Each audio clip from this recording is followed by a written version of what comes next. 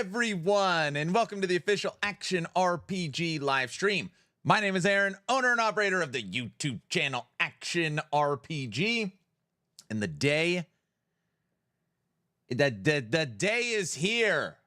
We've been waiting for Babyface. Yes. I figured I would shave now, and then I won't shave until the subathon is over. That was kind of my idea. Because if I wait, then I'll have to shave mid-subathon, and you know, that's, oh God, stop shaving. What? What's up, baby face? What? Are there necromancer buffs? I have not read not one singular word of this. Yeah, the wife loves it when I shave. I'm already reading necro stuff. I believe you. Let's do this. Patch notes concerning the spear stuff. What? There's too much. Chat's already going haywire. Head is getting shaved next. What? My hair's going away again? It's already, God has already taken that. Sorry, age is already taken that. So you know, there's not a lot we could do there. Shave the arms first. Yeah, maybe that's next. All right, let's see. I'll try my best. By the way, today I broke a speed record. Patch notes dropped. I recorded a 21-minute video, edited the video, exported the video, put the video on YouTube, made the thumbnail for YouTube stream, booted up the stream, and posted the video. In 1 hour. That's the quickest I've ever done that.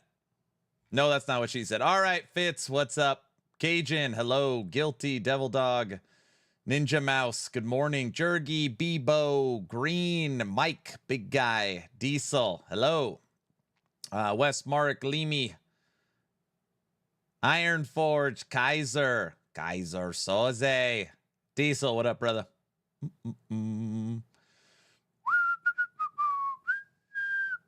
Insomnia.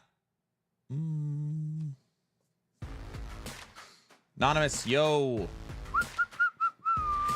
Raven, you all excited for Lich, sir? I'm happy you're excited.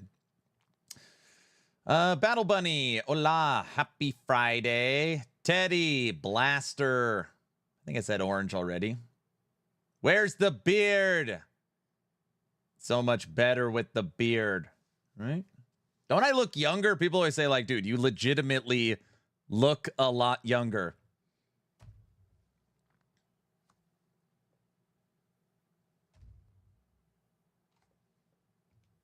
Or someone says, Aaron, you look like an idiot. That's fine. Spox, what's up? Jergy, hi. Blackburn, yo. Doc, yo. I know I miss people. Blau, Rotten, Siren. That's why beard is better. Looking young is overrated. I know, right? YouTube and Twitch land. Trevor, what's up? Neon Prime, Rusty, what's up, guys? Acro. I had 2 asks free HG to update summon skeletons and Abomination. So far, I've gotten half of that. Make skeleton army good. We'll go through all of it today. What's up, baby? Backdoor. Rio, what up?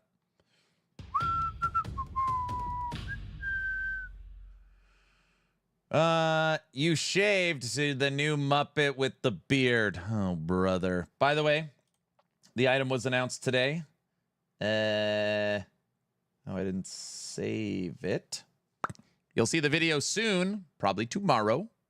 But the new treasure hunt item I put in my video. The new item we will be treasure hunting is Blessing of the Immortal. The new amulet will be the new treasure hunt item. It is insane. It is insane. So the details on the new treasure hunt and the sign up will be coming very, very soon. And frickin' Brow, who normally makes my flyers, Thought it would be funny. He thought it'd be funny if the flyer was a Muppet. Isn't that funny, guys? And then you guys could all say, hey, which one on the screen should I look at? Which one's Aaron? They're twins. Oh, brother. I'm not seeing a difference. Here we go. Why is Aaron holding an amulet? It's awesome. Hey, he has a baby face just like you. Spot the difference. They are the same. The one on the right, Muppetathon confirmed. All right. You guys have way too much energy today. Your energy is up here. Mr. Orange, thank you for the 5 gifted subs. Thank you, sir. Thank you. All right. I promise we will play Polka in a little bit. All right? You have my word. You have my word. We're not going to do it this second. Okay? You have my word. Polka is locked in. Unless you guys want to listen to Polka. Please, no. Oh, well, the Polka is going to flow. It has to. It's part of the bylaws. This is how we're going to start the patch notes reading. Are you ready to polka? The patch notes blew your beard away. Now, today's going to be a long stream, okay? So just follow me for a second.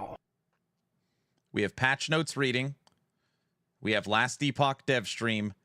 And we have the likely theory crafting of all the new stuff on Last Epoch tools. All right? I just want to start today's stream, get it out of the way. And when I say get it out of the way, we're going to watch it 100 times with the Last Epoch video. Welcome, travelers. I'm Judd Kobler, founder of 11th Hour Games and game director for Last Epoch. And today, I'm excited to share with you all the awesome new updates coming in Season 3, Beneath Ancient Skies, which is launching on August 21st. Thank you. This update introduces a new campaign chapter, where we'll be going back in time to explore the ancient past, a new system built around hunting evolving Rith Beasts, and powerful new rewards. It also includes a rework of the Lich Mastery and improvements to the Necromancer. I got myself a 12-pack of Coke, a pizza, and a pack of adult diapers. I'm locked in and not going anywhere. Perfect.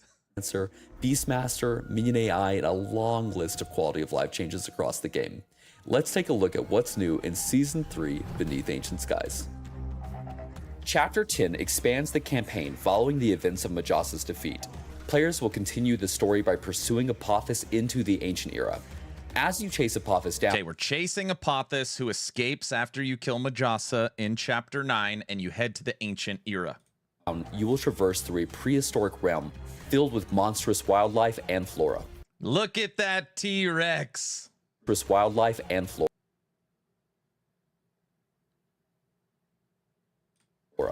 You will explore beautiful areas such as lush jungles and vast forests filled with dinosaurs, as well as crystal-filled caves. Okay, guys, I really need someone to tell me if I'm losing my mind. I am losing my mind, so actually it's an easy question. Every single day, hold on, every single day on Twitch and every single day on YouTube, I get comments saying, when are they going to make the game look better? Like, the visuals are not up to current standards.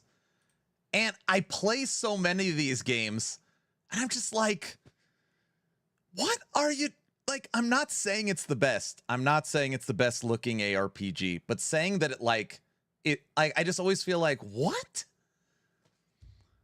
The events of Majasa's defeat. Those people are even more insane. It looks amazing. The game looks amazing. Those people are crazy. They're trolls. It's the actual engine, not the art. Rack says it looks better this patch. He was very impressed. The visuals have really improved.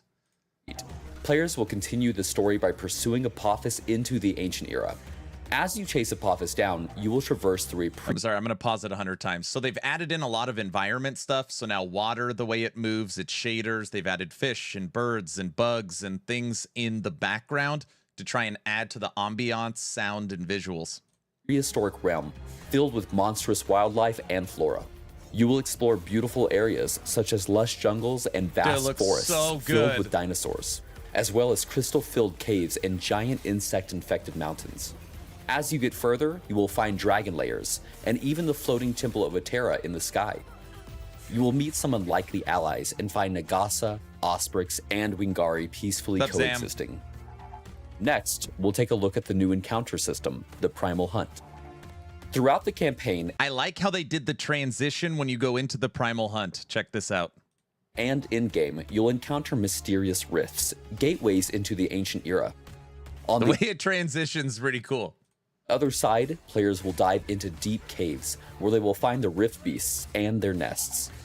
After defeating the beast, players choose one of the hatchlings to spare, which grants future rift beasts a new evolution. Evolutions add new abilities, body parts, and rewards to the next generation of rift beasts. As you continue on your journey, you will be ambushed by the evolved rift beasts until you eventually find another rift back to their lair, where you can continue to evolve the current lineage. By defeating evolved rift beasts, you will earn trophies in the form of primordial materials, ancient bones, and I put this in the video I just put out before stream. Like, I don't have a lot of negative to say so far. I feel like EHG is truly spares no expense.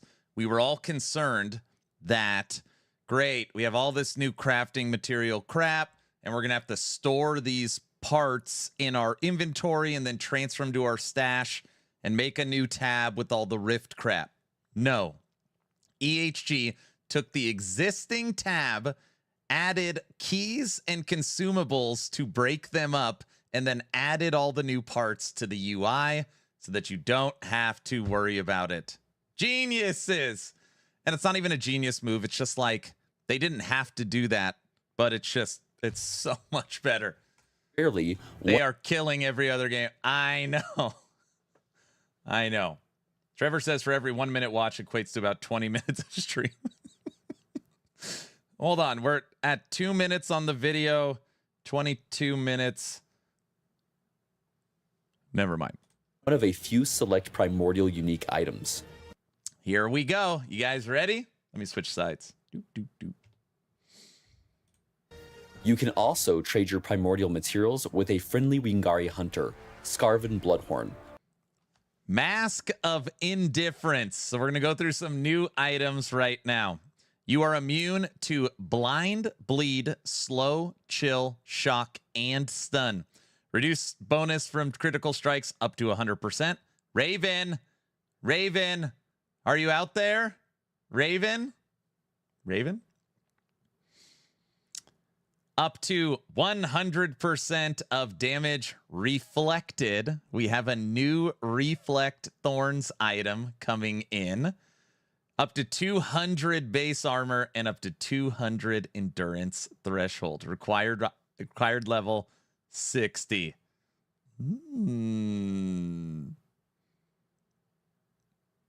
Next. For primordial uniques and by the way, when I first saw the name of this item, I was like, what are they doing? Hydra Arc. I was like, Hydra Arc? So this is a poison base, which, just to be clear, I do find it a little odd. Like, I'm not without criticism. If it's a poison base, why the hell is it red? It's no big deal. Up to 4 to dex skills, up to 16 dex, base fire, base cold, base lightning. And then after you evade, you will repeat your last attack. If you have over 75 dex, you repeat it twice. If you have over 135, you repeat it 3 times.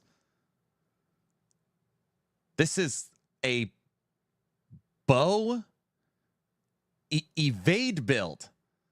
And like in my head, I'm thinking, okay, wait a second. You can get those pair of boots where you could like evade more often and bring down the cooldown of evade. So let's just say I can get evade to every, quarter of a second, half a second. Can I literally shoot one attack and then just evade? And the bow just goes haywire? Rain of Air. Yes.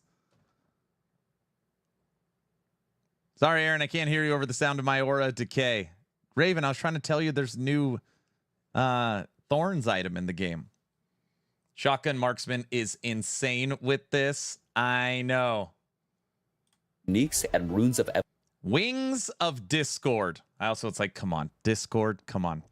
Less damage taken from the first hit you receive from each enemy. This is DR on first hit, so it stops you from getting one shot.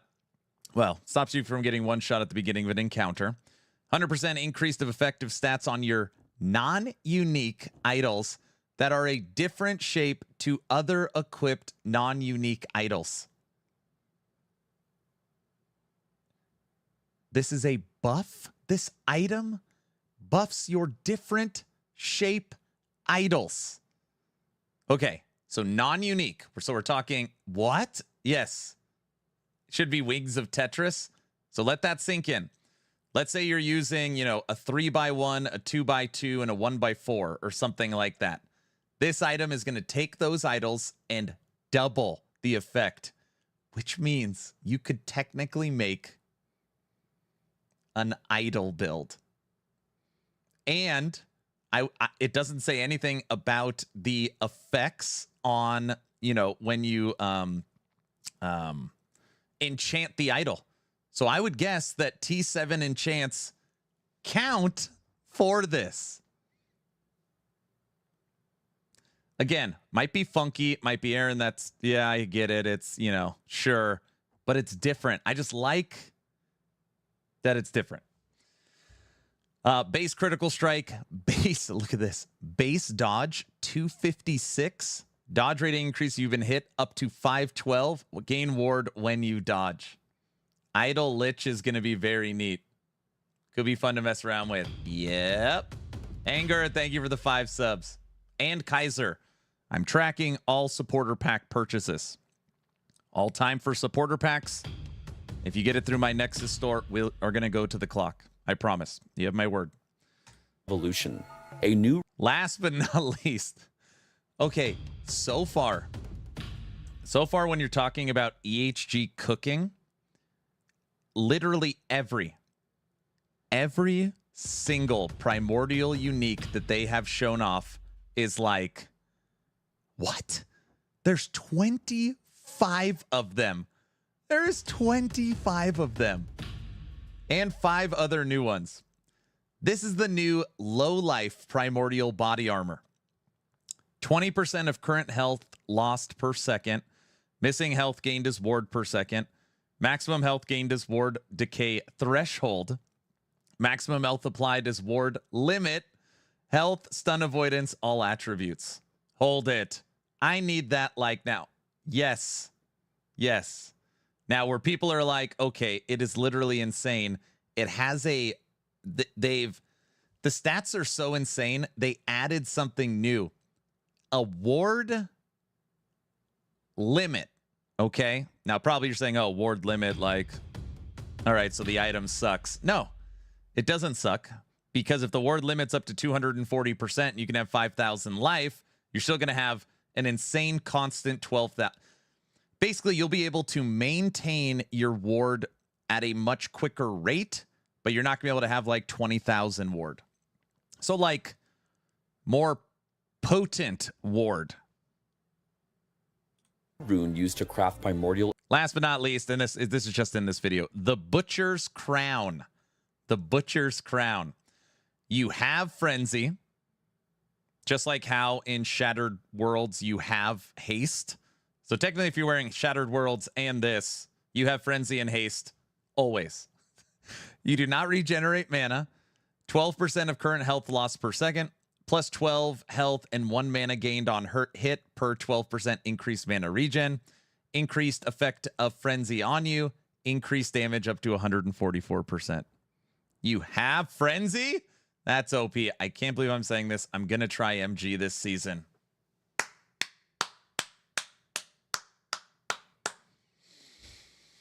This is going to be wild. I know. Just to be clear, there is 30 new uniques. 30. So far, we've only covered 5. Exalted items. Primordial items are so powerful that each traveler may only have a single primordial item of either kind equipped at a time. Over 30 new uniques have been added in this patch, including 25 primordial uniques. Oh wait, he said over 30. So is it like, I don't like it when people use that kind of terminology. So is it 31? Is it, why would you say over 30? Sorry, I just caught that. Some highlights include Carrion of Creation,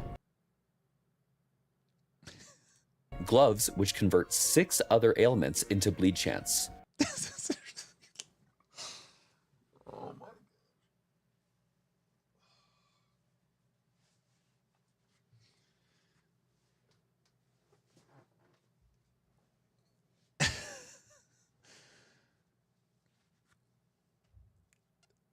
I don't even. 100% of Ignite, Frostbite, Shock, Time Rot, Damned, and Poison is converted to Bleed. And then we all know that, just for example, you have the sub skill where you're getting multiplicative damage per stacks of Bleed on the target. This for Lich is going to be like, I mean, like 1,000 stacks of Bleed in a second? I don't know. I don't know. True Sight Glass. I love the visual on this. True Sight Glass, and it's a binocular. I love that. An amulet that unlocks access to a second tier of critical You heard what you... strikes. A second tier of critical strikes. It's like a... It's like overpower from deep... Like, oh... Never mind. Critical strike chance above 100% gives you a chance to deal deadly strikes. Up to a 40% chance. Why? Deadly strikes count as critical strikes, but have an additional 300% critical strike multiplier. Critical strike multiplier, 32%. 7% increased cooldown recovery speed. 93% critical strike avoidance. You mean crushing blow? Yeah. Crushing blow. That's what I meant. How much can I sell that for? 400. A higher tier of critical strike. It adds. Your bear can use earthquake. What? And the last item. This is our new treasure hunt item. This is going to be the item for Uber Aberoth. If anybody wants to take him down, it is one of the newest and most rare boss-only drops coming to the new system. Blossom of Immortal Stone. Okay, now, when you're looking at these other ones, you know, obviously you think about damage and you think about all this crazy stuff. What this amulet does is insanity. This is going to be the Uber Aberoth killer, in my opinion. An amulet that converts all void, necrotic, and poison damage taken to physical damage. Yes.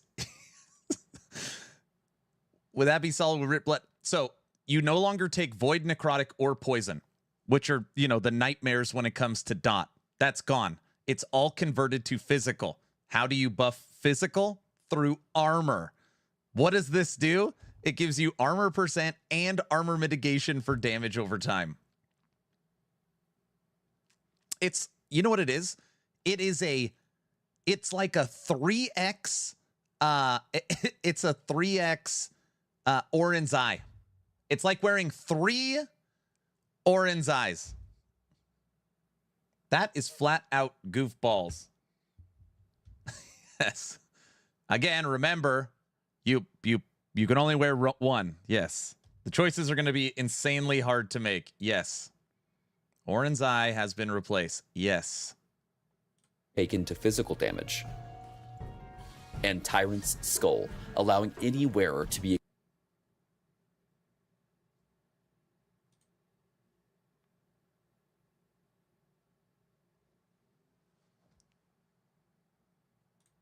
allowing any look at the size of the T-Rex compared to Summon Bear.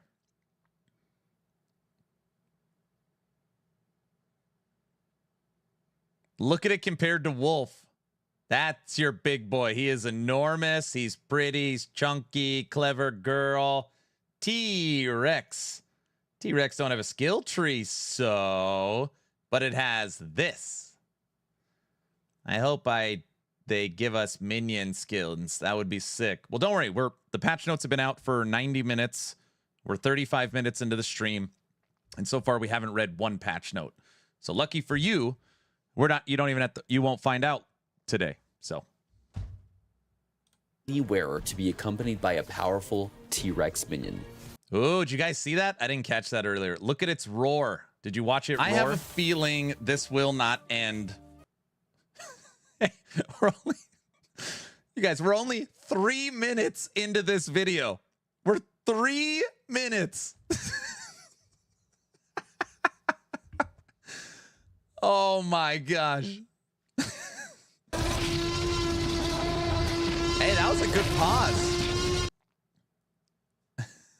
I'll pay you $1 to shut up. Look at the way it roars. Like it actually looks up at the sky and roars. Powerful T-Rex minion. And whips its tail. These primordial uniques are very strong. EHG is wishing you good rolls and good luck hunting.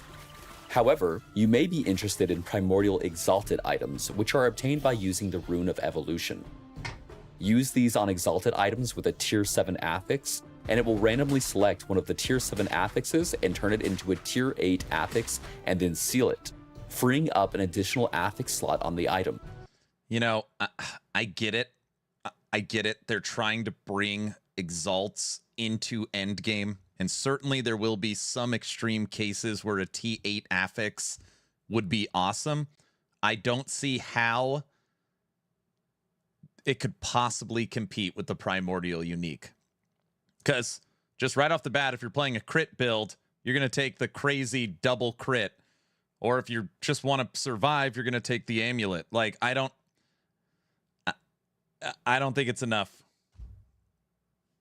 I don't think it's enough. Just because, and again, it's not that the system's bad. I like the new UI. I like how they're doing it. You could have a 6 affix exalt. I just do not see how it can compete with these new Primordial uniques, especially because the Primordial uniques can have LP, which means you could slam a T7 onto it. Item. On top of that, you can still seal regular affixes on the item as well, which means you can have a non-unique item with up to 6 affixes on it. Tier 8 affixes are oftentimes twice as powerful as their Tier 7 counterparts, allowing for some truly crazy items. We can't wait to see what builds the community makes with these new primordial items in hand. This patch focuses heavily on reworking the Lich and overall improvements to the Necromancer and Beastmaster masteries, as well as core improvements to how minions behave. I'm dying. Do you want to see the new emote that Brow just made?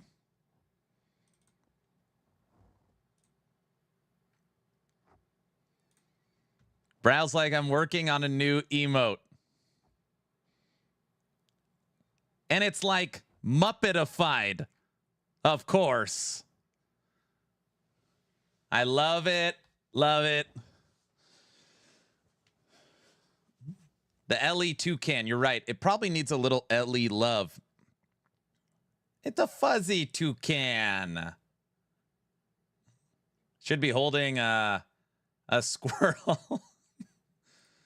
Wait, we made it 4 minutes into the video, 40 minutes into the stream. All right, we're keeping pace, Trevor. A new behavior toggle has been added that lets you switch minions between assassinate and protect stances. Okay, we were totally wrong about this yesterday. We thought we would be able to individually switch which minions. So for example, golems stay in defensive, but we're putting our death knights and vanguards in offensive. Doesn't work like that. All of your minions are in defensive, or all of your minions are in assassinate. Allows for more control over how they behave in different situations. In assassinate stance, minions attack enemies further away from you. No, we're still in pre-game. We haven't even started reading the patch notes yet. But I'm going to fly by all the big overarching systems and focus on new items and skill balance. Just FYI. And more heavily prioritize bosses and rare enemies. In Protect stance, they stay nearer to you and prioritize attacking enemies that are close to you. Capacity. Minions will now prioritize their current target more consistently and disengage less often when the player moves. Also, while in Assassinate stance, minions will have a longer leash distance before turning to follow you and will now teleport to the player if they fall too far behind. When not in combat, minions will move towards the player's destination, not the player's current position. Did you guys hear that? So if you put them in assassinate mode, right? And let's just say you're flying. You're literally just jumping across the map or something like that. You don't have to wait for your minions to run back to you. They teleport back to you. We've also addressed a number of ways in which minions would not be updated when equipping or unequipping items. In addition, they gain more damage and damage reduction from player levels than before. Judd was very, very kind and respectful in that last sentence. Him basically saying, snapshotting is gone. You can no longer snapshot minions, but the base damage and survival minions of minions have been updated. I have no idea what this is. Is that a new chest? I've never seen that. It's like a necrotic cache of some kind. I have no idea. Than before. The Necromancer's passive tree has been updated with new nodes focused on durability, leech, and critical strike scaling. I am not, by the way, guys, I'm not happy. I shouldn't say not happy. That's everything we were like, fingers crossed, the new necro passive tree. We're going to have to explore it, but the Necromancer's so minions mark of death nearby enemies for death. Minion deaths mark nearby enemies for death. That is not a good threshold node. Passive tree has been updated. This is the exact same threshold node, or exact same node, no change. With new nodes focused on. This is new ward per second per minion. So you can get up to 10. So this is for minion army. Okay.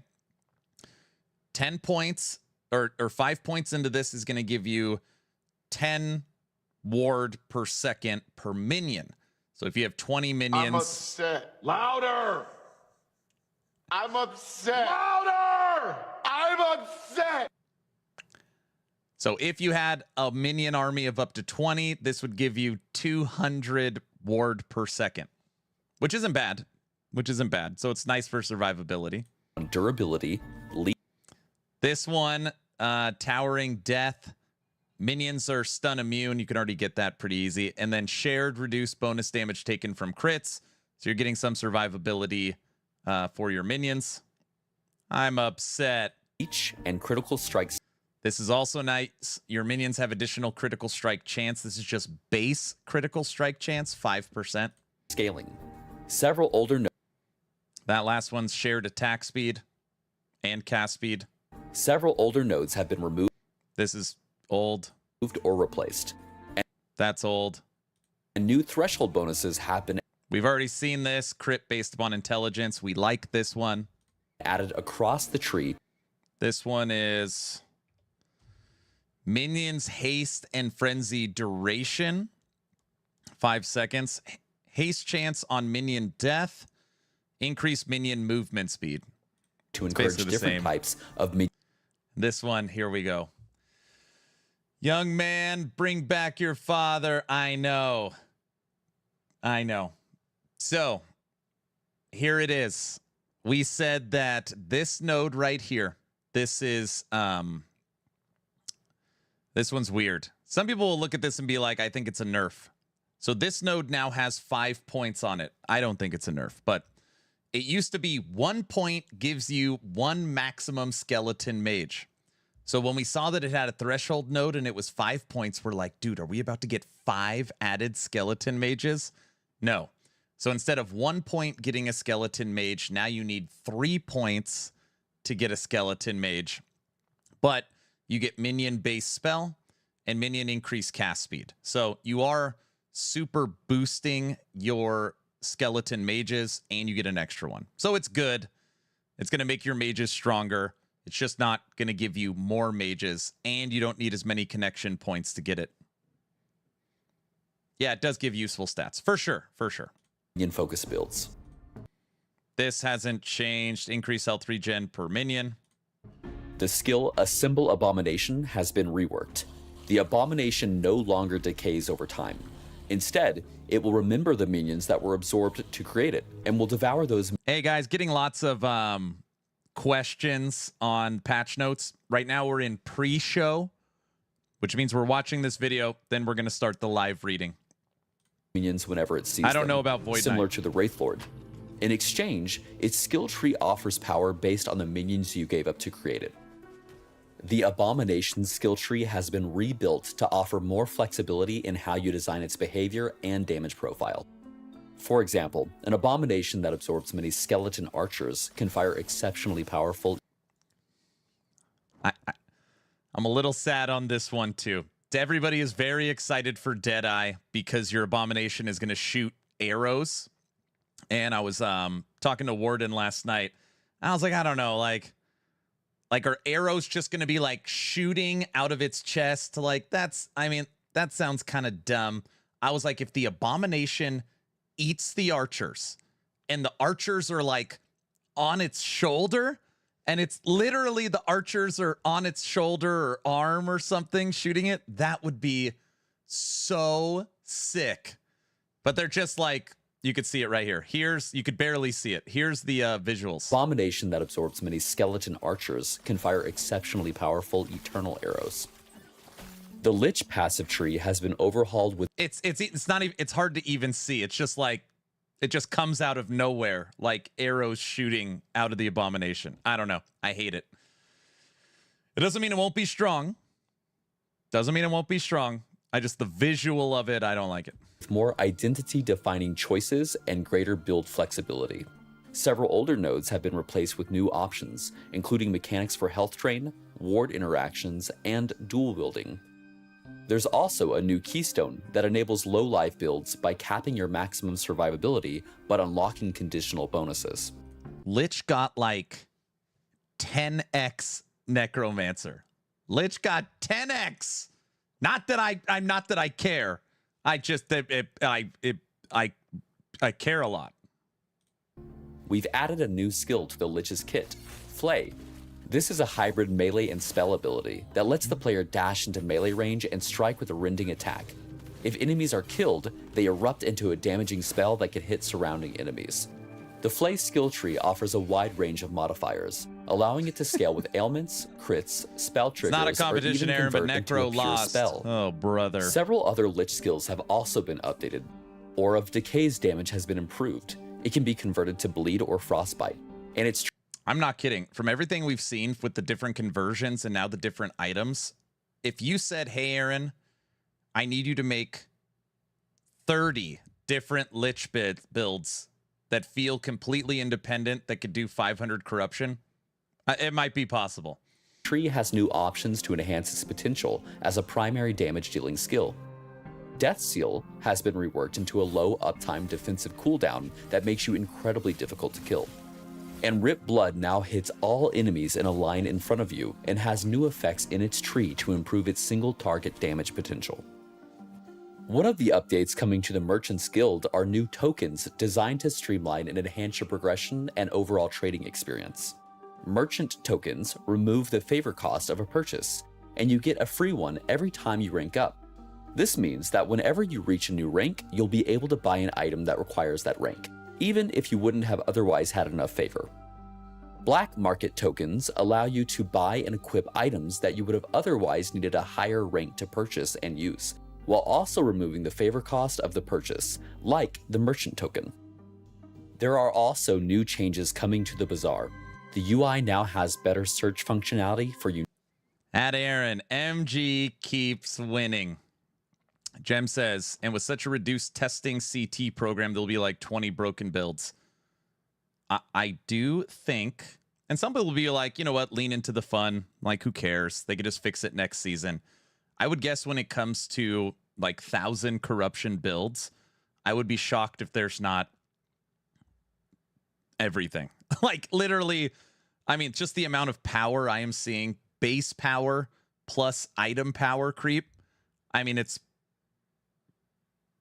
it's gonna be a lot. Unique, set, and legendary items. Clearer label. By the way, I did get clarification for anybody that cares about Merchants Guild pricing. So when you want to, I talked to Muffin this morning. If you want to price check an item, it is unfortunate that the way the system works right now, you have to be at that vendor. So you know the vendor right at the waypoint behind you? That won't work. So if you want to price check a two-handed sword, you literally have to go to the two-handed sword vendor. I know it sucks. They're working on it, but that's the way it is right now. Of priced and unpriced listings, as well as a way to quickly apply a filter based off an item in your inventory. These changes aim to improve the trading experience for all players.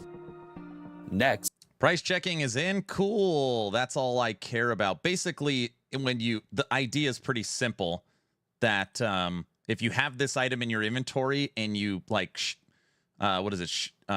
shift or control right click, it'll go into there and automatically put in the item's filters. So then when you search it, it'll show you immediately what it's worth. It's kind of like a makeshift price checker, but it should work. Players. Next, let's go over quality of life improvements coming in patch 1.3. Visuals and audio have been polished across the board. Dozens of skills now feature. This is the new enemy, the Werebee. Or Beware. The Beware. This is the Beware. Get it? Beware. Because you, it's a, never mind. Improved VFX. I'm leaving. What? Boo. Beware of the Beware. Yes. See? He's a dad. A dad of 4. Yes. Beware? Question mark. Aaron is already drunk. No. It's a bee. Where? Moving on. And sound design. New voice acting has been added for major NPCs in Chapter 9 and 10, as well as updated sound sets for— I'm sorry, I keep cutting off Judd. This is a perfect example of what they're working on. New visuals, new environments, new enemies, new sound effects, new environment effects, new voice lines, and they're putting in tons of ambiance, like little bees are flying around. You're going to see stuff in the background. They're really going area to area, working on attention to detail. Just trying to up the quality of the game. For mini enemies. Loot filter updates now let you customize ground beams and item icons. Guys, this is one of those things I would have been teasing if I was in CT. Oh man, wait till you see the loot filter stuff. You can change your beam colors. So you could fully customize the rules. You can now customize the sounds, and you can customize the color. The color.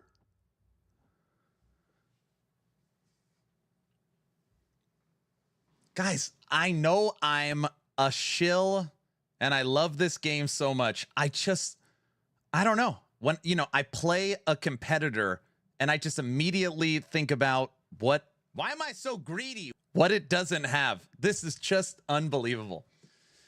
What is Aaron on today? Happiness. You've probably never seen it. Sorry. Per rule. In addition, you'll now have the ability to select between many new, unique, easily identifiable sound effects, all making it easier to distinguish valuable drops. Stash tabs can now be cloned or moved in bulk, and stash search macros make it easier to find exact gear types or affixes. The Forge UI has been updated with clearer button placement and additional tooltips. Look at that. Look at the range. So when it talks about new player friendly, right? They've updated the way the forging potential looks, put a little anvil and a little thing around it. All right. Down here shows you how many affixes. All this stuff is normal, but they've updated this. So it's 40 forging potential, which is up here. You're using this, right? And here is the outcome.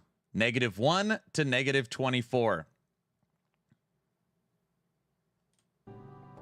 Controller support has improved across menus and tooltips, with better navigation flow and more consistent layout behavior.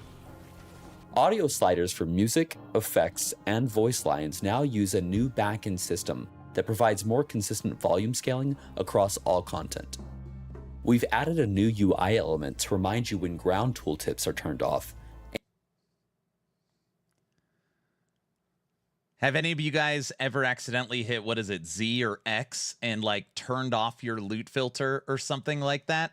It is now going to show you when you accidentally do that, so you know when it's on or not.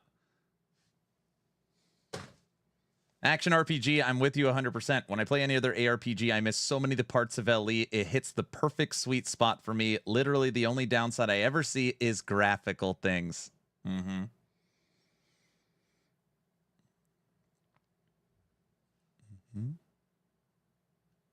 Remember when Numlock was a thing? Now look at what we have. Den, what's up, sir? Thank you guys for the follow. As long as you're following on Twitch or subbed on YouTube, type in !! giveaway. And one that reminds you when you've left a piece of gear in the forge. And there's new visual polish on all. I've left stuff. I didn't catch that when I first watched this video. It'll tell you if you leave an item in the forge. To compare overlays and item preview windows. Patch 1.3 includes hundreds of bug fixes and optimizations aimed at improving stability, gameplay, clarity, and performance.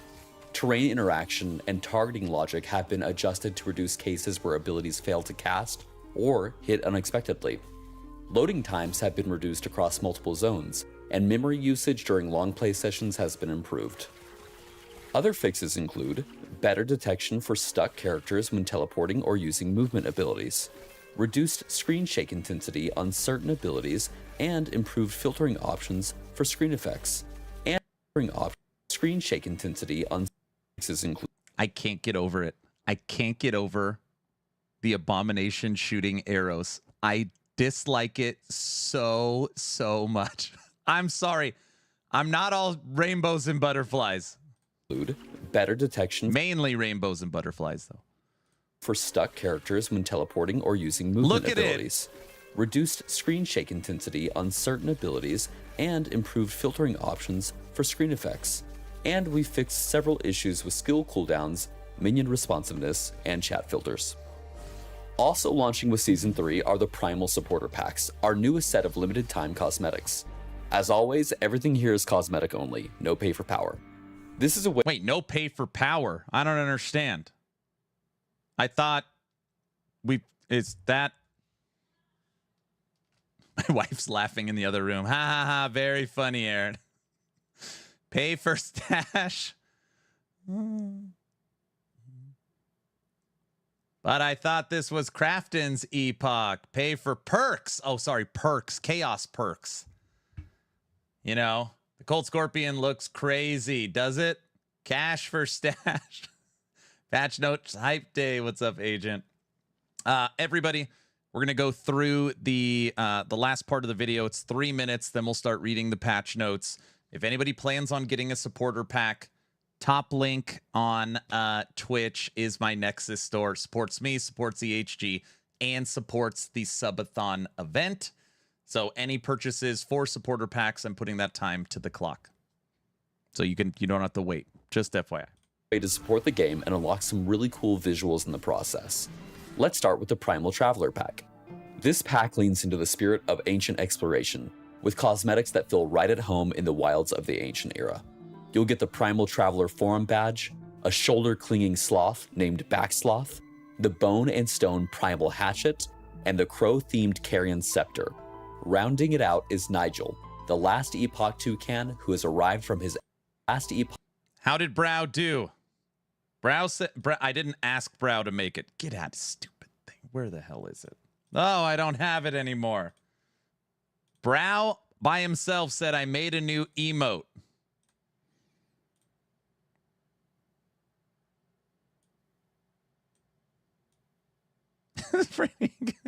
He made a polka toucan.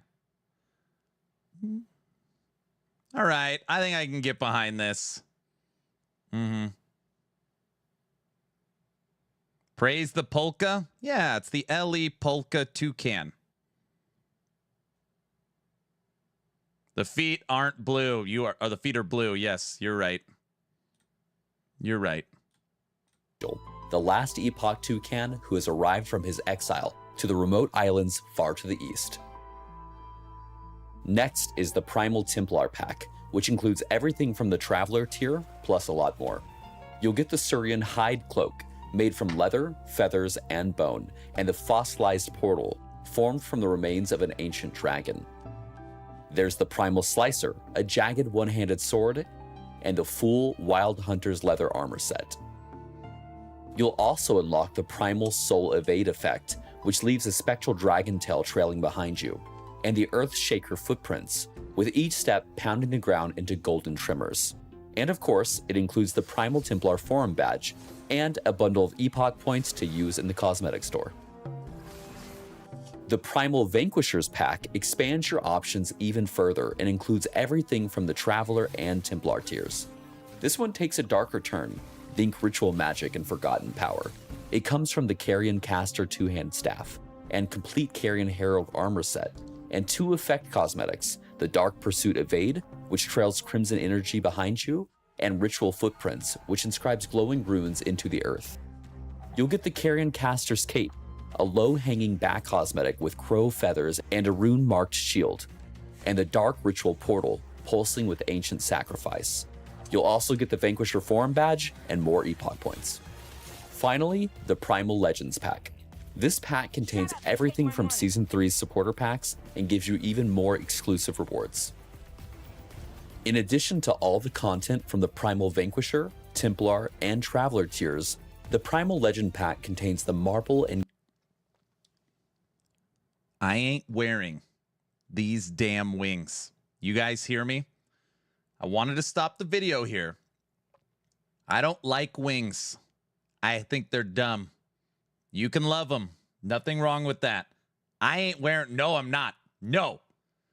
Yes, you are. I want you to be a fairy. You're wearing the wings. Put them on. I ain't wearing them.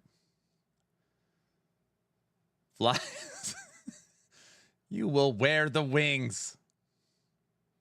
That's what you think. Oh my gosh. Gold Temple Night Wings, the Atera Portal, and the Crystal Edge Temple Authority Sword. You also unlock 2 exclusive pets, the Curious Disc-Riding Temple Familiar and the Floating Sentinel, known as the Temple Attendant. And it doesn't stop there.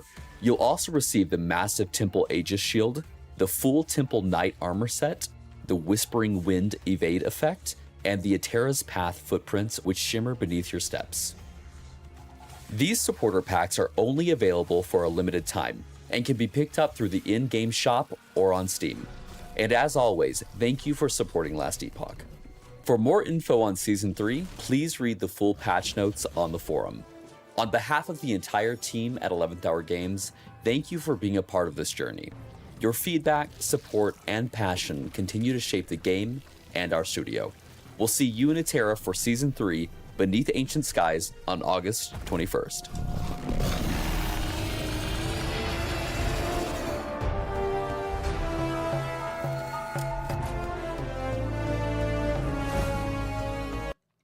See, guys, the video didn't take that long. Guys.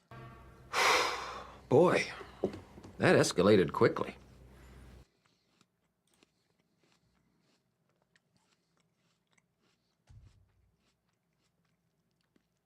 An hour? You know what? I honestly feel bad. There's probably people here that came in late. Maybe we should restart it. I don't know what you guys think.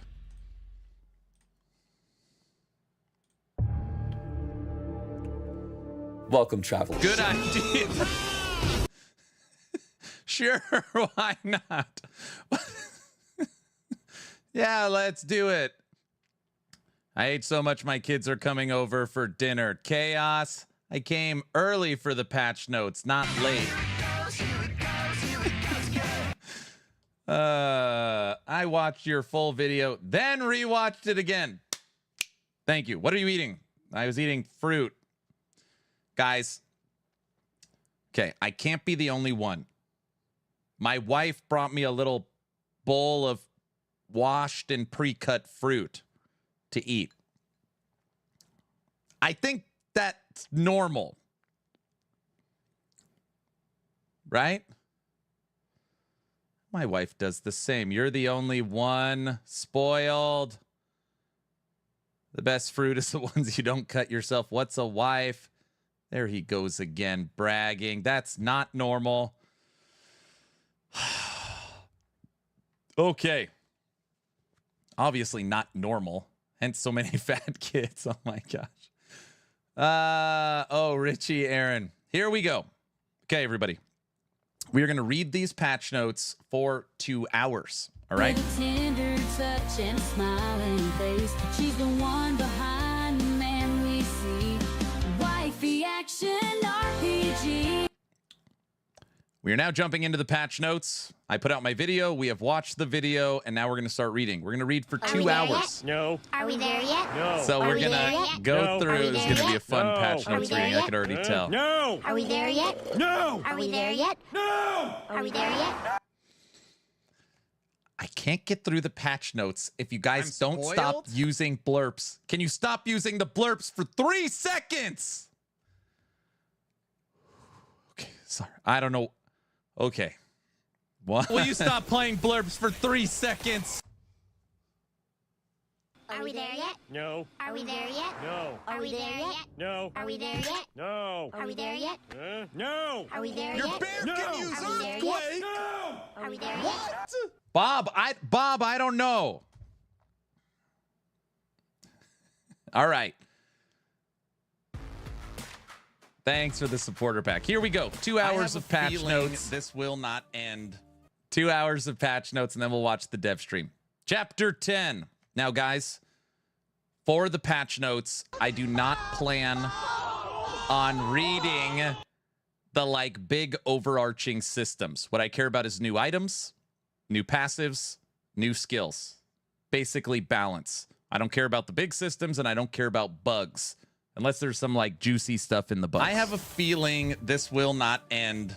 And I'm ignoring the blurps. So, as we know, we are getting the new Chapter 10, which immediately continues after you kill Majasa. We know we are getting the new Primal Hunt, which has already been covered on Hype Week Day 1. Okay? We know we're getting new Primordial items. We will not be ignored. We will look at those new Primordial items when they show them. So we don't need to talk about the campaign. Okay. Monolith. You scared or what? Monolith. Updated Monolith quest progression to be shared between party members. Anyone in the party will have their quest echoes completed as long as they have enough stability to start the quest echo. Okay.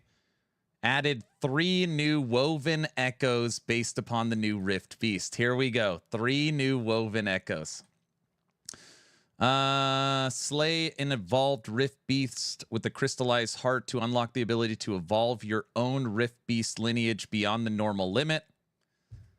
Called it. I said there's gonna be a new way on the tree. That is how you're gonna make it from 4 to 6. Slay a pack of randomly evolved Rift Beast champions to retrieve primordial exalted items they guarded. Nesting Grove. Protect the Rift Beast nests to spread Rift Beast encounters to surrounding echoes.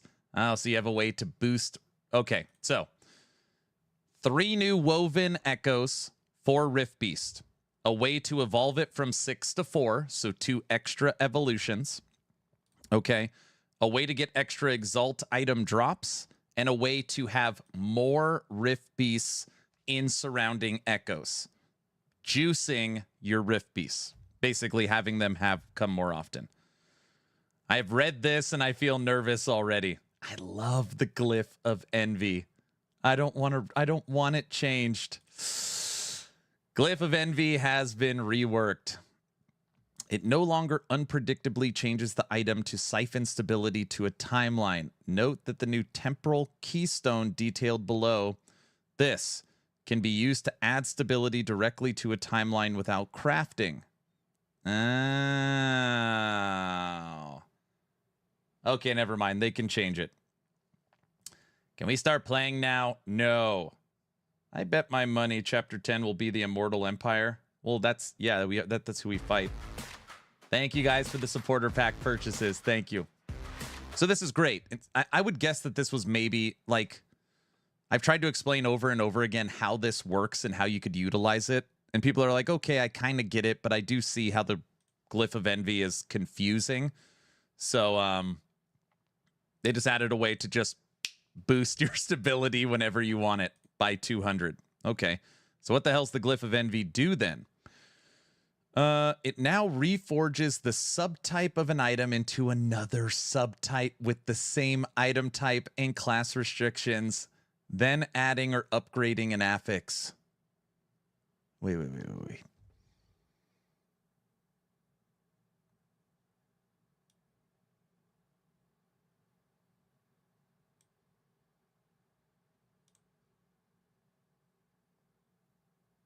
It changes the base of an item?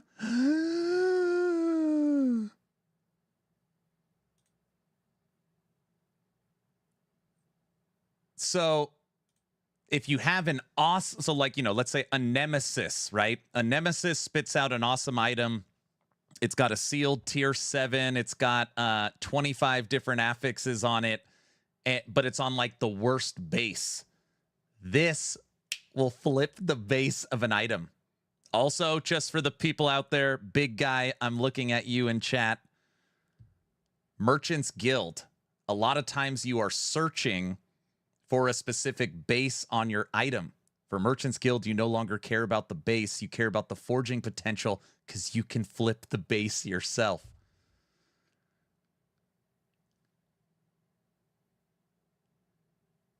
MG, what's that? Very funny. I can change out those damn mage boots. Yep. Season is launching in Thursday, the 21st. It's all about that base. Very funny, Bunny. You're supposed to be in a meeting. Okay. I'm no longer nervous. Glyph of Envy rework is awesome, and Temporal Keystone is awesome. Dude, I was totally wrong on what this was. I was like, oh, it's a key to something. I don't know. I don't even remember what I said. You can't use hope, though, so it's going to eat forging potential. I think what you would do is you would get the affixes right, depending on what you're doing. And then when you have the affixes right, you flip the base. And you can think about this. You can now transfer exalts. You can move exalts by shuffling them. You can seal. You could go to tier 8. You can chaos it. You can remove an affix, you could switch the base, and you can re-roll the implicit.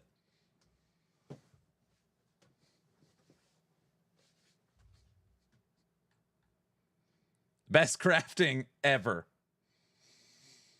Wait till you see what they did to A-Bomb. I saw the arrow shooting thing. It would be the second to last step before using runes to improve rolls of the tiers. Agreed. I guess it depends on... I don't know, havocs, and shuffling, those things are pretty rare. So I try to do that like, okay, I've got the 4 affixes, I've got the tiers. Now I just need to get the T7 on the right thing. Does PoE even have crafting when you see this? PoE does have some deterministic crafting and ways to do it. Obviously, there's a lot of people that love PoE 1 crafting. PoE 2 does not. It is slot machine crafting. I mean, if you compared this level of crafting to PoE 2, I think most people would say no. What have they done to my bear? Oh, man, I haven't even made it. We're on page 3 of 45. Okay. Added 6 new monolith zones. So that's pretty cool. So out of Chapter 10... EHG has taken 6 Chapter 10 zones and added those to new areas inside of the monolith. So that's pretty cool. So we're going to have 6 new areas to explore inside of the monolith. The first Harbinger of the Forgotten Knights quest now always spawns in the first completed level 90 timeline. Previously, it was the last. Okay. Oh, man. So, man, there's so much to explain. So they've made it where before your last map that you completed to go to Empowered was when you triggered your Harbinger. Now it's the first level 90 zone. So after you beat the Emperor of Corpses and you come to the final 3 islands, right when you kill one, you've unlocked your Forgotten Knights. So you get it quicker. Reduce the spawn rate of tombs. This does not affect cemeteries. Okay. Added text that lists the total corruption gained for the Echo reward and increase the corruption from more than one source. Okay, pushing corruption.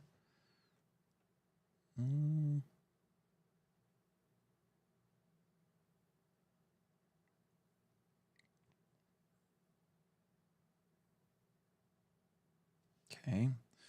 Dungeon. I love this so much. They have not done anything to dungeons in so long. I just feel like they're like, you know what? Dungeons are so screwed up. Give them the keys to skip the damn dungeons so they could still get the rewards and we'll fix it later. That's my honest take. They just you might as well just take the dungeon out and you just use that key directly to the boss. Dungeon tier unlocks are now shared between characters that share the same stash. So if you have unlocked T4 Julra and you start a new character that shares a stash, that character now has unlocked tier 4 Julra. In the Temple Sanctum, added an indicator for the first time Julra uses her most powerful attack to remind the players they need to use shift. Okay, so teaching new players about the one-shot mechanic for Julra.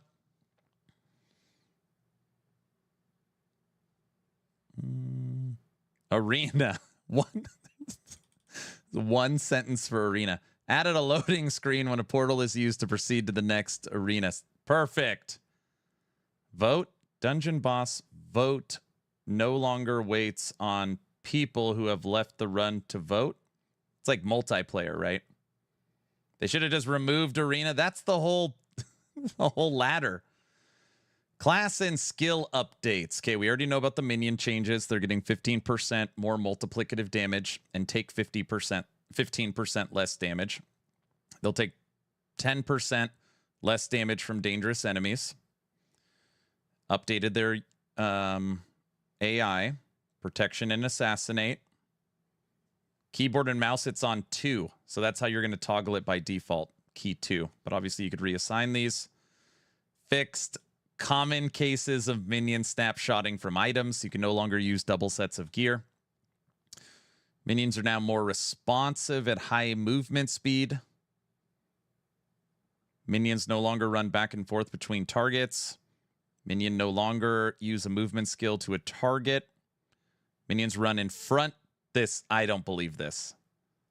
I don't believe it. Minions run in front of the player towards their destination. No freaking way. No.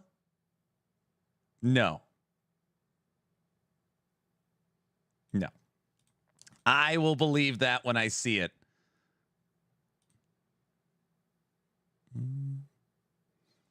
Hey, what's up, Medic? Do you see their controller updates are in? You guys, if this is true, minions have more multiplicative damage. They have more DR. They have more DR against dangerous enemies. They have aggressive assassinate AI. They will teleport to you when they're far away. And when you are traversing a certain direction, they move in front of you. So that has nothing to do with new items, new skills, new power. Just that alone, if true, is crazy. On top of that, they're calling them sticky. So the minions will now stick to the enemy, kill the enemy before bouncing between multiple enemies.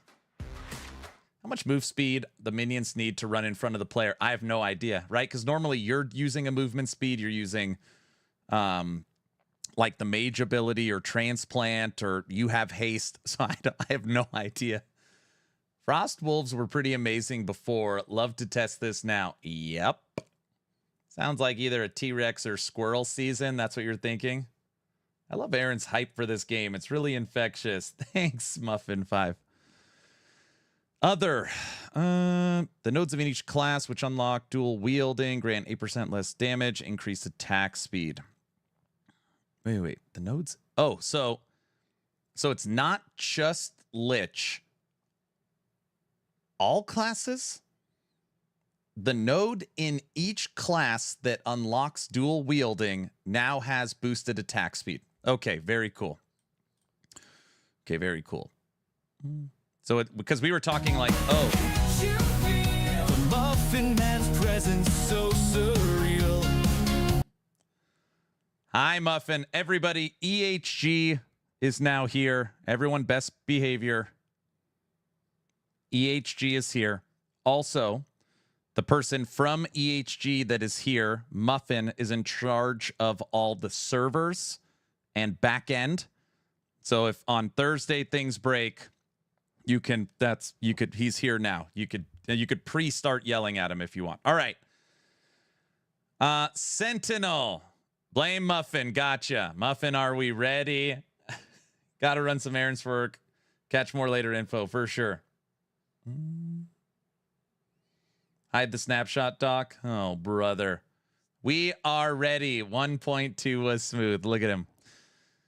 Void Knight, passive tree. Void Well now has a 4-second cooldown from 3.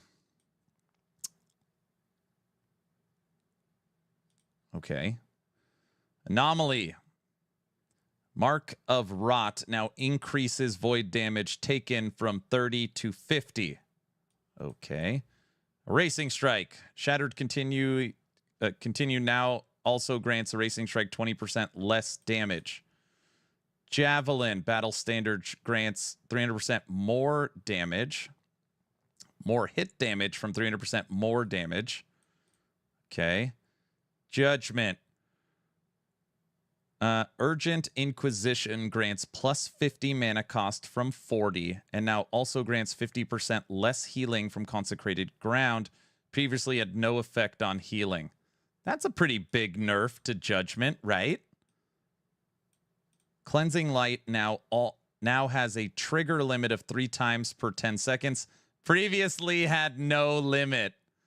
Oh, I think Judgment got beat up, right? Please thank Muffin for EHG getting rid of being able to move when panels are open. I think this is a pretty big nerf to Paladin. It did, but it's still okay. So what I like about EHG is, like, let's just say Judgment Paladin's 2000 corruption. And even if this update is like, yes, it hurt it, but now it's 1200 corruption or whatever. It's still broken. It's still, top 5, but it's not like off the charts. I like the way they do this instead of just killing it. Paladin was too good for sure. Smite. Pan grants Smite's healing a chance to cleanse if Smite was directly cast from any cast. Okay, Symbols of Hope. Formal Sigils of Hope. 4% healing effectiveness per symbol from 6. Nerfed healing effectiveness. Healing Rites grants 30% increased healing effectiveness per point from 40. So they're nerfing healing effectiveness in symbols, which again also hurts Judgment. Okay. That's it. That's it. Wait.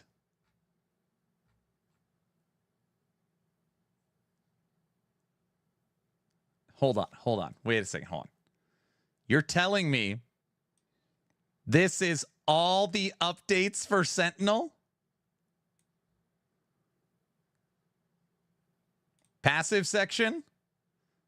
There is more down there. No, Aaron. Okay. Because it said passives here.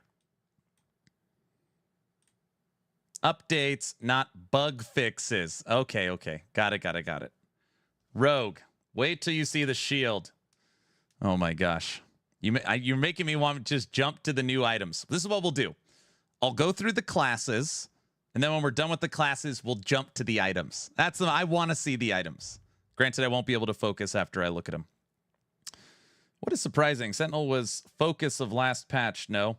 EHG, senior developer, co-founder of the studio, Mike, like literally on stream, drew out a graph that was like, here's the 5 classes. And he put like a guesstimate on the bar.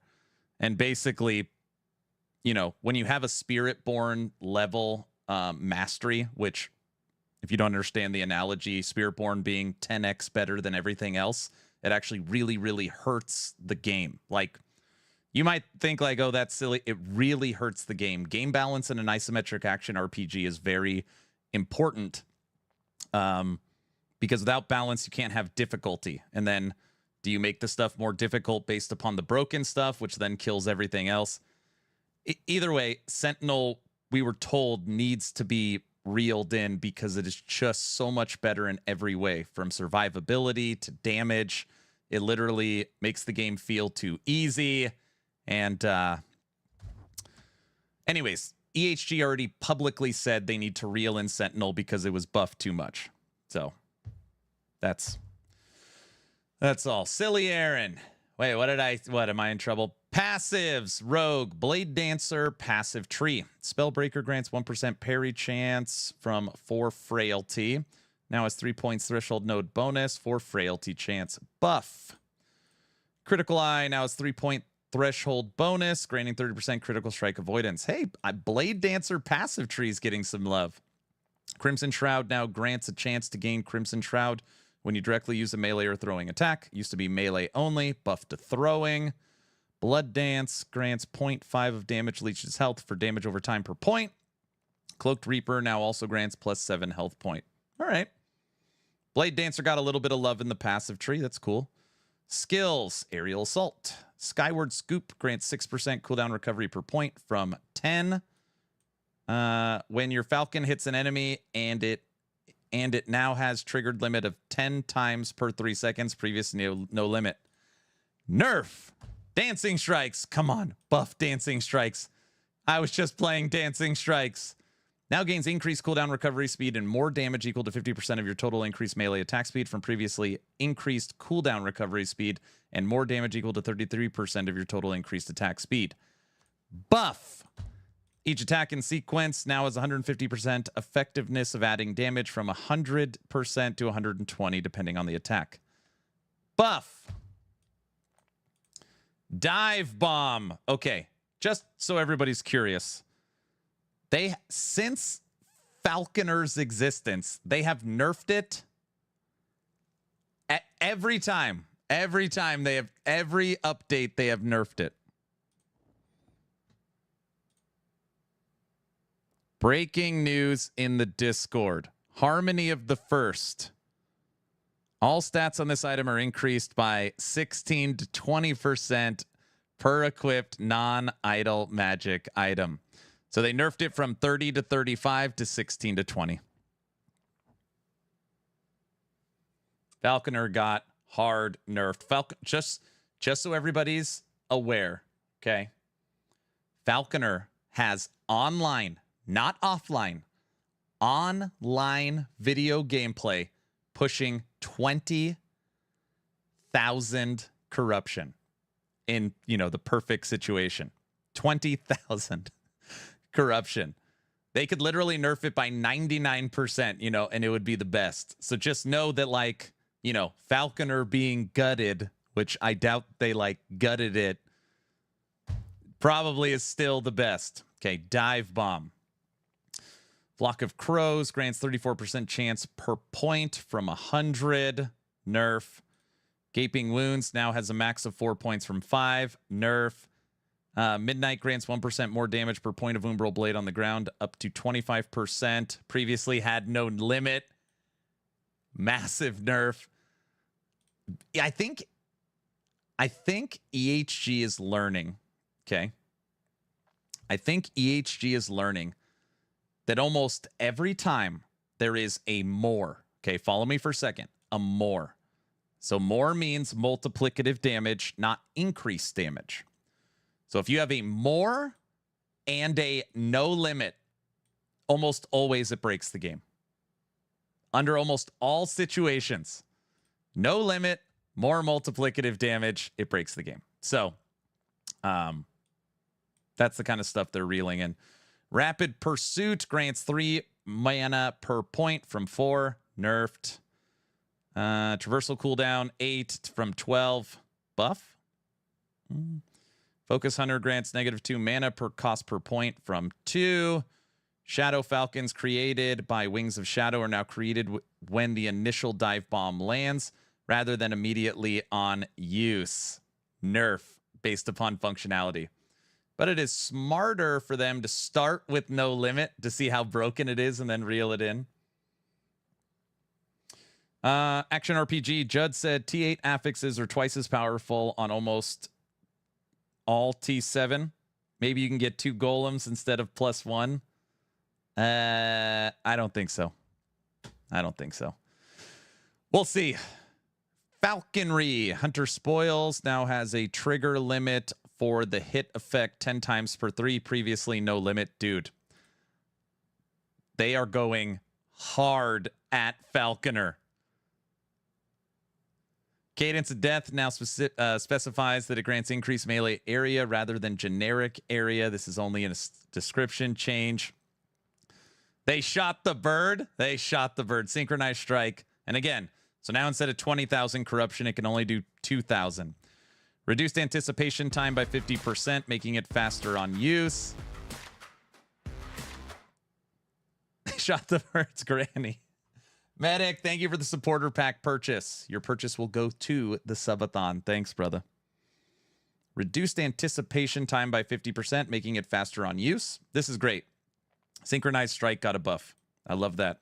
Umbral Blades. Edge of Obscurity grants 2% more damage per stack of Dust Shroud. Up to 20 stacks. Previously had no limit on the benefit. It is still doubled while in a Smoke Bomb. Max 3 points to 4. Okay. Wait, another subathon? I just want to be as clear as humanly possible. It was not by my choice. Subathon 4 kicks off August 21st.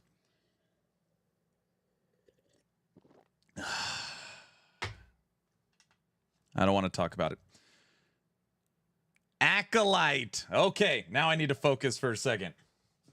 This one will never end. Yes, it will. Wifey Action RPG started the subathon. Correct. You had a $40 tip, Aaron. I think all the tips. So I have a feeling this will not end. Yeah, so the tips guys coming in, all of them are Last Epoch supporter packs. So if you're on YouTube, obviously all my videos have my Nexus, including this stream. And if you're on Twitch, you can type in exclamation point Nexus or look at the pinned comment. If you plan on getting a Last Epoch supporter pack and get it through my Nexus store, it's just like buying it through Steam. Obviously, it supports me, it supports the subathon event, and it supports the HG, and you get the new items. So, pretty cool. Wifey wants him out from underfoot. Exactly, Bob. Can I buy the game for a friend through Nexus? Yes, you can. All the versions are there. All right, I'm focusing. Acolyte passive tree. Crimson Gluttony has been reworked. It now also grants 1% missing health gained as ward per point and 1% current health drained per second. Holy smokes. They added a low life passive point. There's some juicy low life stuff in here. There's some. Lich got a buff. Thank you guys for the supporter packs. Veins of Power grants 8% increased bleed duration for you and your minions per point. Soul Aegis grants 4 minion armor per level from 3. I always take this point. Minion armor got a buff. That is great. Eternal Revenant now has a threshold bonus at 4 points, which grants the Revenant 1% more damage per combined minion skill level.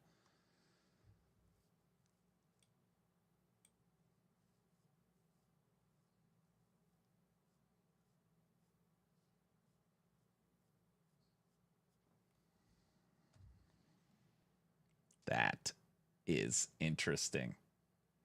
Most people don't even know what a Revenant is. No new builds. Everything is fine. I'm going fishing. So you guys don't like on the base Acolyte tree, you can get a Revenant, which is like, I think one of your minions dies, it has a chance of coming back as a Revenant. And they've added a threshold node bonus to the base passive tree that you're going to get a multiplicative damage based upon your combined minion skill level. So let's just say you have 4 minion skills. You have golems, mages, skeletons, and wraiths. And each one of those skills has 25 points on them. I believe that means that you would get a 100% multiplicative damage to your Revenant. Now, of course, normally anytime a minion, so for example, like the T-Rex or a Revenant or Vanguards or a Bone Minion from Transplant or a historical minion from the Catalyst, since it doesn't have a skill tree, it's normally still really hard to buff it. But it's interesting. I mean, we're for sure going to test that. Take 5 minion skills that are all 30 to skill. Give your Revenant 150% multiplicative damage at level 100, where it'll already get a 60% multiplicative. And then boost all your melee and just see what it can do. Yeah, that'll be fun. I love testing this kind of stuff. Ghost Anonymous, thanks you guys for the supporter pack purchases. Thanks, guys. Putrid Demise now grants 7% poison chance per point instead of 8% chance to poison nearby enemies. Yeah, with the dino, of course. Mortality now grants 10% chance per point to gain 13 ward on a nearby death from 10% chance to 13. Wait. Now grants 10% chance per point to gain 13. Got it. Okay, that's better.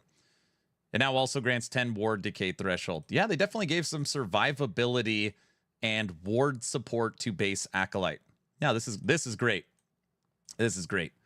The Lich passive tree. Guys, I'm not going to read this. This is like, come on. Hi, Aaron. Read it all. Read it. You have to. Don't wuss out. Do it. Get to reading. Read it all. He's still reading it tomorrow. Just read Summon Bear. But now you can play Lich if you. How can you play Lich if you don't read it? Okay, guys, listen. All right? Linda, listen to me. Even in your favorite, you have to have a worst, right? Maybe your favorite candy is Skittles, but there's still that color. There's still that color Skittle that's your least favorite. Inside of Last Epoch, currently, Lich is my least favorite inside of my favorite game. So I don't even know what all this crap does. Lich list patch. Oh, brother. You'll need a separate stream for Lich. Rax gave up and said he'll end up doing that. I don't want to. I don't want to. I'm going to go back to Lich. Maybe we do. Maybe I put together all the Lich items and the Lich passives and we do it at the same time. Oh, honey, do we have a straitjacket? That's probably better. We've come to the Necromancer. All right, let's look at the Necromancer just for a second. We can look at this one. Guys, don't you dare. Honey, do we have a mattress? What's up, Frosty? And wifey wants you to play Lich. What? Lich for season starter. Is Lich still in the game? I don't even. Never mind. All right. Necromancer passive tree. Let's see if I'm happy with Muffin or pissed. Everyone's going crazy. Guys, we will talk about the Lich. I promise. Kyle, we're not listening to yodeling.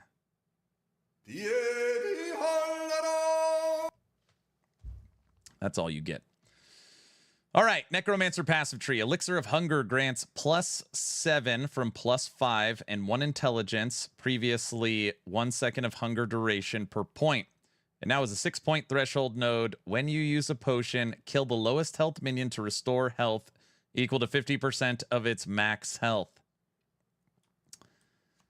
Don't like it. Grave Thorns. Snore, Raven, come on. Lich is going to be the top 20 build this season. Lich My will have, viewers like the polka more than me. Lich will be the Sentinel. I would say 18 of 20 streamers will be playing Lich. Are you going to cosplay Polka Necro? Grave Thorns grants 1 vitality from 5% increased minion health, plus 10 minion armor from 5% increased, and 10 minion damage reflected from 5. It now has a 3-point threshold bonus node, which grants 2% increased minion armor per intelligence and 4% increased minion health per vitality. This is interesting. Hey, Mung, I've been waiting for you. Did you see that there is a new reflect? Tell me you've seen this.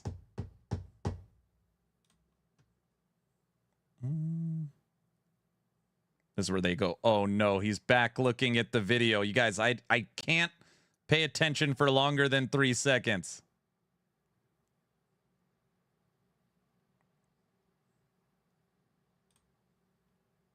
Your primordial materials with a friendly Wingari hunter, Scarven Bloodhorn. For primordial unique, Just be for a second. So impatient. Scarven Bloodhorn. For primordial uniques and runes of evolution. A new rune used to craft primordial exalted items. Where the hell is it's a helmet, isn't it? It's the first item. Damage reflected. New reflect helmet. Mask of Indifference. An additional 100% of damage reflected. We're going to watch the video and you're immune to everything. Correct. All right, sorry. Mung is my reflect guy. It used to be Raven, but then he stopped playing or something. Okay, moving on. Necro. Now, guys, just to be clear, what I like about Grave Thorns is we were talking about damage over time, multiplicative damage for minions will now scale with vitality. And we were talking about, is there any vitality scaling with Necromancer? Well, they've added in vitality right here with Grave Thorns, which is cool. Curse Blood now is a 5-point threshold bonus, which grants when one of your minions dies, enemies within 4 meters are marked for death. This can occur up to 2 times per 3 seconds. Don't care. Blood Armor grants 6 more minion health regen from 2 per point. I like that. Life Drinker has been replaced with Soul Conduits, which grants 2 ward per second. We saw this already in the video. Mortal Tether now grants 2% endurance per point. You know what's good about that? Endurance scales with T-Rex. Ways to get endurance. Mark of Punishment has been replaced with Towering Death.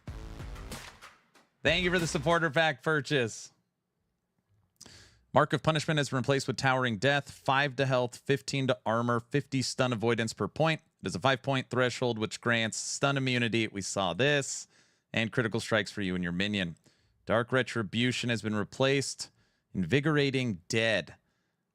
What is this? +2 minion melee physical damage and 2% increased minion movement speed per point. It is a 3-point threshold bonus, which grants your minions 100% of their added melee physical damage as added throwing physical damage. We're wondering, what the hell is this new node? This is your new Skeleton Rogues. Here's your Skeleton Rogues node. Your minions gain 100% of their added melee physical damage as added throwing physical. People said, hey, did skeletons get anything? Skeleton Rogues did. Skeleton Rogues did. Unbound Necromancy. Now it's a 5-point node that grants 8% chance per point of summon skeleton to resummon 3 skeletons after death. A previously effect had 1 to maximum skeletons for summon skeletons And now is a 3-point threshold node bonus. Wait. Unbound Necromancy is now a 5-point node that grants 8% chance per point of summoned skeletons to resummon 3 seconds after death. Okay, so they added auto resummon. So, you know, people that play PoE 2, I love that minions resummon after death. You now have that inside of skeletons. Okay? So, what do we have for summons so far when it comes to skeletons specifically? Huge buff to skeleton rogues. Your skeletons will revive after they die.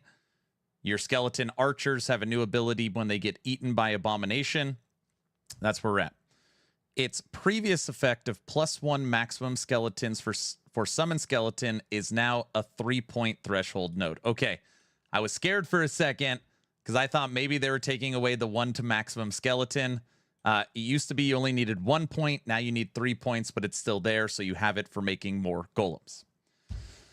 I'll definitely be using that. I heard PoE 2 was dead. No, it's still, there's some...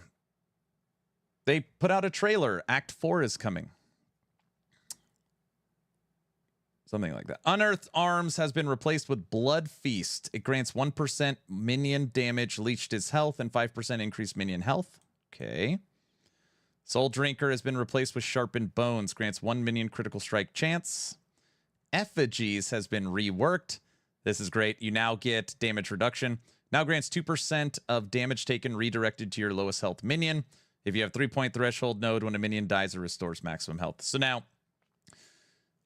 minions now have 10% DR.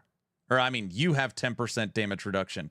So one of my biggest things to EHG was like, necromancers literally have no access to damage reduction. That's why so many people wear red rings or wear pale ox, because you have to take that stuff. So at least now we've got 10%. River of Bones no longer grants increased minion health leech or freeze rate no longer grants increased minion health leech or freeze rate multiplier. Okay. Moonlight Pyre now also grants 7% minion dam chance on hit and 7 minion ignite chance per hit. More chances for ignite. Boom. Cling to Life grants 4% increased minion resistance per point from 2. It also now grants 1% all resistance per point. Okay, the passive tree, they're doing okay so far. They're doing okay. PoE 2 will be active when the update's out. Yeah, August 29th, I agree. Heresy has been removed. Blades of the Forlorn has been moved to its position. Okay. Rite of Undeath grants 10% increased minion necrotic and elemental damage from 15 per point. Nerf. It now has a 7-point threshold node bonus, which grants 1% minion penetration per overcap necrotic or elemental resistance. Oh my gosh. They are really like... So why do we care about overcapped necrotic resistance specifically? We know that overcapped necrotic resistance also is going to give us ward based upon the Bone Clamor helmet and the node inside of the Warlock passive tree. So you can now stack necrotic resistance with this to give you your minions penetration and you survivability. Okay. Options, Empty the Graves.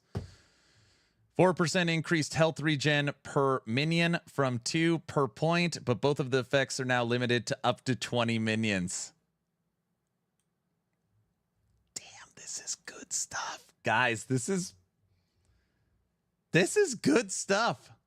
We have way more ward generation almost everywhere, access to more ways for low life, access to resistances, double health regen per Empty the Grave, access to multiplicative damage, access to critical strike chance, base 15% multiplicative to all minions, base DR from dangerous enemies, and base DR overall, access to overall damage reduction, assassinate minions that are more aggressive and sticky, and teleport to you and run in front of you.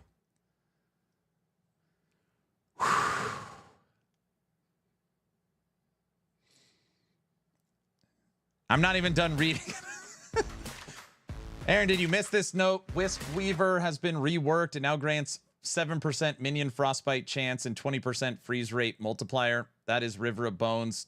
Don't get you freeze rate anymore. I haven't made it that far. We're here yet. for the cult stuff. Oh yeah, I'm ready for the Lich build.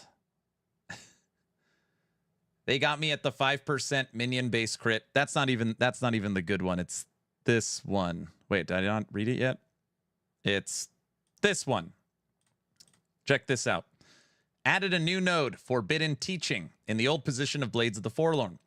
+1 intelligence, +1 vitality per point. It has a 3-point threshold node, which grants 1% increased minion critical strike chance per intelligence and 1% more minion damage over time per vitality, up to 5 maximum points.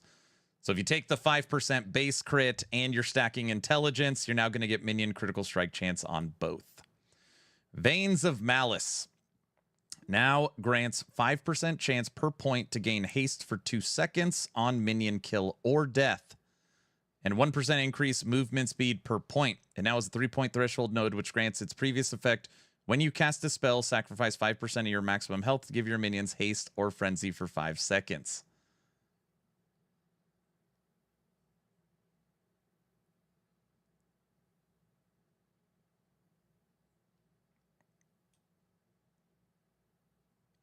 How many? This is interesting too. Why is this so interesting? Because it's 3-point threshold node, which means it'll be 15% chance. 15% chance, not on a minion death, well, and on a minion death, but a minion kill. So a minion kills an enemy, you have a 15% chance that that minion's going to give you haste. And increased movement speed.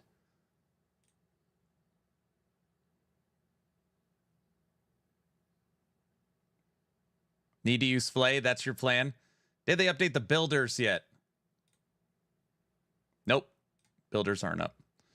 Disciplines of the Necromancer is now a 5-point node that grants +2 to minion spell, +2 to minion cast speed, and +1 to maximum skeletons. Okay. Oh, what is my overall thought on Necromancer? Man, this is a whirlwind of stuff to go through. At first, looking through this, I was like, it's okay. It is good. There's a lot of stuff in here, mainly around survivability, mainly around more minions. There is support in here for army. I was hoping I was looking for very basic stuff. Multiplicative damage based upon how many minions you have. Like direct. This node is if you want a minion army, you've got it. And there's stuff kind of in here for it.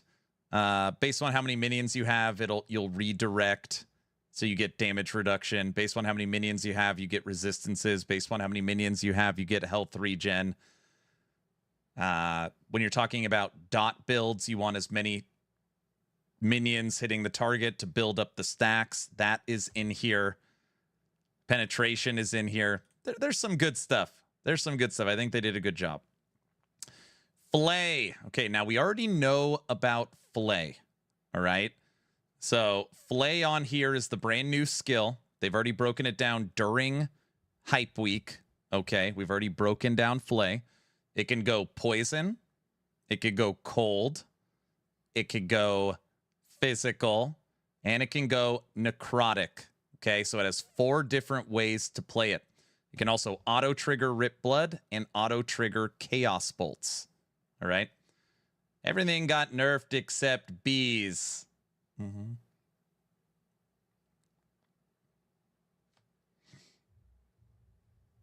Maybe wait for Flay until the tree's released. Yeah. We're not going to go through the tree. I need the builder. I've already got it up here. So I've already got the build. We're not going to read the nodes. It's very silly. If you look at my top monitor, I've got last Epoch tools ready to go. So we're going to cover Flay, but I'm not going to read the nodes. That's silly. We're just waiting for game version to say 1.3. Read and dance, Aaron. Read it all. You'll be missing stuff. No, I won't. No, I'm not. You read it. You want me to read this? When we could just look at the build planner when we do it? This. We don't even... Read Lich while we go. We have to go through all the new items. You guys are so silly. All right, fair enough. Yeah, what are you talking about? We have to go through all the skills.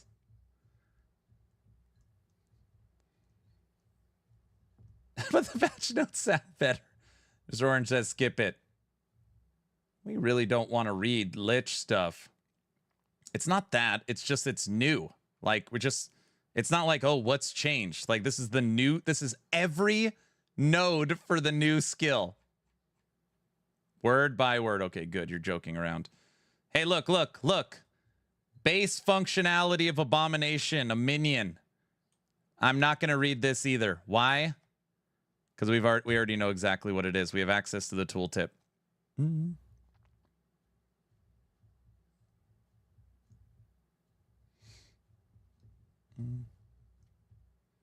I really want to get into the Primalists.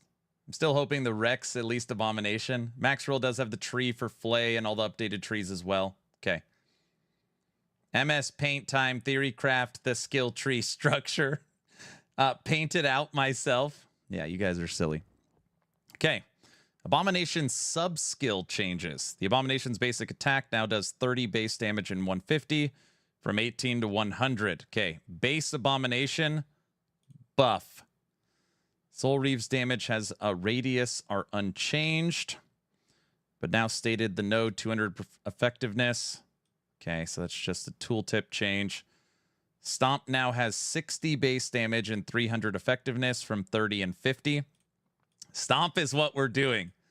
Stomp is what we're doing. Devouring Souls now has 40 base damage and 200 effectiveness from 6 and 100. Wow, that is a huge boost. I still don't think 40 is enough. The only reason why Stomp is huge is because you're going to be able to get potentially a 600% multiplicative damage from eating golems.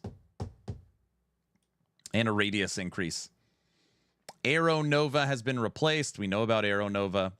Double Strike now has a 40 base damage and 200% effectiveness for each hit, and base radius 3.5 to 2.6. All sub-skills available in the Abomination now have tooltips within the skill tree which provide this information. Nice. So they've added all sub-skill tooltips for Abomination. Dude, they put a lot of work into Abomination. Tree changes. Oh my gosh.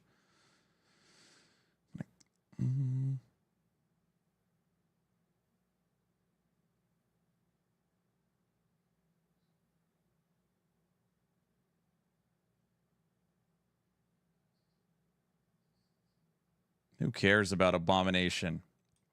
Yeah.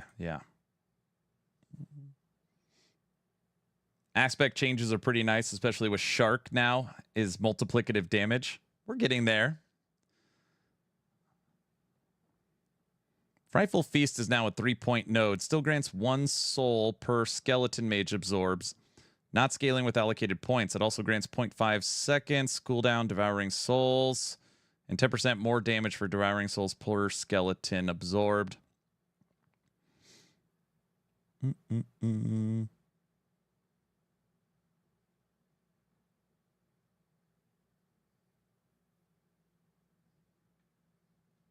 Added a new node, Stitched Flesh. Destructive Engine. Whenever the Abomination would devour a minion, you instead sacrifice that minion. Consumes 120% of the sacrifice mana cost. 1 to max point.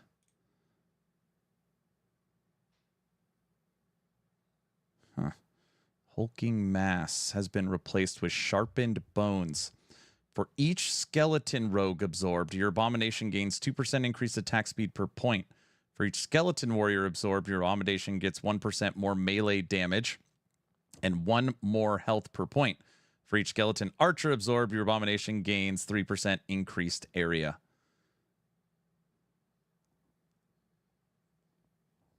So you can give, what can you have? 15, 16 skeletons. So you can give your Abomination 32% attack speed or 15% multiplicative. Okay. We know about Deadeye. It shoots arrows.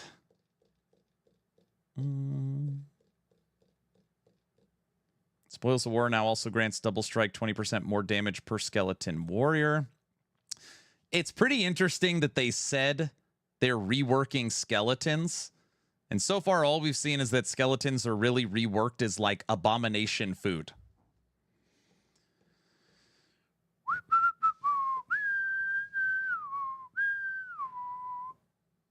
%5 more damage and health per type of minion consumed. Summon skeleton. Bone golem. Yeah, where are the skeleton changes? The only thing I've seen right now is a passive node for skeleton rogues. All right. This just like Flay, it's basically a brand new skill. We're gonna have to go through Abomination on the planner. Aura of Decay. We know about Aura of Decay. It now can go physical. They've put in a bunch of changes to it. Must go faster.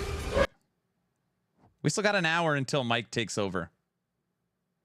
Abomination Double Strike is the way. Excited for the new season. Stoked for the new season. They're only good for food. Yeah, they're good food.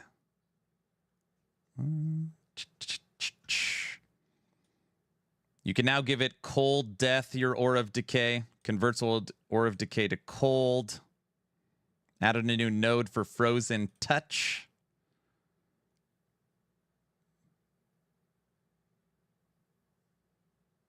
Plague Rats, Corruption, Death Bloom. These are all just reworks a little bit. Poison Skin has been removed to chill to the bone's old position.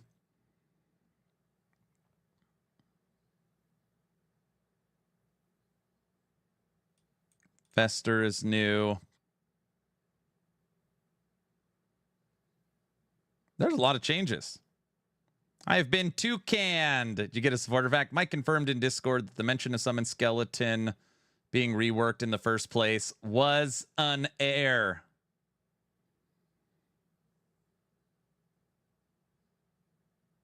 That is so brutal.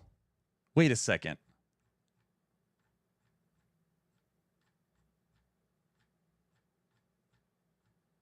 There's nothing. There is no summon skeleton changes on the tree.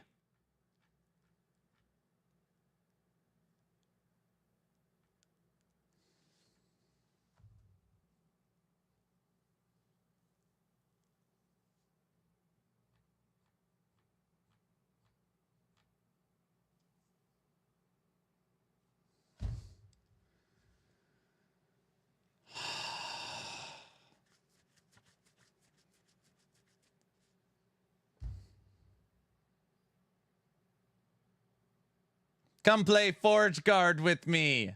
It's basically just the passive tree and the base mechanics for Summon Skeleton. Bamboozled. Death Seal, Dreadshade. Dreadshade. Hold on, we'll go to...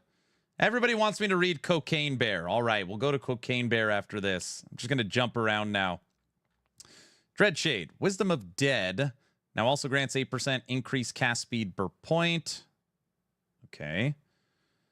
Grants 30 more armor from 25.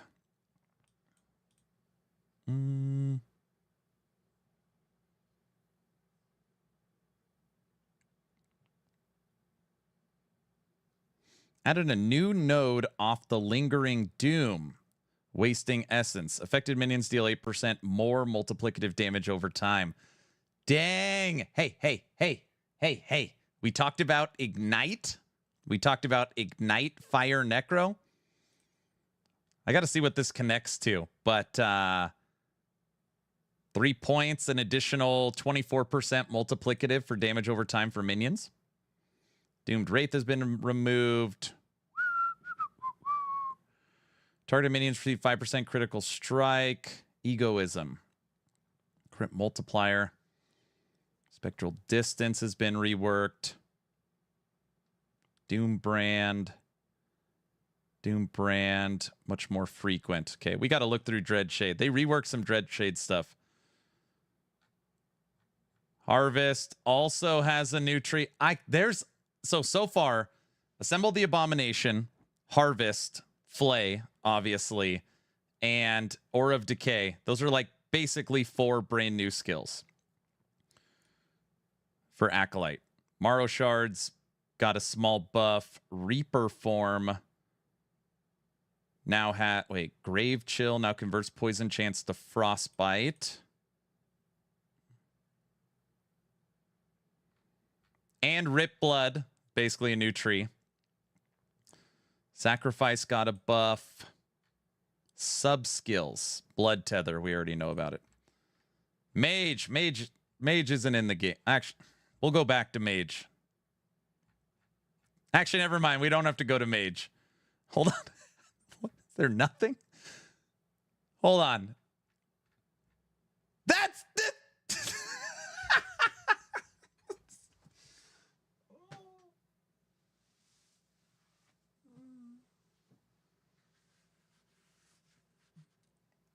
This is all of the Mage changes for skills.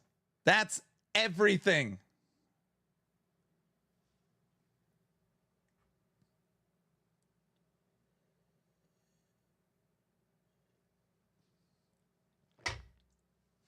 That's the whole thing. Dev stream kicks off in 58 minutes. Well, we don't have to skip Mage. I will read Mage for us. Mage is the hobo in every game. That's unfortunate. Can't nerf what you don't have. Rune Master. Runic Invocation. Antipod has a base damage increase. Dragon's Breath has... They basically went in and took all the invocations that suck. Rain creates extra projectiles. Dragon Breath. These are all buffed. Storm Star got a buff. And Sparks got a buff. Lightning Web. I like Lightning Web. We use Lightning Web for Iron Man. Got a buff. Doom Frost got a buff. And Rhyme Spiral got a buff. 1, 2, 3, 4, 5, 6. Wait, 1, 2, 3, 4, 5, 6, 7. 7 runic invocations got a buff. There you go. See? Aaron, what about Spellblade? Nothing. What about Source? Nothing. What about Rune Master? 7 invocations. All right, Mage is done. Primalist. Here we go. Here we go. We've covered Sentinel, Acolyte, Rogue, and Mage, right? Because Rogue didn't get a lot. Oh, yeah, Rogue Falconer got gutted. Last one, Primalist. And then we're moving on to items. Aspect changes. Aspect of the Boar grants 15% reduced damage taken and 30% increased bleed. Previously did not grant bleed. Okay. Buff. Aspect of the Shark grants 15% more melee damage from 75 increased melee damage and 10% increased attack speed.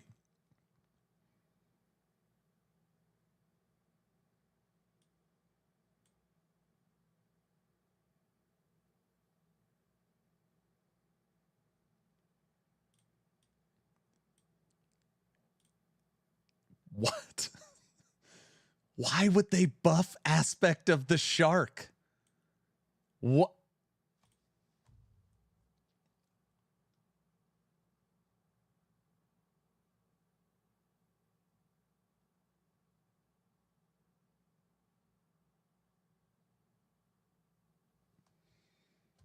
Holy smokes. They're moving the additive damage to multiplicative damage on Aspect of the Shark. And remember, you can give Aspect of the Shark to all of your companions.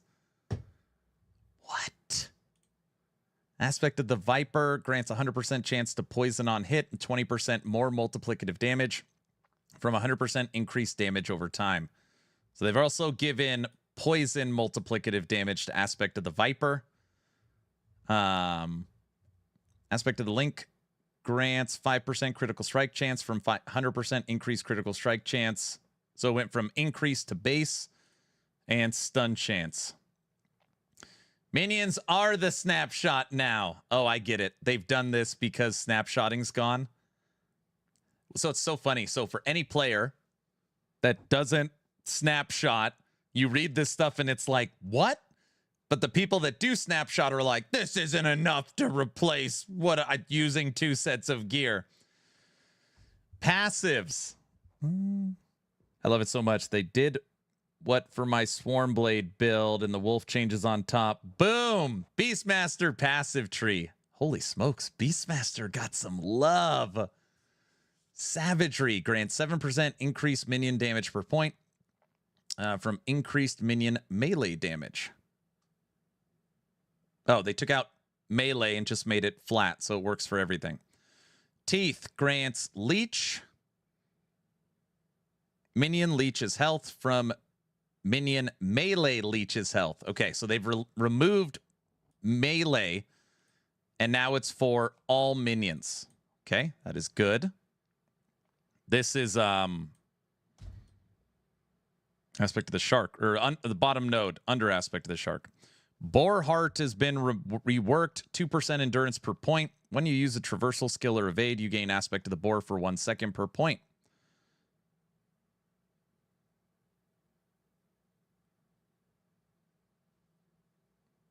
Okay, Tusk Warrior grants aspect of the boar, 8% bleed chance per point, 15% physical penetration with bleed per point, from 5% increased physical damage and 5% bleed chance. These are all buffs. So far, all of these are buffs. The Chase now has a 5-point threshold node bonus. After being revived, your companions cannot be damaged for 4 seconds. Okay. Deep Wounds have been replaced with Predator. +1 dex per point and 1% increased movement speed per point. Max 8 points. 5-point threshold node bonus. You and your minions have 1% critical strike multiplier per 2 points of dex. A dex stacking minion build? Okay. Dex stacking. What does dex give you on T-Rex? It's attack speed, isn't it?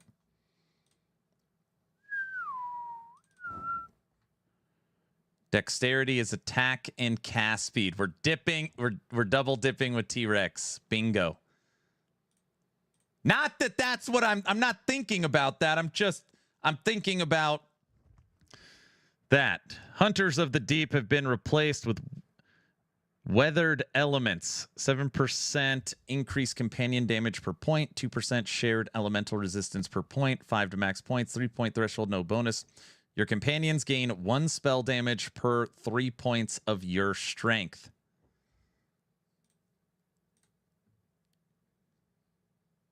Strength is melee. Okay, so on this one, you can't double dip. So this is Stormcrow's, right? Here's your Stormcrow node. Life in the Wilderness. Your endurance and endurance threshold applied to your companion's effect has been moved to a 5-point threshold node bonus. Okay, it's too good. Normally it's only 1 point. Now you have to invest 5. That's a nerf. Here's a nerf.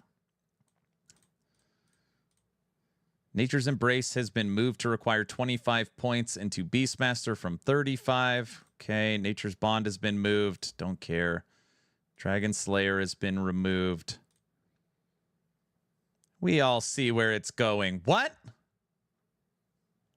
The Circle of Night Life now also grants Dragon Slayer's effect, 5% chance per point to gain aspect of the shark on hitting a boss or rare enemy. We love this node. Added a new node in Natural Bonds old position. Embodiment. 10% increase aspect duration per point and 6% health per point. Max 5 points. 3-point threshold node bonus. Whenever you would gain an aspect of the shark or aspect of the boar, your minions gain it as well.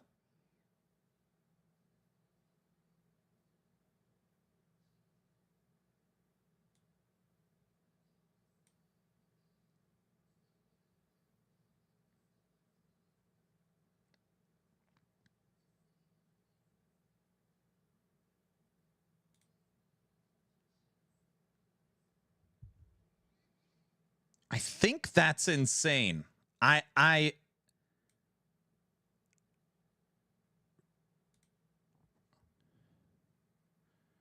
Yeah, it's crazy for sure.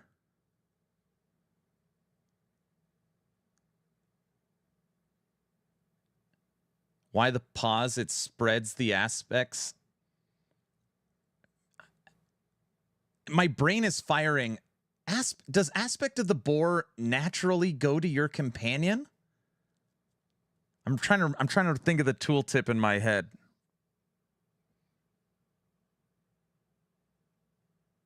No. Yeah, aspect of the board isn't for companions.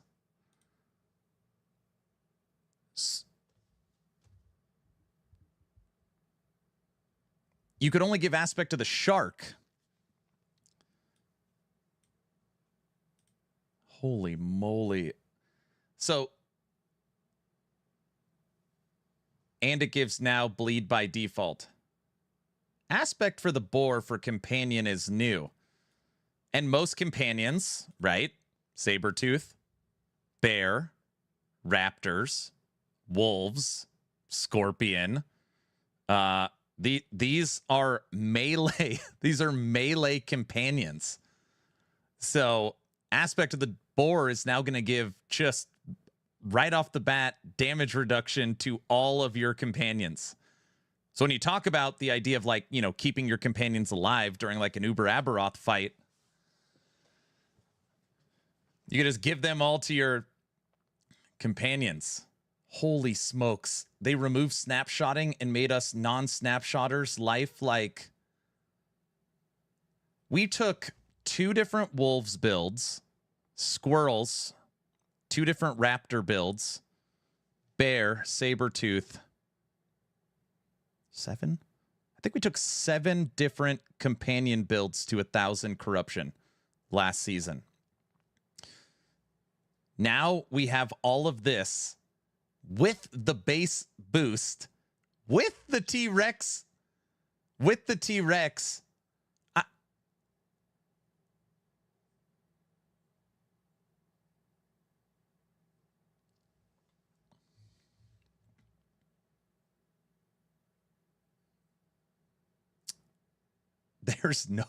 There's no way. I do not see how Necromancer can compete with Beastmaster. I don't see it. Yes, of course, they gave lots to Necromancer in the form of its new passive tree. Not to this level. No way. No freaking way. It won't. There's no way. Because Primalist also has so much built-in, like, health regen, like damage reduction. It also has access to Paleox, right? There's so much in. We're not even done. I can't wait for Gazzy to see all this. So you're telling us Beastmaster minions got it.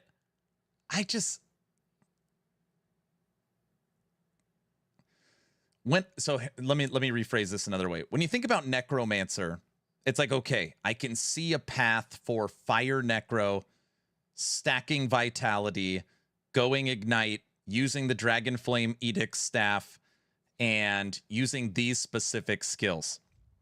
Like, right, like I can plan the build in my head because I've already played it. I can kind of envision an Abomination. The Abomination is eating the Golems, which are doing insane ground stomp. Okay, I can see that. This, I can see Spirit Wolves, Lightning Retaliation Wolves, Cocaine Bear, Squirrels, Sabertooth Bleed, Sabertooth Cold, Single Raptor, Raptor Pack, Fire Dragon Raptors.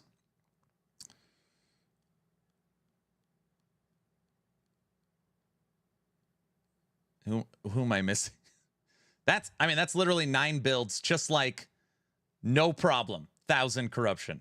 No, like no problem. No problem. Scorpion, I don't know yet. Scorpion, I'm not.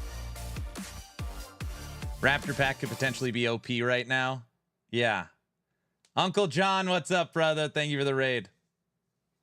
Wait till you see the wolves on top. What are you talking about? Uncle, let me get you a shout out. I'm reading patch notes at the speed of actually it's the kindergartner would go quicker. How can I play Necromancer season start?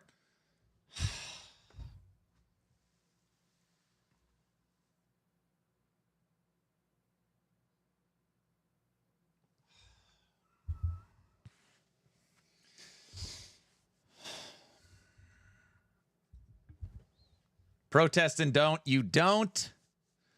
What channel is this? Max Roll, will you get out of here? Lightning Scorpion is the word. You know how much I like Lightning Scorpion. I'm going back to Scorpion. I tried to make Lightning Scorpion work at least 10 times. I would have a different idea in my head, and it's just like, it just doesn't work. So Beastmaster will be the meta. That's not what I'm saying. I'm saying right now, unless something changes with what I am reading, I can absolutely 100% guarantee at least 1,200-ish corruption Beastmaster builds. At least.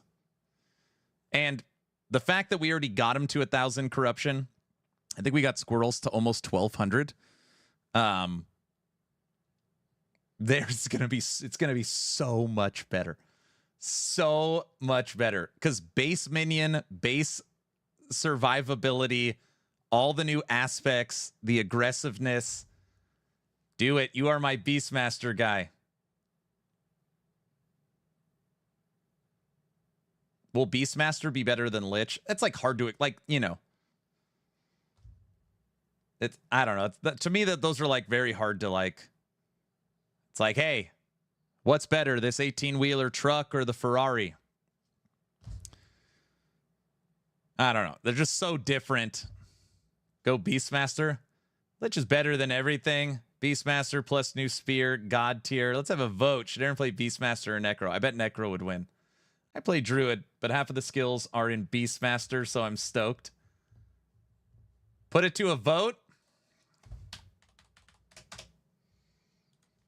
What should I play first?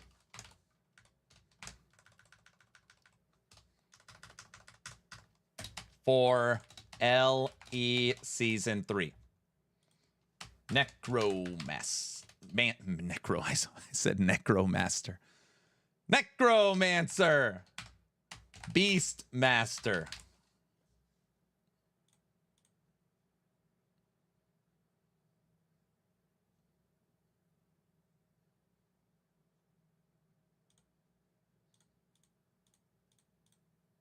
A blade dancer? What should I play first for Last Epoch Season 3? Necromancer, Beastmaster, 5-minute poll at the top of Twitch chat. Top of Twitch chat. Make your voice heard. What do you guys think? I still haven't finished reading this damn thing. Uncle John, thank you for the raid. I gave you a shout out. Guys, if you don't know Uncle, awesome guy, awesome creator. Much better at action RPGs and gaming in general than me. Give him a follow. He's awesome. I literally got stuck reading that aspect of the boar is going to our companions. It stopped me in my tracks right here. Top of Twitch chat, make your voices heard. What do I play first? Necro or Beastmaster? Who isn't better at Aaron playing? Yeah, but he's way better. All right, while the poll is going, let's finish up the passive trees for Beastmaster. Critical Bite has been removed. Hawk Wings has been moved to Natural Embrace's old position. Serrated Claws now has a 4-point threshold node bonus. Aspect of the Lynx also grants 3% critical strike damage as leeched. Feeding Frenzy allows Aspect of the Shark to stack up to 5 times from 10. Oh, they pulled back Feeding Frenzy, knowing that people are going to go crazy with multiplicative damage. Still ridiculous. I was already thinking about this. Ancient Might has been reworked. Grants 3% reduced bonus damage taken from critical strikes per point for you and your minion. 10% health per point, 10% minion health per point, max 10 points, 5-point threshold node bonus, +1 to level of minion skills. Dude, what the frick? +1, just a free, hey, we don't know what to put in this threshold node. All right, just put an SOJ. Just put 1 to skills. They'll like that. Added a new node in critical bites old position. +2 strength per point and +2 dex per point. Max 5 points, 3-point threshold node bonus. +1 maximum companion with at least 200 combined strength and dex. This is also silly. Wait. Oh, they updated the old +1 to companion. You will easily have 100 strength by yourself. So the dex isn't even, that's like nothing. We want skeleton army. You guys, listen. Yeah, it's 100 combined. EHG made a mistake. We all make mistakes. In the original trailer, it said for Necromancer, Abomination and Summon Skeletons are getting reworked. It was a mistake. Summon Skeletons got nothing.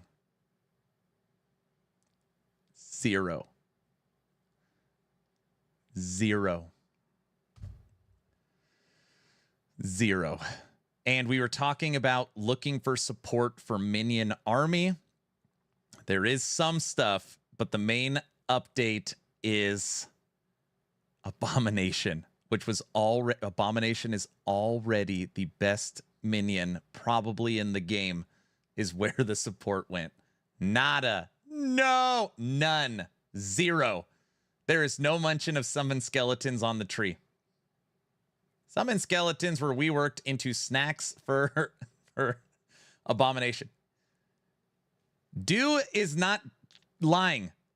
They updated summon skeletons as food for Abomination. They've been reworked as new A-bomb food. Rogues, archers, and warriors now do different things when the Abomination eats Serenity them. now! Serenity now! Oh, they're updated food. The only singular update we got, which does have some value, is you can now transfer all your melee minion into throwing. So you could fully boost your skeleton rogues. That's it. Skeletons are a resource now. Correct. That's why I'm playing A-bomb and then going Lich. Can you ask them if they didn't have time or actually didn't plan to update them? Wiki, we have the last Epoch dev stream in 36 minutes. We can ask that question to Mike. Hey, any chance you could break down what happened with skeletons? So we can ask directly today. We have the watch party for the last public appearance of last Epoch in 36 minutes. Primal aspects have been reworked. 8% increased effect of aspects on your companions per point and 1% more damage redirected to your highest health minion per point.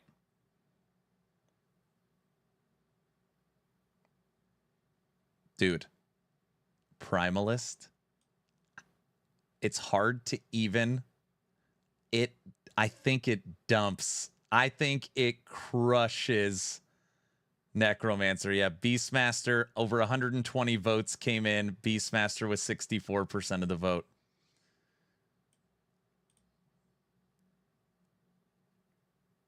I was really looking forward to making a skeleton army. I felt like making a big necro army was missing. It is missing.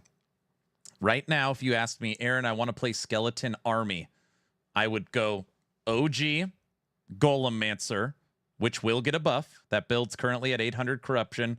Literally, Aberoth, I don't even know if you have to move. So Golemmancer is getting a buff. I would play Fire Necro. Or I would play Fire Necromancer. Because you're going to have so much dot support. I think those are the 2 minion army builds I would go for. Skeletons, no. Unless you can go poison rogue.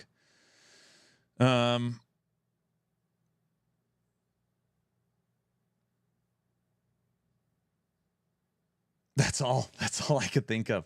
Muffin won't be happy about this. Whenever I do like a big poll like this, like season starter, I can't just go one poll. So maybe at the end of today, we'll re-poll, and then tomorrow we'll do another poll, and we'll just see if like, hey, dude, I've done 3 polls, and the community wants me to play this. Guys, all aspects have been buffed. Follow me for a second. This is Beastmaster. All aspects have been buffed. Now all aspects, including aspect of the boar, can be given to your companions. Multiplicative damage, dot damage, increased damage, and skill level have all been buffed, including even more damage reduction. 1% damage redirected to your highest health minion per point. So that would stack. This would stack with your Paleox. Did you read Summon Bear? No, I haven't read Summon Bear yet. This is it. We're home stretch. And we're done with the classes. Holy smokes. All right. We'll read Summon Bear first. Beastmaster, the new judgment. All right, where the hell is Bear? Oh my gosh, why is there so many nodes on all of these? Okay. Summon Bear. This is Cocaine Bear. The Bear's Roar ability now heals it for 25% of its maximum health on use from 50 per enemy hit. Okay. Huge buff. Bellowing Roar has been removed to be connected to the root node and grants the roar 10% increased area per point from 30 and 30% increased healing effectiveness per point from 50. It has a maximum of 3 points from 1. So it's nerfed, but you could put 3 points into it. Added a new node connected to Bellowing Roar. This is a brand new node. Mother Bear. Your Bear's Roar also grants itself and your minions within range 10% less damage taken per point for 6 seconds. They put a node. They put a node in the tree called Mother Bear. Wait a second. Does that mean Cocaine Bear is a girl? Wouldn't that right?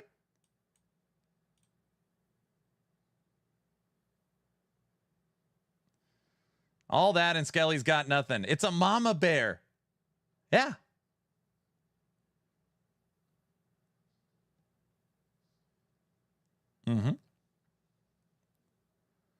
Okay. Added a node connected to Bellowing Roar Mother Bear.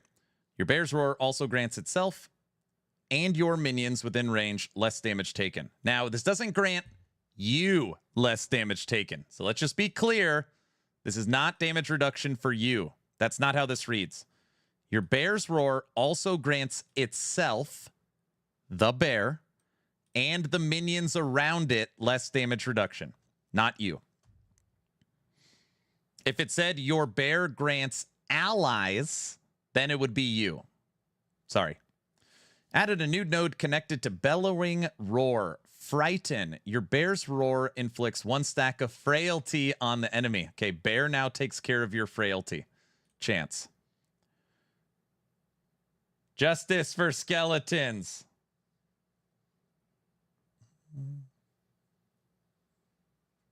No T-Rex then? What are we talking about? Raptor Pack went crazy with one of the new Primordial helms. I haven't even gotten to the items yet. Added a new node connected to Frighten Guardian. Your Bear's Roar also grants you 5% of the damage. So the Bear's Roar also grants you 5% of the damage taken redirected to your highest health minion per point for 6 seconds. 10% DR. Hold on. How much DR is on Paleox? What is it? 20? 24%? 24% from Paleox, 10% in the passive tree, 15% from Aspect of the Boar, and now 10% from Cocaine Bear. That's 20, 30, 50, 60, 60-ish DR. That's without red rings. That's without low life DR in the passive tree.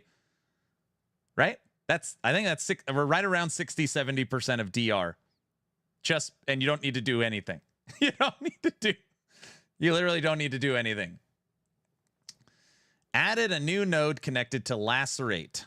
Fury, 8% increased attack speed per point. So now you could also buff the bear's attack speed.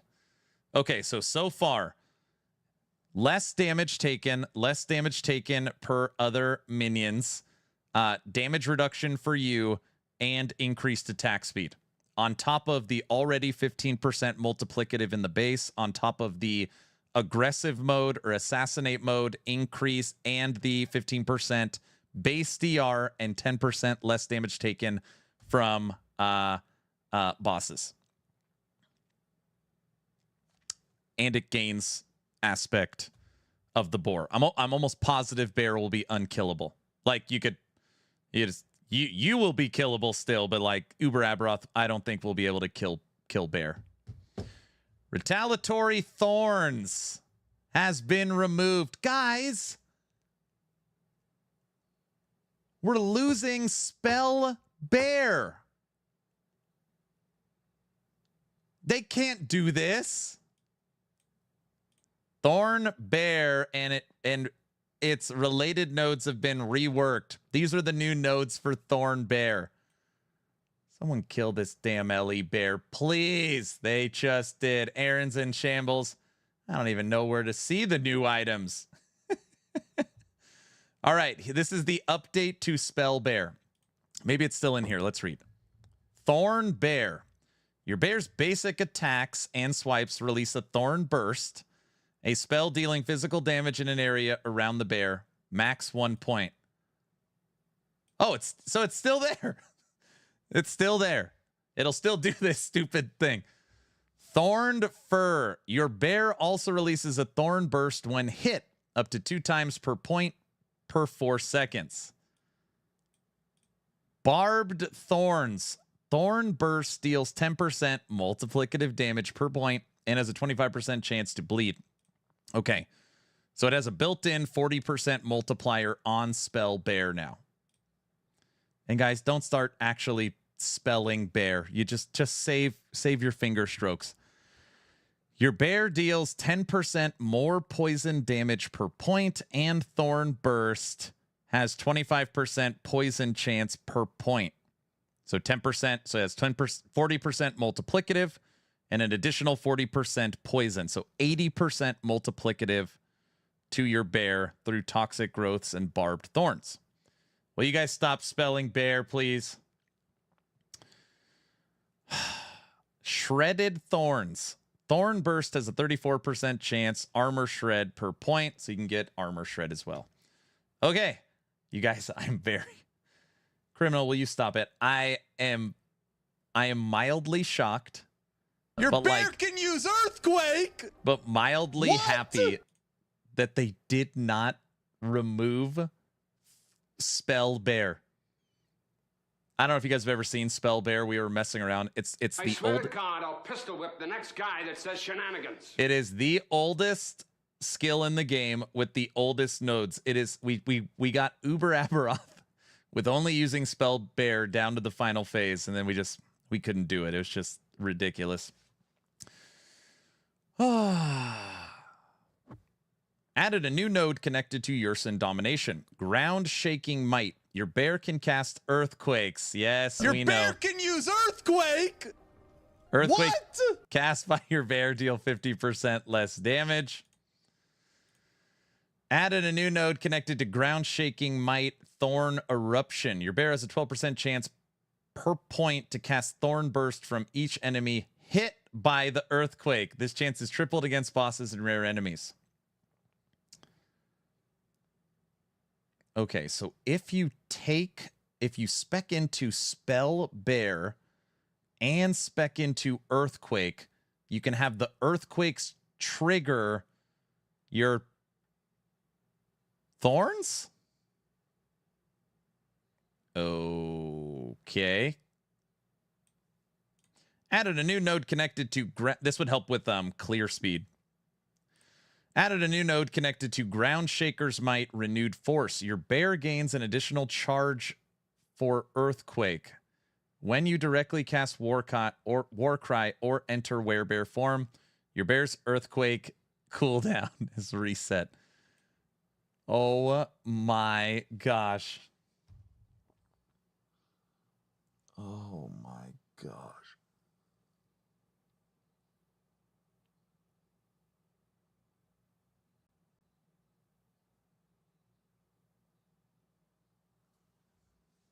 So now it saves you 2 affix slots. You don't need cooldown on your boots, and you don't need cooldown on your belt, because the skill tree itself, by putting 1 point into this node, will basically give your Earthquake cooldown to your bear, whatever your Warcry cooldown is. And Warcry cooldown you can get to like, what, 3 or 4 seconds? Bear confirmed for season start. I didn't say that. Added a new node connected. How much? Summon Bear got more than all of Acolyte.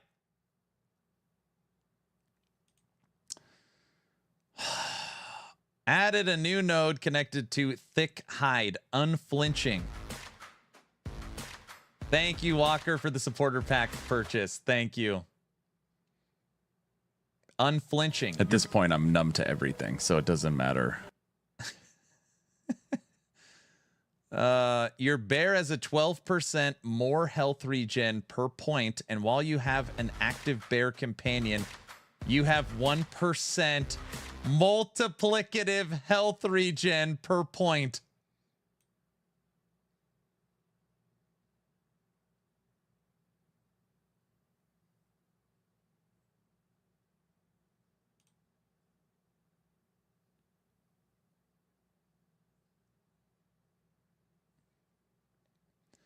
Only 1%, that's 5 points. So you're only getting 5% health regen. No, 5% multiplicative.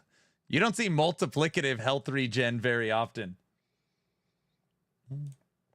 Anonymous, thank you for the supporter pack. Guys, if you plan on supporting EHG with supporter packs, on YouTube, it is linked in the description. On Twitch, it is the pinned comment, or you could type in !Nexus. Obviously supports me, supports the channel, supports EHG, and any purchases on Nexus are going to go towards the subathon event.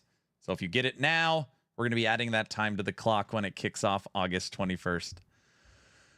Oh.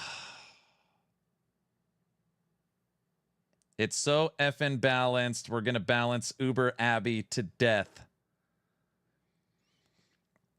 Added a new node connected to Endless Rampage, Storm Beast. Your bear gains 100% shock chance, and their attacks have their base physical damage converted to lightning. Your bear also gains the ability to teleport towards the enemies with an 8-second cooldown. Okay. Okay. Oh. On top of all of that, they give Cocaine Bear full lightning conversion. Why do they do that? Because your bear can use swipe. Swipe can be converted to lightning. So you can have a lightning swipe convert with 100% conversion to lightning. And it teleports.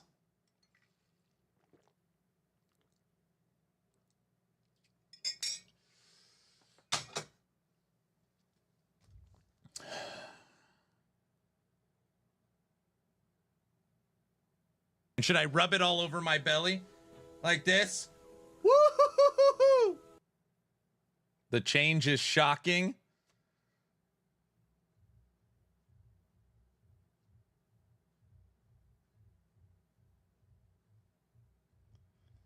And Earthquake can be lightning too. Sadly, it's spell damage.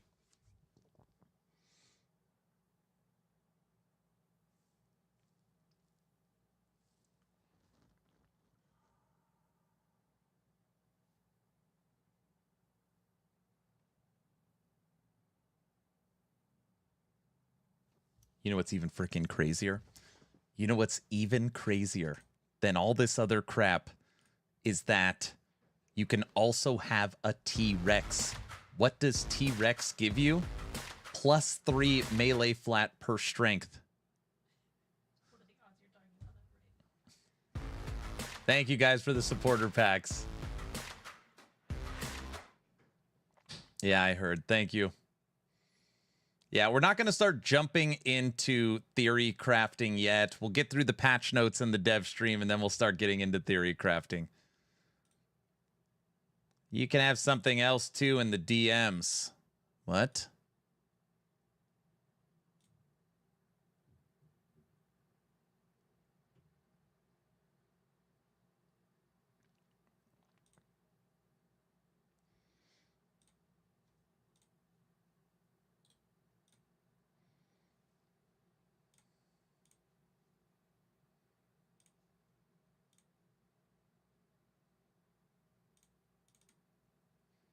What the hell is that?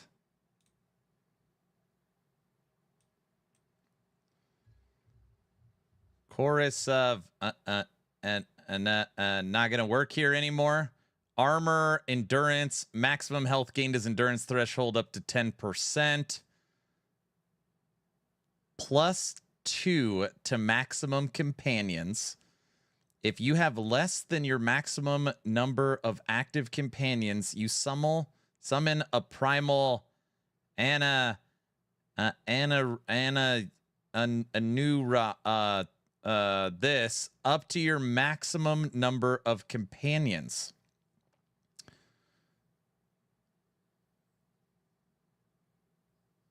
Cold resistance for you and your minions. Minions increased area of skills, increased melee attacking cast speed, 175 to flat.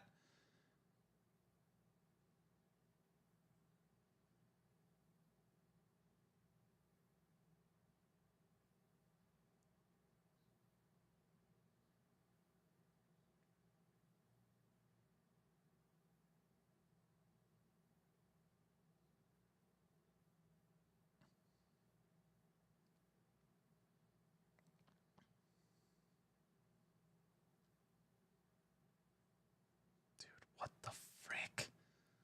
Like, what? Normally, the helmet, too, for maximum endurance threshold is 6. This is 6 to 10. What the?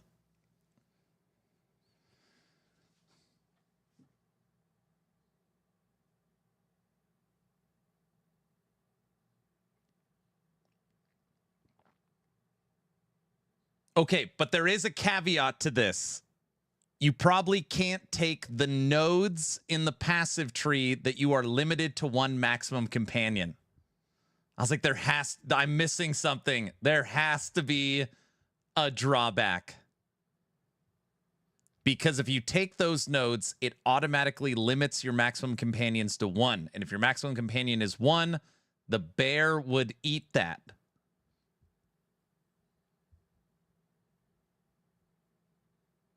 Would the Raptor pack? So if you use this for Raptor pack, you actually, if you have less than your maximum number of active companions, you summon this primal thing.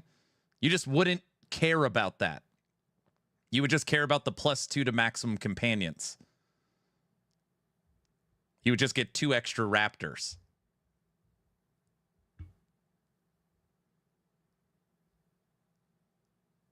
But I guess if a raptor died? No. But you get the attack speed, the AoE, and the resistance, and the health, up to 175 flat health.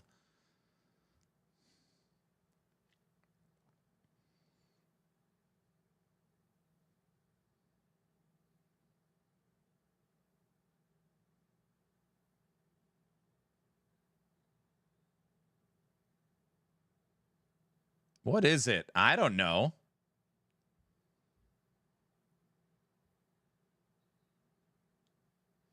Yeah, this one is hard. I don't think this has a chance against T-Rex. Why? Because T-Rex is going to boost attack speed, base damage, penetration, crit multiplier, multiplicative damage, and health. And 2 to skills. And it doesn't count as a companion, so you could take all the 1-point nodes that you're limited to 1 companion. Oh, T-Rex is for sure the play. Yeah. My stash is going to be even bigger. I think Uber Aberoth might be in for a lot of trouble. It's pretty interesting. Man, EHG with these items, they just continue. Like, it's crazy how creative they are. All right, let's give them max companions, but if they don't use those maximum companions, we're going to give them a different unit as an army. So they can still keep their 1 bear, but they're still going to have army support through this new item. It's very creative. It's very creative. Such good items, I know.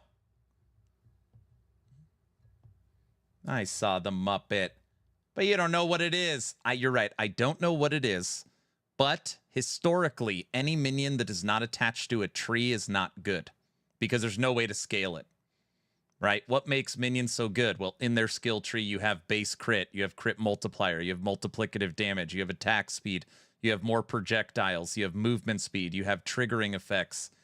Since this is a minion that doesn't have any of that, it's normally not very good. Example, like a Revenant. Do you want a single bear, a mama bear around you? Oh, yeah, he's going Beastmaster. I didn't say that. I didn't say that.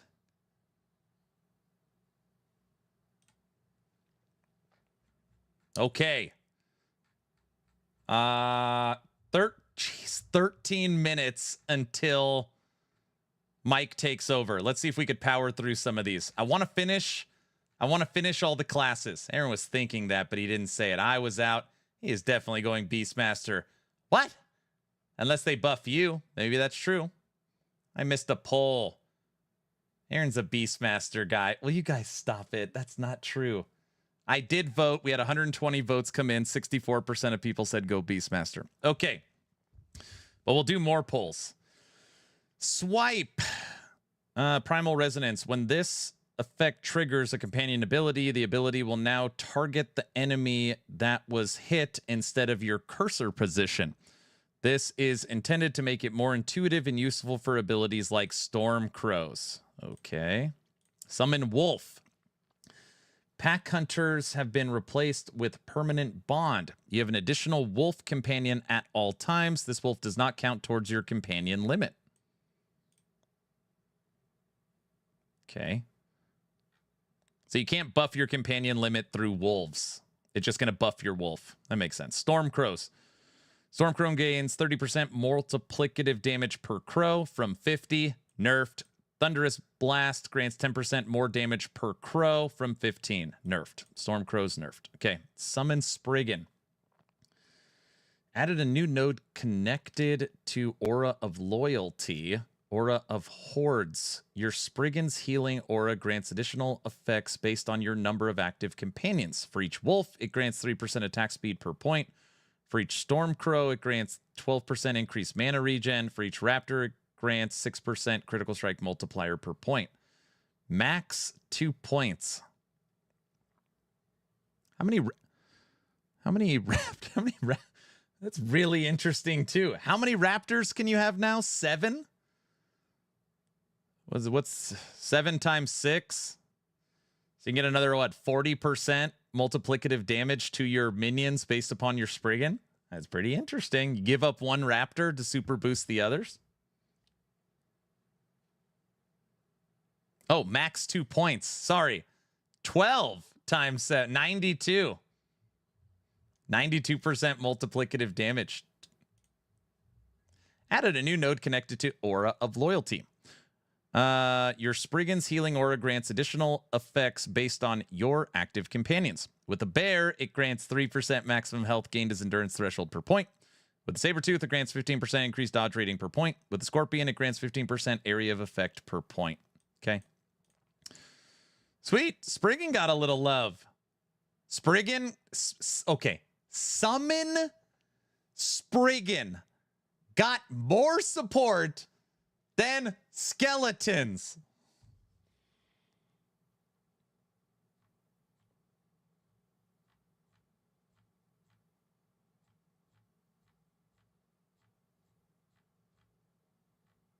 I'm trying to read all like the quick ones. Come on, Druid, don't fail me. I don't see anything for Druid. Gathering Storm. Excited Bolts now has a maximum damage bonus of 300%. So it's not unlimited. Earthquake. The harder they fall grants 15% more initial slam hit damage against bosses and rare enemies per point from 15. Nerf. Rupture grants 15% more initial damage per point. Nerf. Potency grants 15 from 20. Nerf. Small nerfs. They just like turned it a little bit. 5, 3, and 5. So a little bit reeled in on Earthquake. Serpent Strike. They've got to fix that no limit thing. Fury's Note and Serpent Strike no longer loses the poison tag. Shattered Immunity grants 1% more multiplicative you already see it. Venom damage per point up to 100% more per point and 1% more Serpent Strike damage per Frostbite per point up to 100% more per point. Previously had no limit on both. These effects are also no longer doubled against enemies at high health. The Serpent Strike one-shotting bosses build Gonzo. Hasta luego. Okay, so what do we have left on here? 8 minutes. Summon Raptor, summon Sabertooth, summon Scorpion. All right, let's do Scorpion. Because your bear will use the Earthquake Tree, so now it's OP. We made it through... How many... What else? We're not going to... We made it through a lot. Scorpion got some good love. I know it sounds crazy. I want to see Lightning Scorpion support. Maybe Lightning's little talons can use... Or its little claws can use swipe. That would be so sick. All right, summon Scorpion. Now also has a dexterity scaling. How interesting. Okay, so right off the bat, the base Scorpion is better because it can dex. Steel Caprice no longer grants 8% increased size per point and now grants 8% multiplicative damage per point. This was the stupidest node. Sorry, EHG. This was the dumbest node I've ever seen created by EHG. All it did was make your Scorpion look bigger. It no longer grants 8% increased size per point. Skeletons, I know. It now grants 8% multiplicative. Okay, good. Venomous Maw now grants 25% poison chance buff. But my big one, you can see the big Scorpion when you fight the champion. Venom requires ailment, can now be converted to cold or lightning. If lightning converted, it grants 3% multiplicative hit damage per stack of shock instead of typical 1%. Oh boy. Oh boy. It's getting... So basically what Lightning Scorpion is... Oh boy. My brain is already firing. If you guys have played... Sorry for all the Shaman Totem fans out there. Storm Totem gets a huge buff based upon shock. And now you're getting 3%. It's a big one. You're now getting 3% more hit damage per stack of shock. You can have 10 stacks, 30% multiplicative to lightning. Pinches and Pokes no longer grants 10% increased size per point. It now grants, see, they really like where your Scorpion looks bigger. It now grants 4% increased attack speed. Okay, so we have more damage, dex scaling, and more attack speed. Okay? It's also really weird they didn't do anything to summon Skeleton. It's so weird. I was just going to say, I better see something for baby Scorpions. Present for you in the DMs. I can't, I got to get through this. I'll look at it in a second. Maternal Instincts now summons baby Scorpions every 5 seconds from 10. Okay. Fertility Rites has been replaced with Small Target, which grants baby Scorpions 50% more dodge rating. You don't care about the baby Scorpion survivability because they auto resummon. So like The baby scorpion being able to dodge really doesn't matter. Chromatic grants 15% elemental resistance per point from 10, and now it also grants 15% increased area on the scorpion's ability. Okay, increased area. And remember that the shock chance on the scorpion that now gives up to 30% multiplicative, when you convert scorpion to lightning, its ability now is a shock ring. So it now has built-in shock chance. Added a new node connected to chromatic and steel.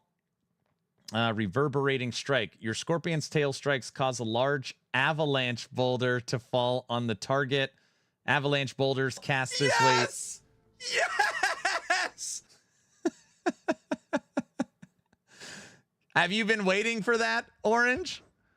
Avalanche boulders cast this way. Use your scorpion stats, but your avalanche tree.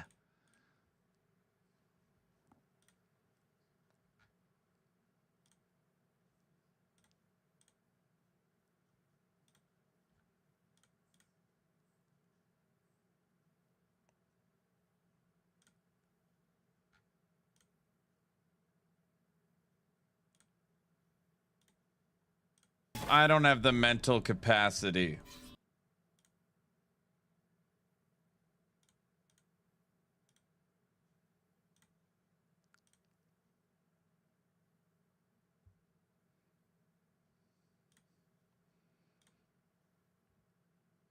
Pause. Insanity. Okay, so just so everybody is aware of this. Avalanche boulders cast this way. Use your scorpion stats, but your avalanche tree. There's going to be a lot of people confused about this. This is a shaman build. This is a shaman build. This is not a Beastmaster build. You cannot use avalanche. I had to double check because my brain's fried. You cannot use avalanche skill tree as a Beastmaster. So just know, Orange, if you want to play avalanche cold scorpion, you're a shaman, not a Beastmaster. Exactly. It'll be an interesting hybrid. Yep. Ice Sting grants 10% more cold damage per point and freeze rate. 40% multiplicative to cold. Dude, they gave Scorpion a lot. Yeah, but OP, it still looks interesting. Get Over Here has been replaced with Frozen Winds. Your Scorpion has a 25% chance per point to cast Maelstrom. Whenever you do Maelstrom cast by your Scorpion in this way, use the Scorpion stats, but your Maelstrom skill tree. Okay. Just so anybody keeping score, you are a cold Scorpion, and your cold Scorpion is automatically triggering Avalanche and automatically triggering Maelstrom. Oh my gosh. Sub-Zero Scorpion. Or added 400. Let me get the last Epoch dev stream ready. Oh my gosh. I can't believe it. This is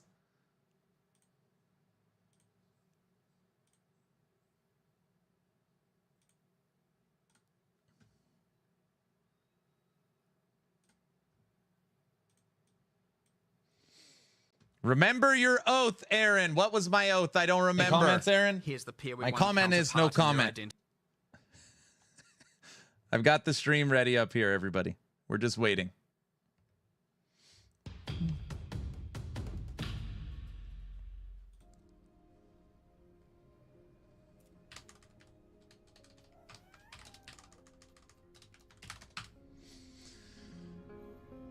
Ask Mike what the primal thing is.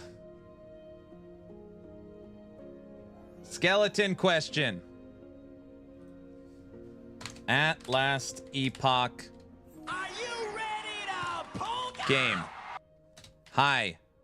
Excellent. Good afternoon, job everybody, and on welcome back to patch another Last Epoch notes Dev Stream. and season As 3. usual, I'm your host, Mike. Hello. Was hoping you Hello. could shed some light Oh, on I just realized I don't get any Nada. questions right now, do I? for Skellies. Thank you, sir. We might. Let's. Hi, we're doing excellent it job live. on patch notes in season 3. Was hoping you could shed some light on Nada for skeletons. Thank you, sir. Done. Question in. Oh, forget it. We're gonna bounce from top to bottom, just so you guys are aware. I'm feeling good. Nothing exciting happened today. There was no new information. No, just kidding. If this is your first time here, welcome. My name is Mike. I am a developer for Last Epoch. I stream every Friday and answer some questions and have some fun. If you have a question for me, please put at Last Epoch Game in the question if you're in Twitch, and at Last Epoch in the question if you are on YouTube. Hopefully we'll have all those funneled to me so I can answer them nicely. Oh, my hair looks weird today. That's okay. Your hair looks fine. We stream for charity. But my head. Any money that comes in from the stream goes to charity. Recap from last time. We did it. We killed we killed Aberoth, normal. And I got a sweet new chest for it. I do have some unfortunate resistances to fix because of that, though. So I think we You guys, might I'm actually downloading just leave this images on for a all the second new while we figure out what uniques we're gonna do right with our now. resistances. Just FYI. Maybe we'll go find a maybe we'll go find a nemesis and slam this into it. Sounds like a good way to start, right? Let's grab this one. Lots of questions rolling in. I also didn't know if the uniques were going to be like up and visible on sites yet, so I don't really have much in the way of teasers, but I do have just a bunch of unique items that I was going to put up in the corner. Just slap some tooltips up for fun. You know, we'll just float with some tooltips that'll rotate between some new items that are coming.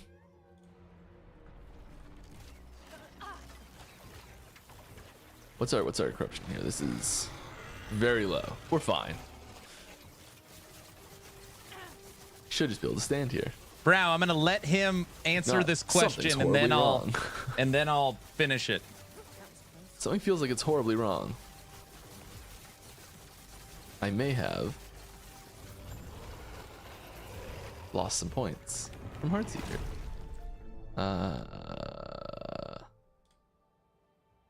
Skeleton zombies, wraiths, mages, golems. That being said, Beastmaster makes more sense given all the primal There's so themes many with awesome T-Rex. ways to do this. I cannot remember which points I was taking.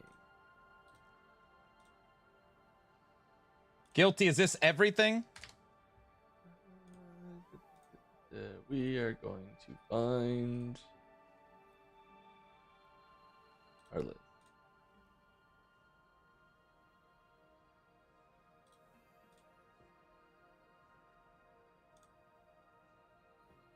Because I don't want to ruin this. Nope, nothing from Mike yet. These points? Yes, these points. Cool. I'll stop whining now. No, you're allowed to whine. Right. Should let us crank up our corruption here. Here's one. Yeah, that'll go crazy. That'll go crazy. I will start answering questions here in a moment. I promise.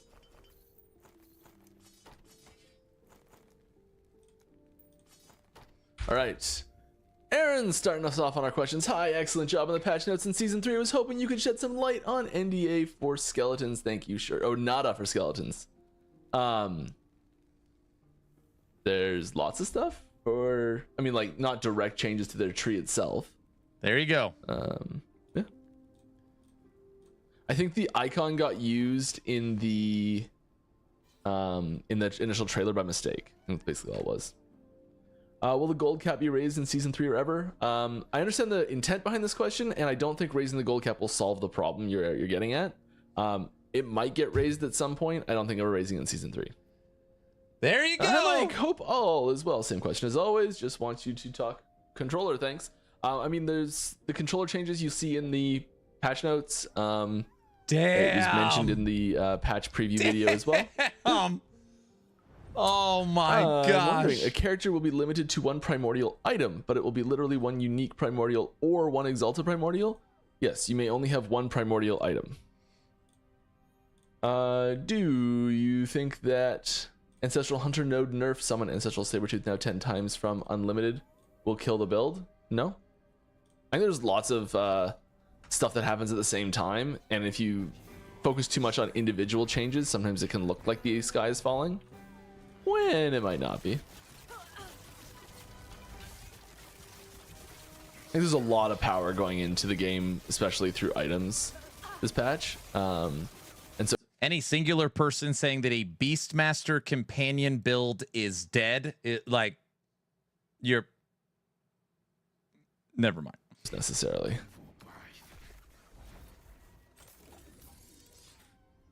Right now I'm downloading all the new item images. Can you tell us more about a primal Enrock? Enrock? I don't know how to pronounce it. I've we've talked about it. I just don't know how to can't pronounce it either. myself.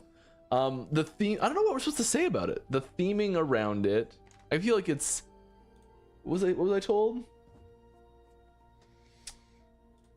Prove any and all things season 3 related in advance. All right, cool. Yeah, I'm going to tell you. So it is a frog. It's a frog buddy. So you can have frog companions, which is pretty cool.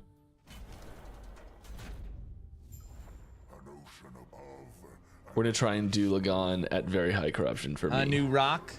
Qualify it with You for me. can make a frog army.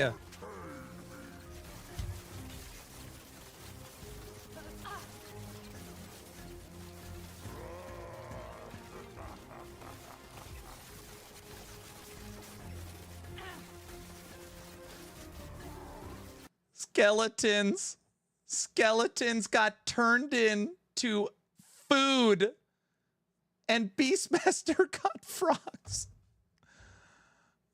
Right, more questions. Does the Wraith Lord consume the T-Rex and the primal unique item? It should. It's a summon. It's a minion. Endless food.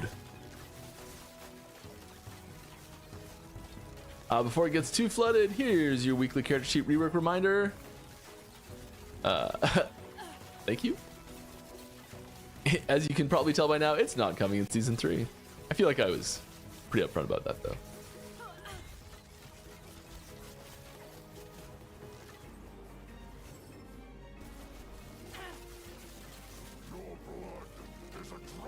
One of my favorite skills in D3 was frogs.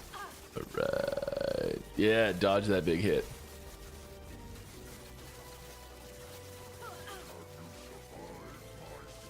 It looks like he's always going to start breathing his eye so much farther to the side than he does.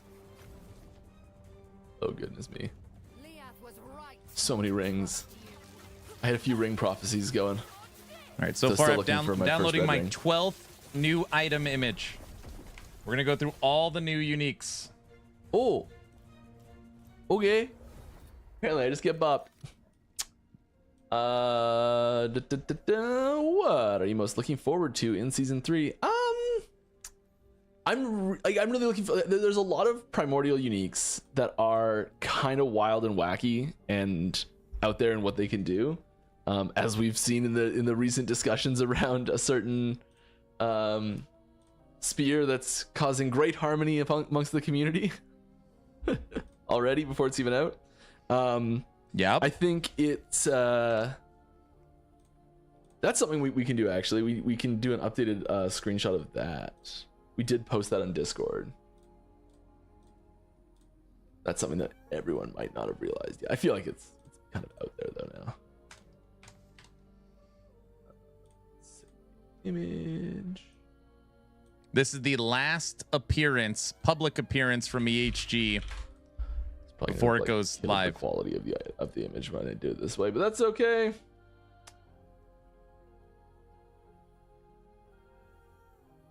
Yeah, it did shrink it a little bit. There we go. So we've changed the roll ranges for stats, and the LPL is now 60. Less likely to get LP, lowered the stats.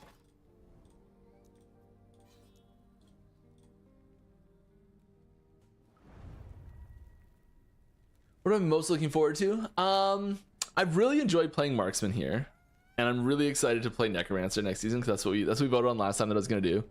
And I've started kind of loosely putting together a Necro build for the season.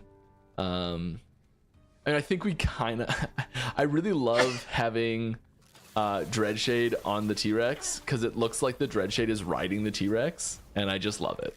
So I'm gonna try to make that work somehow. It won't be that hard, really. Might take a while to get there.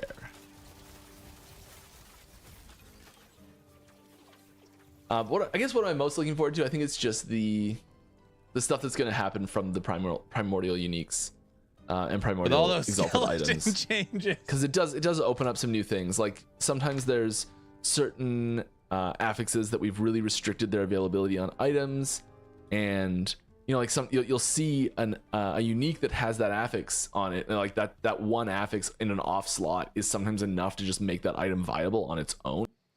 I'm looking through new items. I'm sorry. 1 second, Mike. Be right back. Have you guys seen this?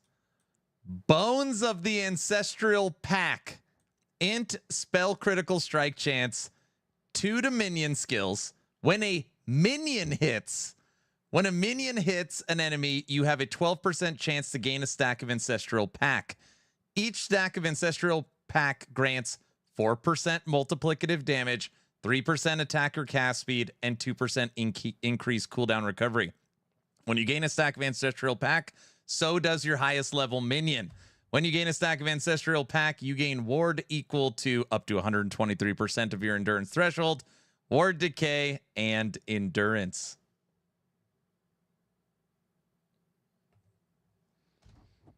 It doesn't say how high max stacks are.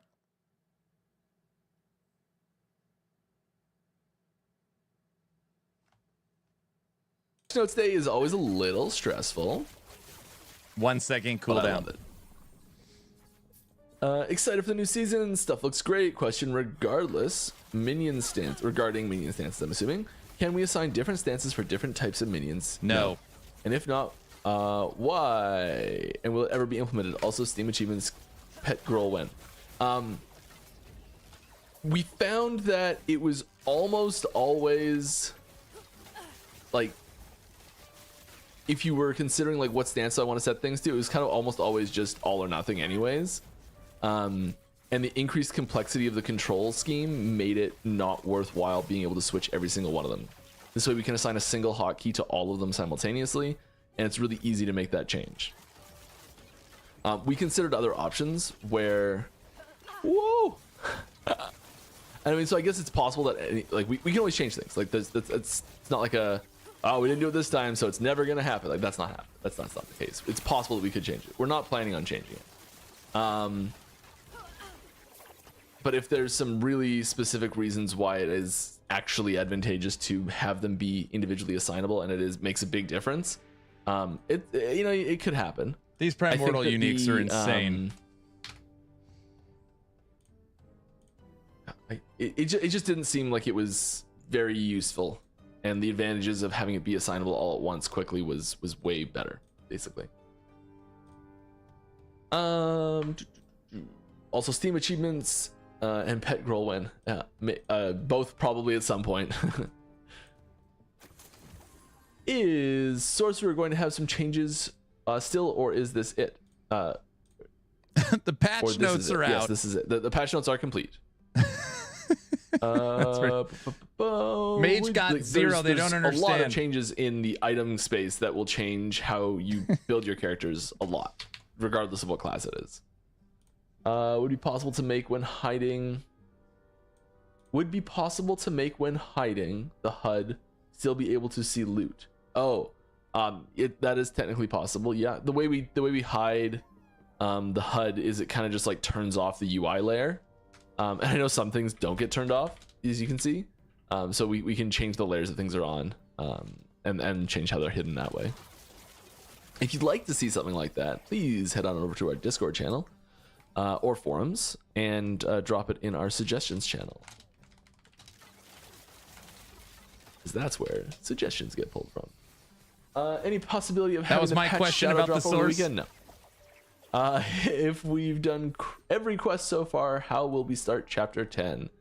You'll get a quest. Oh, I should double check this. I'm pretty sure you just get a quest.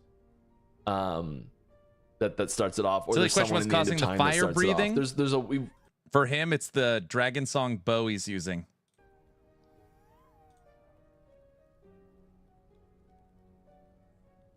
Oh. You may have to go kill Majasa again, and there's like a portal there or something. I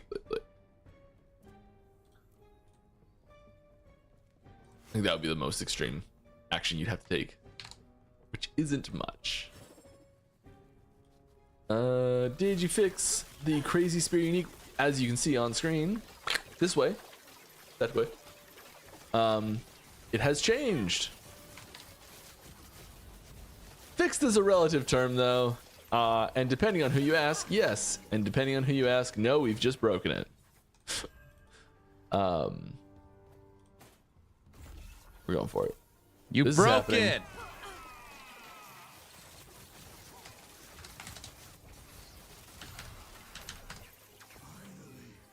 Bye-bye, armor. I hope you'll come back soon. It's so cold without you. No mention of a merch store in patch notes today. When is it coming? I don't know. I still have no info on it.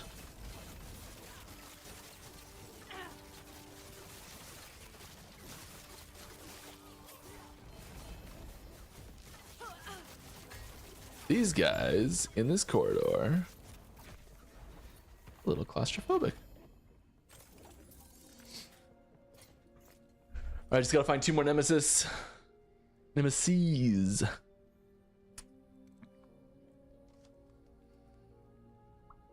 Any news you can share with us about the new Aura of Decay? I feel like all the details of it are posted. What are you looking for? It's good? It's strong?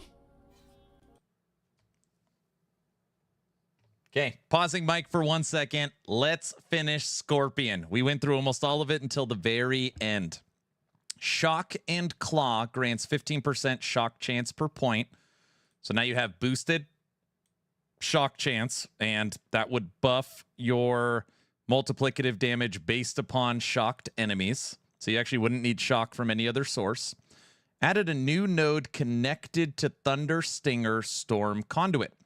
Your Storm Bolts will target your Scorpion, granting it a stack of charged, up to a maximum of 20 stacks. Your Scorpion's Shock Nova consumes all stacks of charge to deal 20% more damage per stack. Deeper Puddle now leaves behind a poison pool for 4 seconds from 1 second.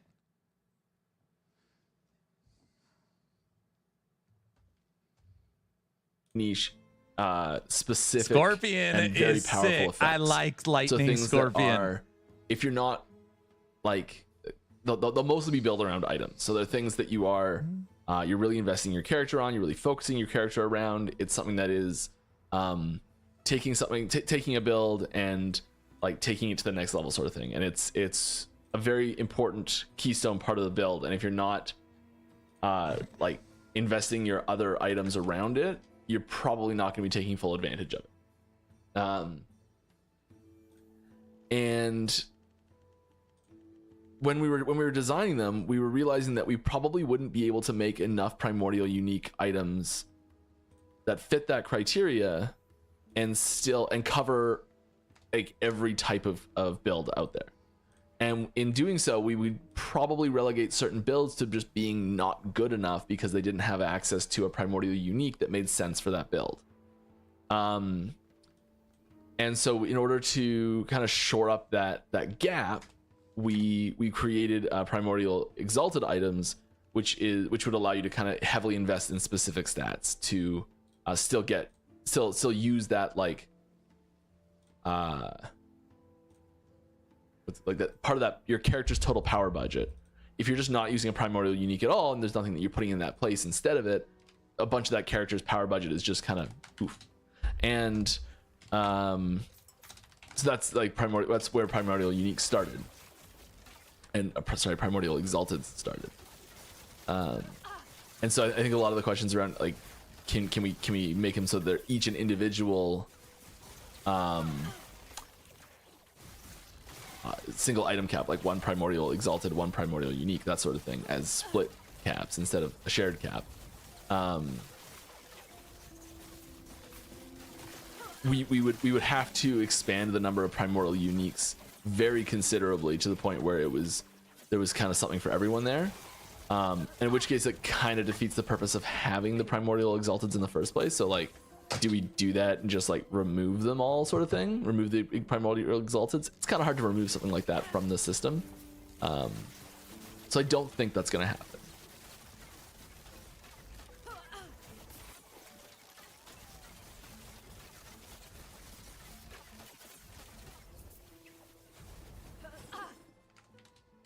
Right. How hard does it take to get a primordial item? It depends on which one. So some of them, because they are drop only, they are harder to get in general. Others because they are purchasable from Scarven, the guy, the Wingari hunter, because they're purchasable. His name's changed, so I always forget which one we actually went with.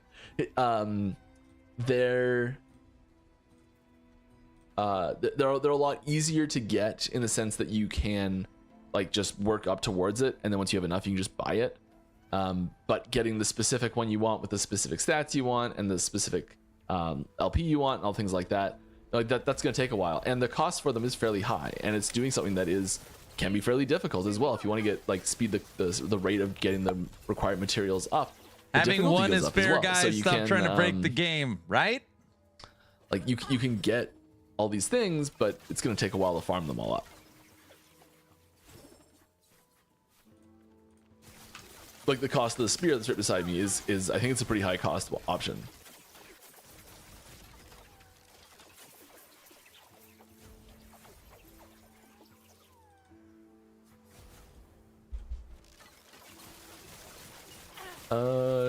Can you still not use cosmetics in offline play? As of this moment right now, yes, you cannot use cosmetics in offline play. In, what is it, 6 days? 6 days you'll be able to do it. God, there's no changes to Warlock? Yeah, you get to go play Warlock. Video. Offline cosmetics are coming to last Epoch. Guys, this is the final public appearance from EHG before the patch. So we're just doing a little watch party, and then we'll be back to the patch notes. I have all the new items downloaded to take a look at. It's a primordial one, isn't it? So different. They're a lot easier to target farm specific ones because they're so specific to specific builds. We wanted them to be fairly targetable in general. So like they're still, it takes a while to get them. They're still difficult to get. It's still difficult to get a really good version of it and all that sort of stuff. But getting the wrong primordial unique is like if Aberoth dropped 30 items and they were even more niche and specific than they are, and it was basically like you're looking for one of these 30 items and you have to do a really, really hard thing every single time you even want to try and give a shot at it. Especially for new players coming in, not new players, but like early characters in the league, and even just like first characters, and when you're starting out, that time to get that first primordial that you're looking for could take a really, really, really long time if it was fully random.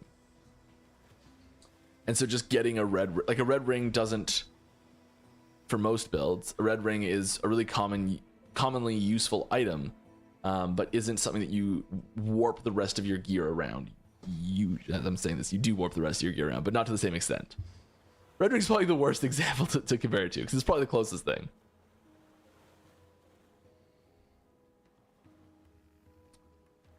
All right, Mike, do you think it's going to be worth taking T8 over a primordial unique as the primordial uniques look really strong? I mean, I think that there will be certain situations where in a character you'll say, hey, there's this primordial unique that's so amazing that I would not want to change my character to like I have to use it, so I'm gonna use it because it's so good.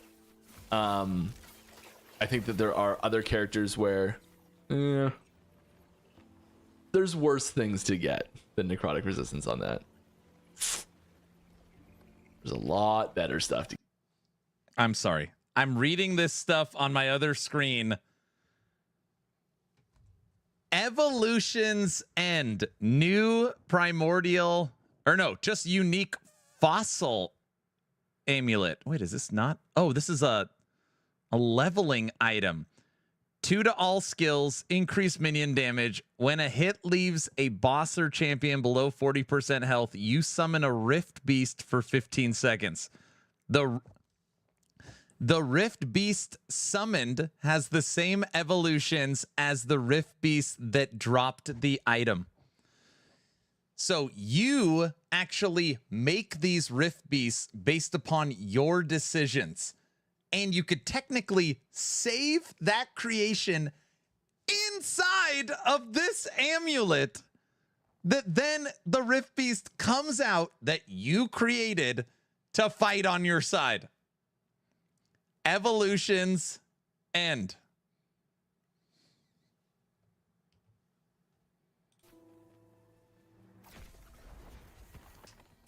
My head is totally spinning right now.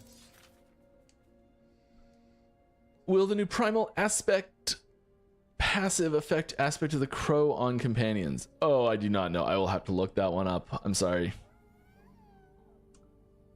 Wait. It has to drop from the Rift Beast. Some of these are Rift Beast only drops. I don't want to start. Does it get spamming its people minion to look things stats? up. There's There's a lot of things idea. like this where I'm like, I can check in the editor or in a build of the new one, but I just like I can't. Off the top of my head, I don't know. I'm sorry.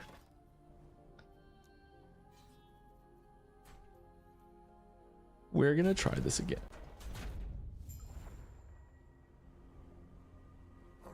Is there any chance the new Glyph of Envy can be used on uniques to improve the base item? No, there's no chance. You cannot craft on unique items. Nice try.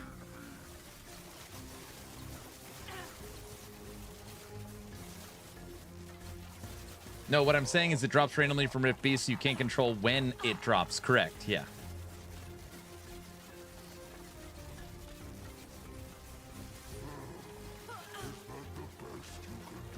Evolution's End is when you end a lineage Rift Beast. It said so in the patch notes. Okay, thank you.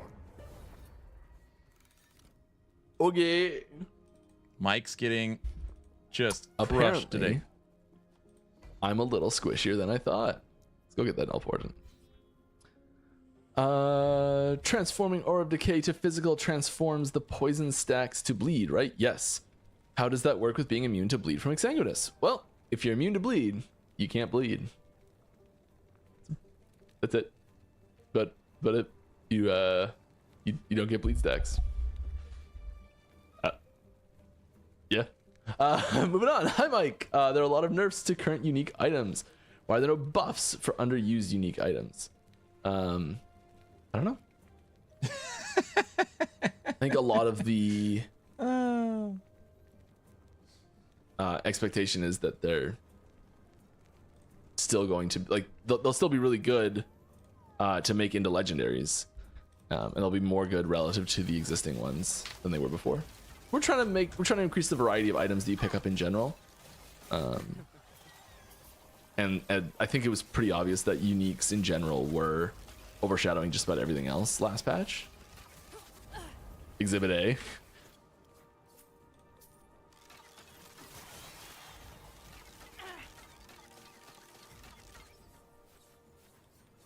Does True Sight Glass only work on crit chance or also with spell crit chance? I think it's spell crit chance too. It wouldn't matter. When you critically hit, that hit as it's critting has a chance to become a super crit, or whatever term we used. So it is like it doesn't matter what type of crit it is. As it's critting, it can more than crit. Yeah, I think that's the way it's worded. Did I grab that one? True Sight Glass, here we are. Let's bring that one up. Leave that one there because I don't want to talk about that. True sight glass. What I just did? Nope. Nope. There it is. True sight glass. Okay, critical strike chance above 100% gives you a critical, give it chance to deal deadly strikes. Yeah, so up to 40% chance. So the it's not specifying melee or spell or bow or throwing My or fire factor meal or has cold arrived or anything like that. It is just when you get a crit, whatever the chance for that thing to crit as it's critting, if that hit had 100, if that hit had a 200% or had a 140% chance to crit, when it crits, it has a 40% chance to then be a super crit. Deadly strike, sorry, not a super crit. What am I talking about? Deadly strike. And it just takes your crit multi again. So it's not about yeah. Hopefully that makes sense. All right, we got a couple rating parties. Thank you very much to both of you. Appreciate you both coming in. Every time I see a crazy item, I have to show you guys And immediately. That is how to ruin your Streamlabs layout in 10 seconds. Gavel, 1 to fire skills, 1 to physical. If you have an exalted weapon in your offhand, its stats have a 90 to 100% increased effectiveness. It's a triple. If you use a one-handed mace as your primary, your offhand, it's like you have 3 weapons. Increased armor, damage mitigation for over time, all attributes. What in the hell? Now, obviously, this is a primordial, so you can't have a T8 affix, because I'm sure someone's like, dude, so if I had a T8 affix, it'd be like a T16. No. But this new weapon is, you get 3 weapons. Yeah.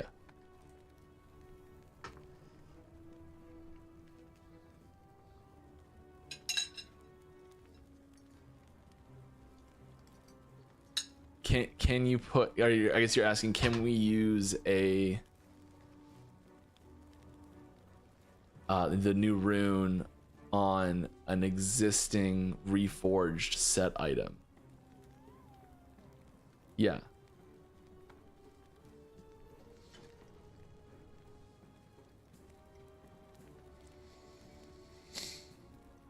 We will add set affixes to a primordial item. Yes. Like we're talking about adding set affixes to a primordial exalted item. Yeah, you can just slap, because they just work like normal ones. I'm pretty sure. I'll have to double check some of these things.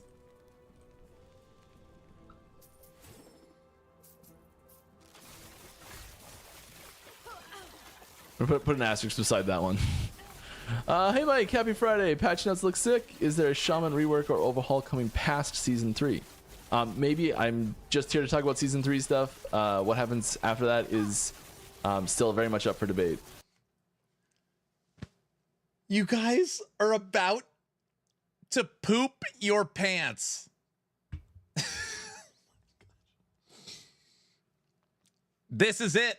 I am playing Beastmaster for season start. What? The Land Before Time. Primalist adorned unique 2x2 idol.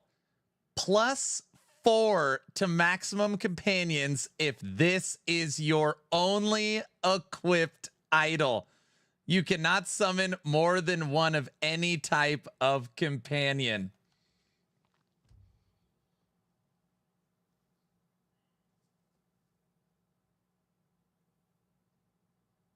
That means you can have 11.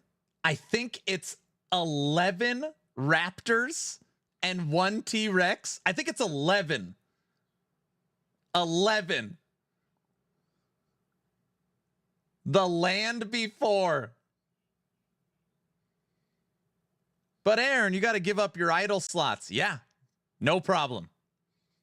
No problem.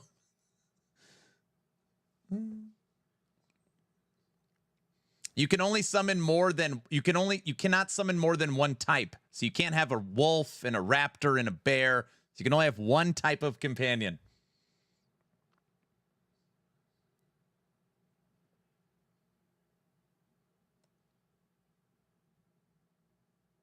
No, it's one of each type. No, that can't be right. You cannot summon more than one of any type? Oh, I get it. All right.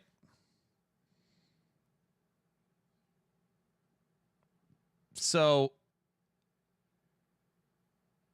I have to ask about this. That doesn't make sense because you can already do a zoo build.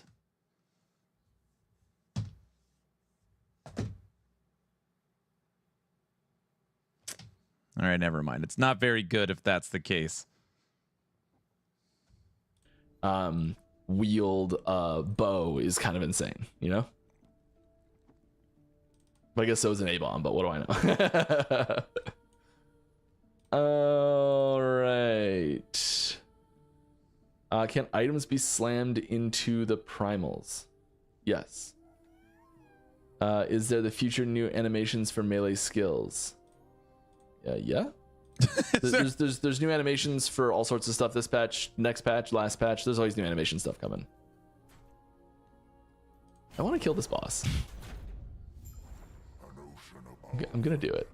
I'm gonna pay attention. That's the problem, is I'm trying to answer. I'm so far behind in the queue. Okay.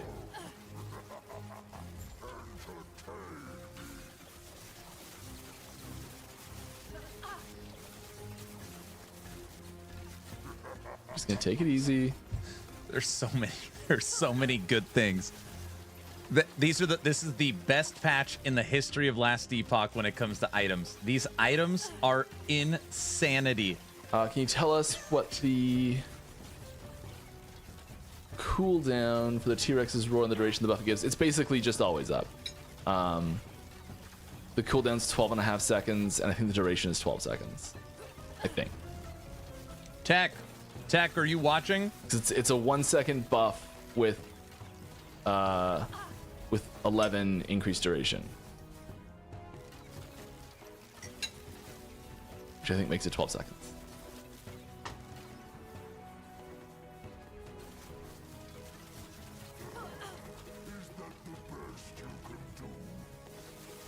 Hi, Diesel.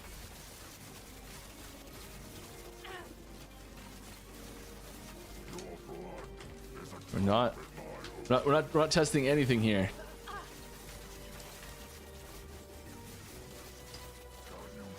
Okay. How viable is the new Necromancer for hardcore? I haven't tried it on hardcore myself, so I don't know.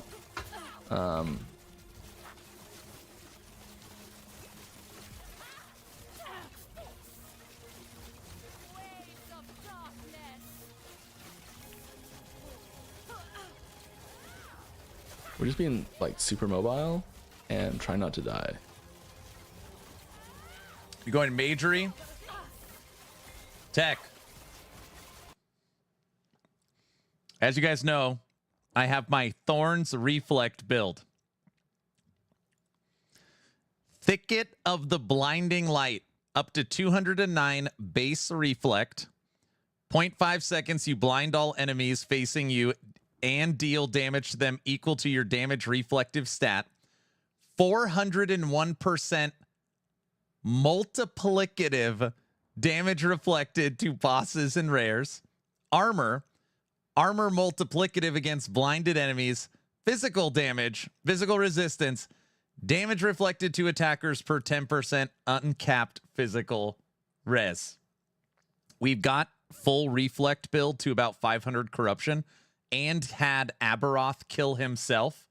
So we already right now, full reflect Thorns can kill regular Aberoth.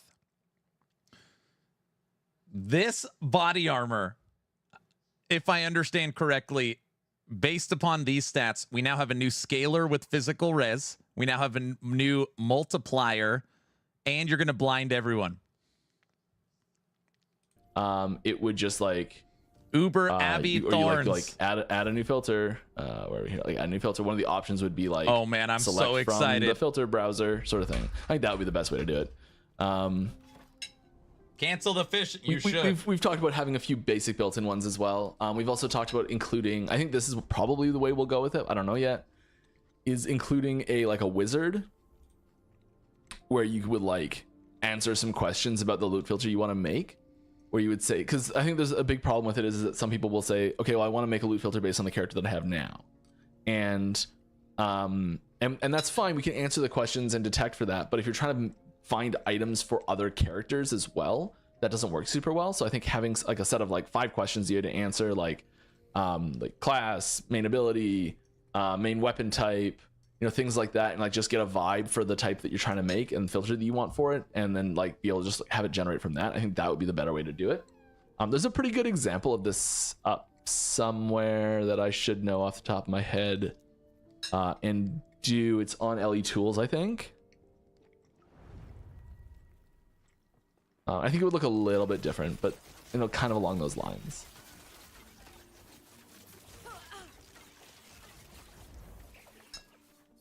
How do you feel about how do you feel having been sandwiched between PoE and PoE 2? Do you plan to have future updates more in the middle of their 4-month cycle? We've been trying to get away from them for a while.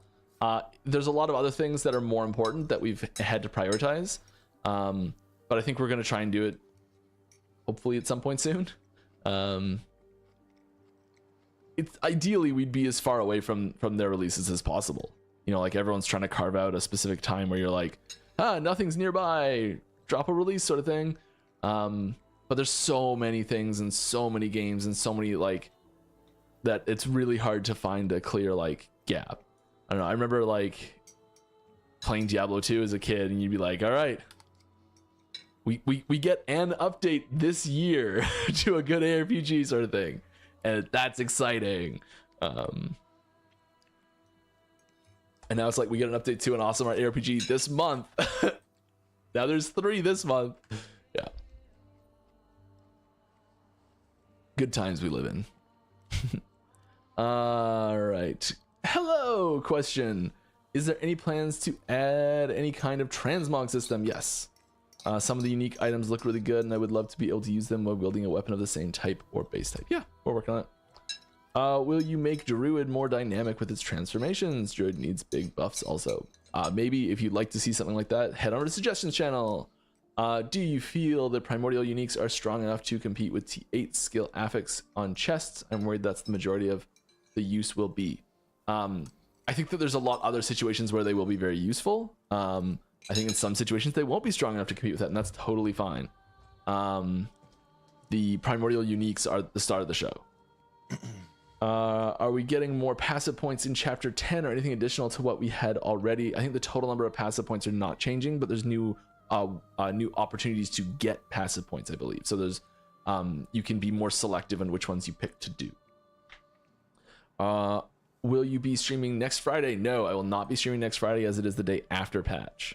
And Subathon lots of people, day 2 who are content creators will be streaming, and there'll be Twitch drops enabled and everything like that. So we don't want to take away, and there's like the support of creator stuff. So we like to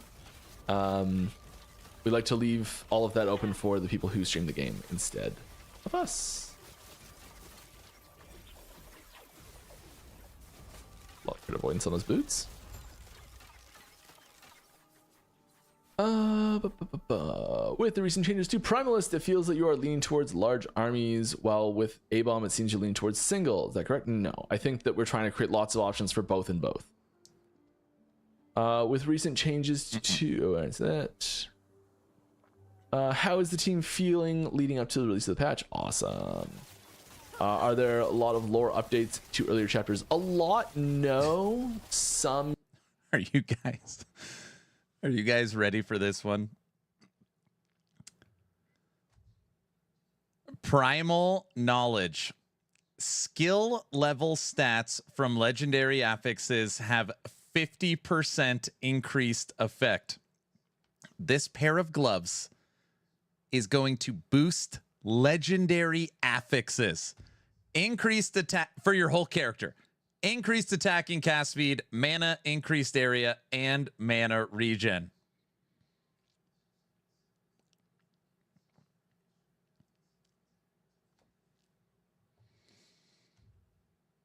At max rolls for all of their. That's it. That's the most OP glove for the they're all mana perfect. season. That's it.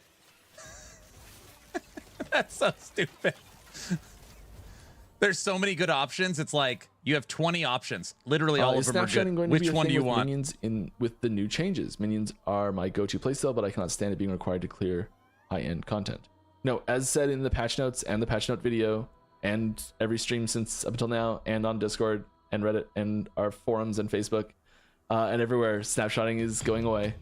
If you make an update to your gear, like if you have say a ring that has plus minion health or whatever, I don't know, plus minion health on your helmet, say, and you take it and you go like this, you take it on and off, see how my health bar is flickering up and down?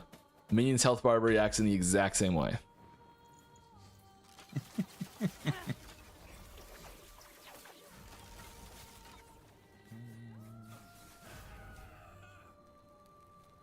Gaz is gonna rip them apart for no necro army. What's something you're particularly excited to see players get their hands on? New fight item build. I'm always an items person for things like this. So I think there's the new primordial items. I think there's a lot of like we're gonna see a lot of theory crafting happening with that in the next like week. I think it'll be really interesting to see how that changes into the actual patch. Like getting a feel for some of these things. It's hard to know how a thing's gonna play until you actually play with it sometimes. So we'll see.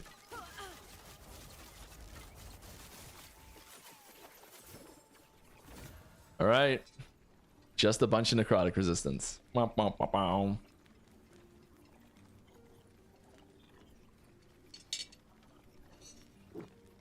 I mean, it is nice to get resistance on this specific thing, you know, fair enough, but like, I don't know.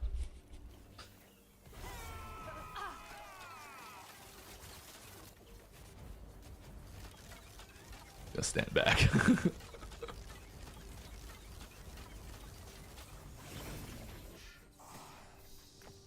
All right, do we even want to pick up those other things?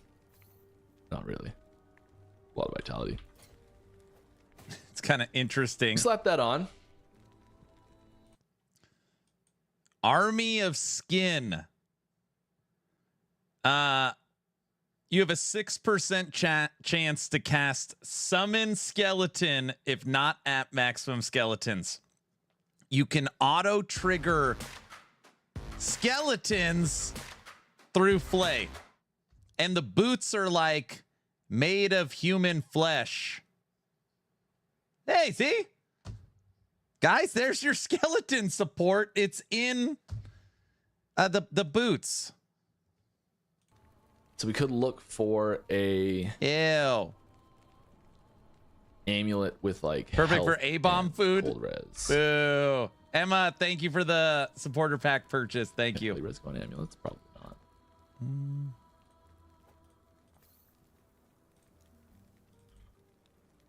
Ellie Res can. Well, do we just give this a little re-roll or redo? Dang it. I mean, there's a T7 Ellie Res for us. There's our Ellie Res fixed. If I can't find a better option, I might use that one. We'll see. Wow, I just got back from camp, caught up on your videos. We've got a ton to tinker with. Yes, we do. Oh shiz, I was trying not to be funny. There really is not any update to Summon Skeleton. More questions. Let's see the King, question, and Can then you I'll- explain the reason why? Probably not. Splatter can no longer hit enemies that have been hit by Rip Blood. It just got... Rusty, inside of Necromancer, Golem, Skeletal Mage, Skeletons, Zombies, Wraiths. Got nothing inside of their skill trees. There's base minion updates, there's updates to passives, but the actual skill trees for every minion, with the exception of Abomination, got DD. Nada. Zilch. Lots of health there. Hello, Mike. Hi. How's it going? Thank you for copy Stash's layout. It wasn't me, but you're welcome. It's a win for the lazy people like me to make every season new layout have a great launch, big supporter pack. Sells. Thank you. Yeah, that was we really want to extend the functionality of the stash a lot. There's a lot of things we want to do in there. And some things were a little trickier to do than others. And we kind of looked at it and went, okay, what can we fit into this patch? What quick wins are there? Aaron, could that idle land before time work with Wraith Lord's Harbor? Yeah, I don't know why you'd want it to. And do you think lack of changes to other minions trees means a nerf versus snapshotting? Oh, no. Snapshotting, one, is not a game mechanic. Most people consider it cheating. And what we care about is minion army, not single minion when it comes to Necromancer. So Wraith Lord will still be ridiculous. Abomination will still be ridiculous. Archmage will be ridiculous. Retaliation Golem will be ridiculous. They'll be great. And you don't have to worry about using an unintended mechanic. Should probably double check that and make sure, but I don't see why not. Yeah, unless you play A-Bomb, Beastmaster, Mike, and with all Lich the are power way more increases, appealing. T8 and Yep. Primordial Uniques, is that because the content requires these items? Are we going to need all those buffs? Is the content going to hurt us? I mean, there's tons of stuff that is overwhelmingly difficult for a lot of players still. I think that there's some tough content coming out too, you know? You want to look at the idol again? I got you.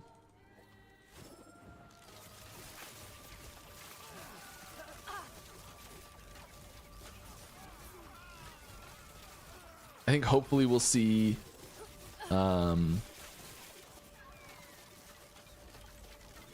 more options, more things that work that like just wouldn't work before. This Some, still like, doesn't cool new make builds that sense show up. when That's I what read really like it. to see. Why would you need plus the maximum companions if you can only summon one of each type? You cannot summon more than one of any type of a companion.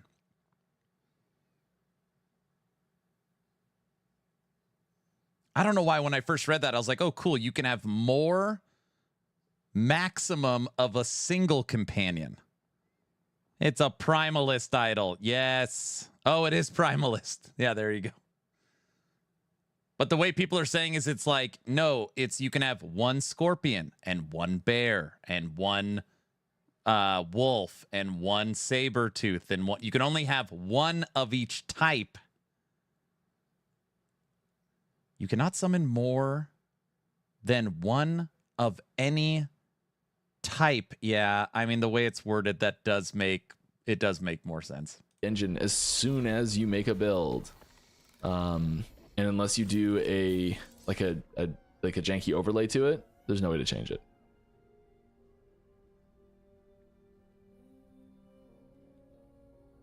You can crank up the size of the cursor. If you increase the size of your cursor in Windows before you start the game, it'll then I just be bigger checked in last game. Epoch tools. I don't know. I've got it up right now. I would expect soon. How is the legendary potential of purchasable primordial items generated? Is it randomly generated if I purchased a lot? It is the same as if you were purchasing. The relative legendary potential between each of them is determined the same way as every other legendary Maybe you potential. only of a have unique one item, single type. That's and how I read it is, first. People said I was wrong. handled the same way as other places that you purchase uniques from. So like gambling, purchasing a unique from there, the legendary potential gets rolled as you're purchasing it, that sort of thing. So like each unique has a basically a chance for itself to be legendary, and what that chance is, and that will affect how much legendary potential it gets. So for example, the only one I know off the top of my head right now is the spear. The spear's legendary potential level is 60, so it rolls legendary potential as though it were a level 60 item. That's what that means. That means that spear will be 2 and 3 LP versions. Released the specific. It just won't be like on the formula for common, calculating legendary but potential chances. That spear will have 3 LP for sure.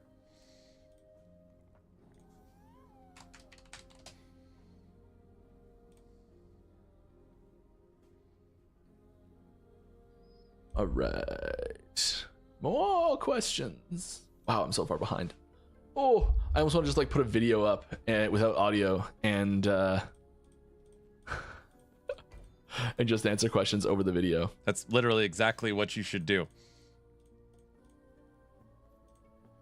Can I do that? I feel like sometimes this is where EHG could just crush with marketing. Could you imagine if the entire week they built it up that Mike will be showing exclusive season 3 content? He's going to showing off some flay. He's going to be showing off some interactions on new uniques. He'll be logged into that client, right? Nothing build enabling. Maybe they don't do anything more than level 90 content. And you build up this like huge, you know, marketing push to show it off. I wish they would do stuff like that. It seems so basic. Hopefully muted. Dude, just let Judd's play video in the background. Called it. Do the new champion enemies equal new champion affixes? Yes, they do. The new primordial gloves talk about level stats from legendary affixes. Is a legendary affix any affix that has been slammed onto a unique? Yes. Or is it all affixes on a legendary item? It is an affix that shows up in pink text on a legendary item. So it has been transferred to that item via a legendary creation process. That can be via get a few big streamers to help show you. There's so much you can do that costs Maraphage, literally zero. Nothing. The Nemesis, Weaver's Will. Sure, I'm forgetting another option, but any way that pink text gets onto a unique item, making it legendary. The legendary affixes are specifically those additional affixes that are added to it. We're going to be reviewing all of them on that unique item after the dev stream. I've got them all downloaded. All right. If you want to hang out. Will Acolyte be getting vitality scaling across the class? Is there any chance of a pure vitality class at some time? Those gloves are crazy. Yes. The only changes that are coming to that sort of thing are ones that we've already shared in the patch notes. I don't think there's many, if any. But I could be wrong with that. A pure vitality class. I mean, you can play Void Knight pretty heavily vitality pure, you know, that sort of thing. Like you can go vitality stacking on Void Knight and do some crazy damage. Vitality is a tricky one to have be the primary and pure stacking thing, and we probably won't be exploring it too heavily. Question: would it be possible to change enemies so that they stop rotating when you run around them while they're doing some kind of big skill windup? Do you try and see how that'll feel? There are lots of enemies that will and lots of enemies that won't do that. We're gonna have to turn that off. All right, so I think the really important thing that we need to get is more of a like rotation animation so that it looks better and has specific rotation speeds. There's certain abilities that will lock things in place and certain abilities that will let them update, and we do intentionally set those. If things are locked in place too much, it makes them kind of trivial to fight against. And I think if you imagine like a person controlling that object, that like an intelligent thing controlling that, updating the target is not unreasonable. I've always appreciated how genuine you are, Aaron. Never Can you bring change. set affixes up to T8? I'm pretty sure you can. Thank I don't you, see sir. why not. Thank you. Because you can get them to T7. When are we gonna update your I need to double builds? check this. I have to play. I let me can't. double I check can't this. theory craft them. I mean, I can theory craft them. I haven't decided what I'm gonna do over the next 6 days of content. I'm not gonna do a dev chat for tomorrow. That would be silly. Will this season and content like Primordials get added to the base game after it ends? It is getting added to the base game in 6 days. So not right. after it ends right now. Well, no, in 6 days. I got an idea. As soon as the patch launches, the legacy characters will have access to it. This is not a seasonal only content. Okay.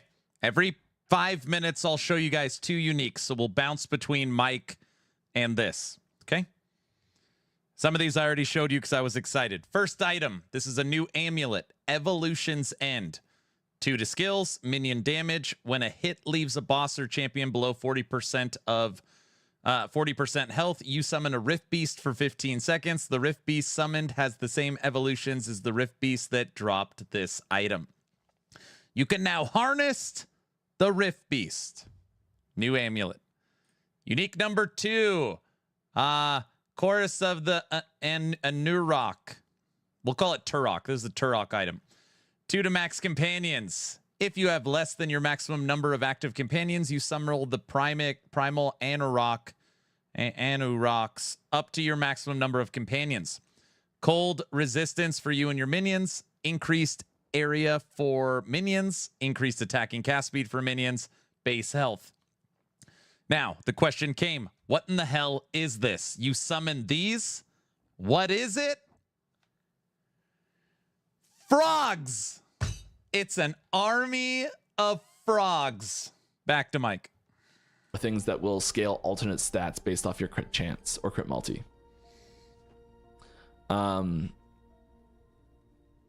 It's such a natural thing for a build for a hit build to scale nicely crit, just in general, that it's really difficult to have it not be powerful. It's also fun, so it's kind of weird to try and make it not be powerful. Frogs poison stack, yeah. How big is the Ashes of Mortality nerf? I think that it should all be up on the patch notes. Do you want to go read the patch notes and look? Mike makes me laugh. People care so much about like their favorite builds, which is I'm sorry, I shouldn't be laughing, but it's like, this was nerfed and I could one-shot Uber Aberoth. Mike has no idea. Like what? And the target is now limited to up to 2,000 ward from no limit. I mean, it's pretty. I think for average builds, it's probably not going to see much difference at all. And for like really heavily min-maxing builds, you'll probably see a very significant change. Would be my guess. I don't know how high it was going though before. We ever gonna get a brawler class, like actual brawler disciplined in different types of combat styles like drunken fist or boxing and stuff? Possibly. If you'd like to see one, head on over to the suggestions channels. Hey Mike, will we be able to trade primordial items with friends via residence? Yes. Mike genuinely answers these questions though, respect for sure. If so, will it be the Obsidian residence, I assume? Yes, definitely. I just got confirmation to what we suspected. Set affixes can go to T8. I was pretty sure. Health regen per strength, bear, glove affix. So no new set items. Yes, no new set items. Can we get a specific staff for Gathering Storm cast node, making it a spell Ligonian Diplomacy? Maybe. Suggestions channel, drop it in there. They need to let me answer the questions on stream. Will set affixes count as a set piece for the bonuses? Will set affixes count as a set piece for the bonuses? Yes. Yes. And any item that has a set affix on it counts as a set item for that set. And you can see that in that it shows the set bonuses on that item. So any item that's counting towards the set bonus will show the set bonuses on that item. That's a really easy way to tell. So you can look at the item tooltip and it says, here's the set bonuses that you'll get from having more of these. Yeah. Reliquary nest stats on your non-unique idols have X% increased effect. Would you increase the increased poison damage while Aura of Decay is active? Idol affix? Woo! Stats on your non-unique idols that increase the increased poison damage while Aura of Decay is active. Idol affix.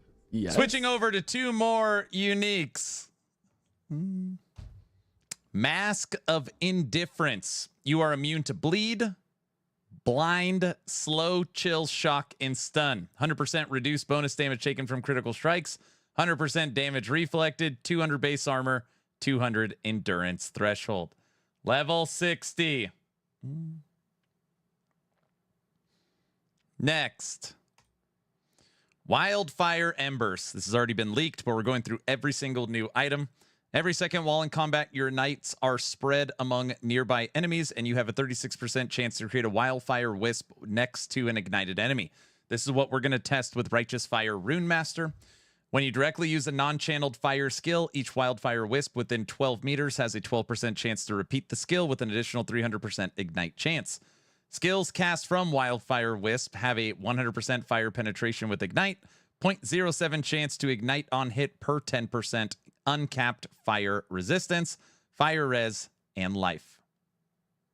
Back to Mike. With new 7 champions coming to LE, will there be any nerfs to existing champions, for example, Ghost? If it's not in the patch notes, probably not.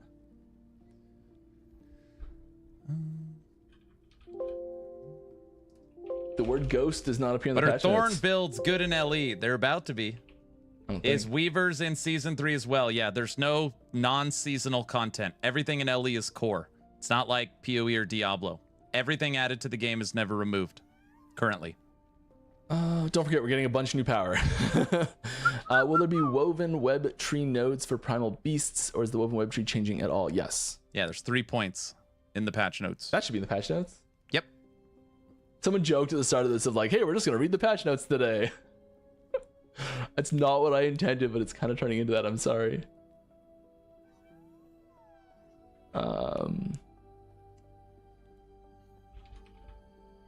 Woven. So how many Indian woven golems are faction maxed now? updates. Golems got no Let's say- change of any kind.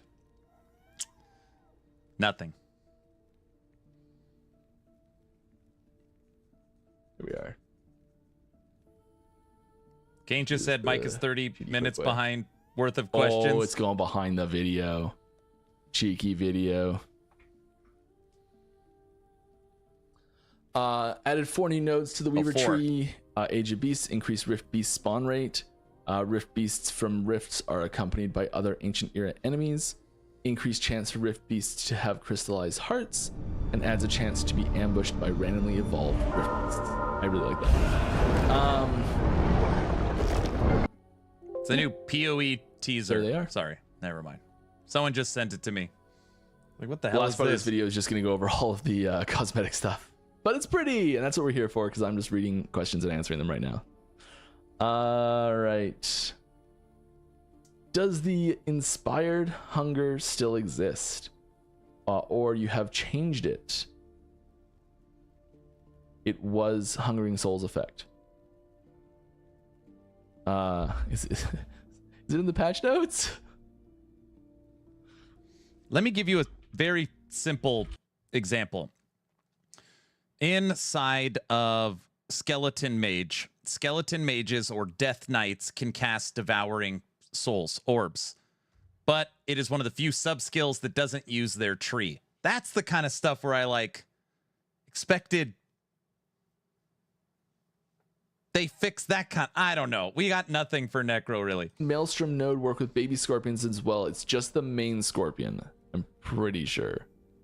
I can test this if you ask the devs after the stream, but I don't know. It's just anything I'm not sure about here. If you really want to know after the stream, I will test them in versions where I can just cheat stuff in and check really easily. But I just can't test on stream. Sorry. How rare is the Rune of Evolution, and can we target farm it? It is not the rarest rune. It's like it's a rare rune, but it's not like a mega rare rune. It's not. The creation will be rare still. Shouldn't he be doing that now? He doesn't. They don't do that. But can we target farm it? Similar options to other runes. So you can increase your odds of finding it, but there's you can buy it from the yes, you can definitely target farm it because you can buy it from the Wangari shop. So yeah. Can you reroll tier 8 stat affixes on exalted items within their stat ranges?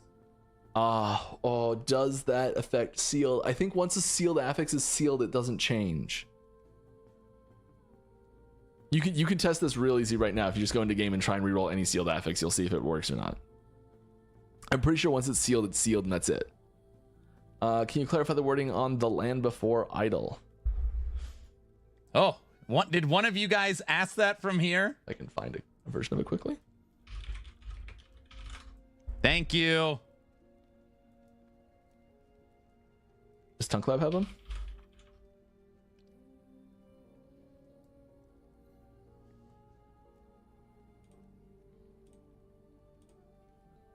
Items.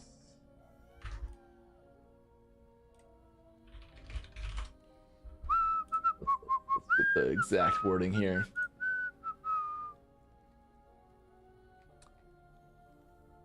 Okay, this one says... Oh. Sorry.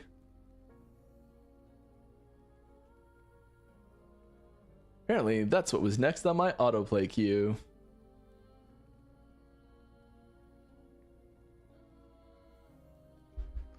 Alright. I would get a better version of this, but this is the quickest one I could find.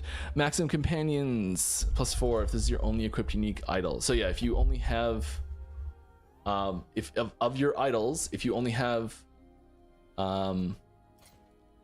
if this is the only idol that's equipped that's unique, so right now I would have to take this one off to make it work, you get +4 maximum companions. There you go. You cannot summon more than one of any type of your companions. Okay, so you can only have one of each companion types. You can only have one bear, you can only have one scorpion, you can only have one saber-tooth, you can only have one wolf. You can only have one raptor.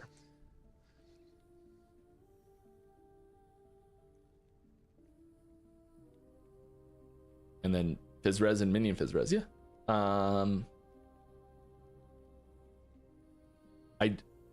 I'm guilty. I just realized who this was, and I feel like there's something I'm missing about this because it seems very straightforward to me. There might be a really specific thing about this that's confusing.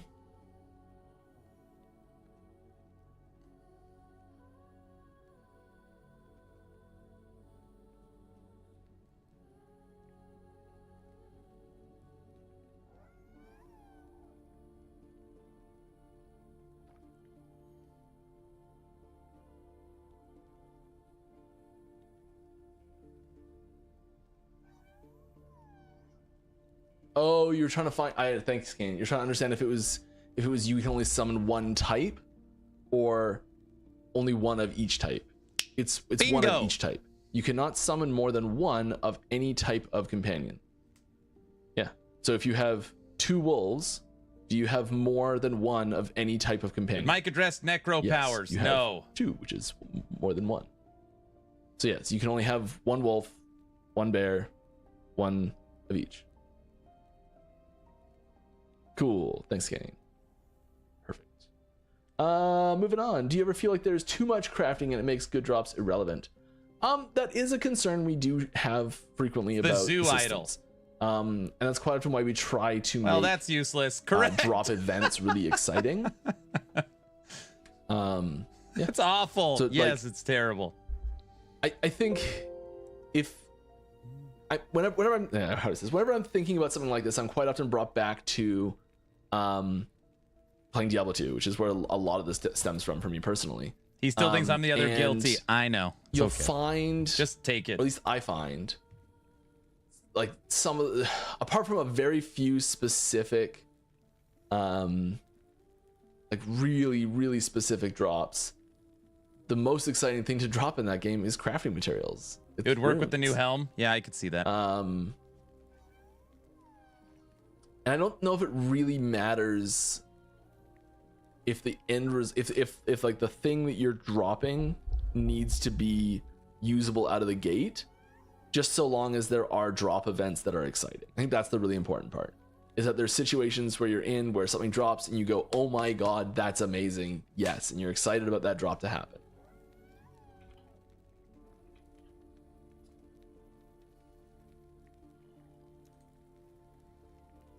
Okay, we want cold resist in...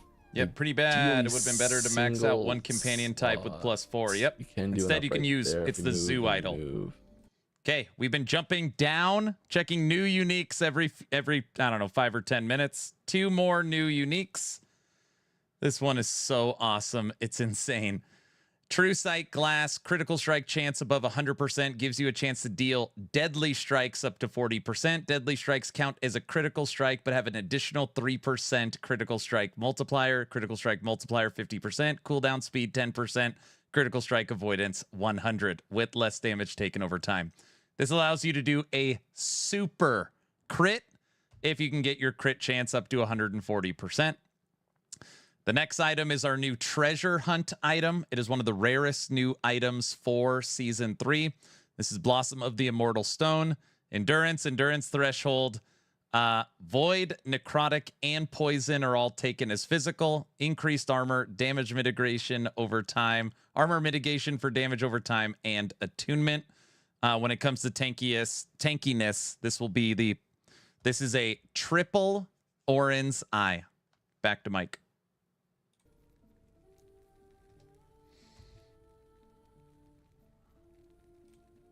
Sentinel item again. So good. That'll be the Uber Aberoth item. Closer. Is that Blossom Amulet? Still garbage. It's not talked about because it's not like insanely exciting. It's a triple Orin's Eye. It's so good. It's really good.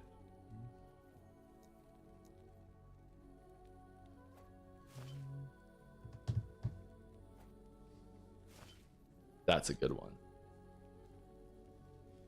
Because we're doing cold damage too. Okay.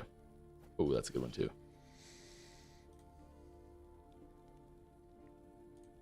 Or... okay.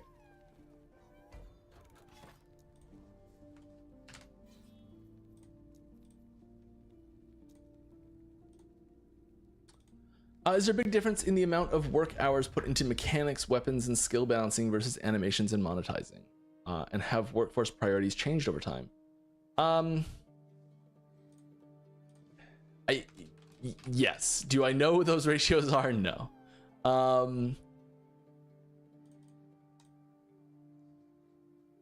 It's a lot. Yeah, how do I say? Okay, so you can really easily have. We're gonna draw a little bit on the screen here. Mike is talking about work-life balance. Jumping back to new items.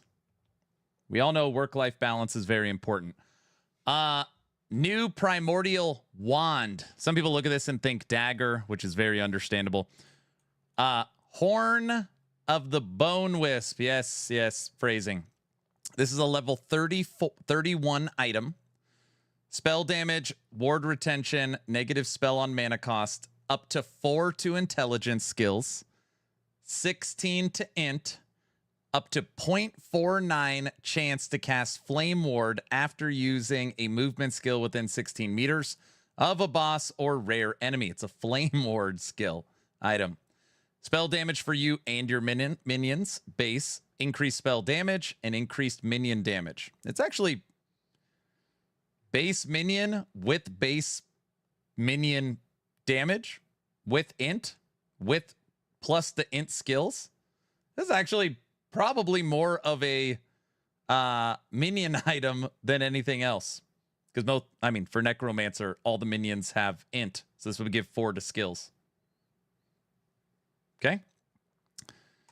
Next, the new Spirit two-handed staff. It works on both Necro and Mage. Yep. This is the new Spirit two-handed staff. Melee 72, spell up to 80, mana up to 80, up to 4 to attunement skills, up to 16 attunement, health and mana per attunement. So this is obviously this is an attunement stacking item. Reduced spell mana cost, reduced health cost of spells. So when I think of this, I think of like maybe Avalanche. More damage to bosses and rare enemies while above half mana. Less damage taken from bosses and rare enemies below half mana. All right, moving back to Mike talking about work-life balance. You're gonna be like, okay, and then blue can do all of these. We're evolving our notation as we go here.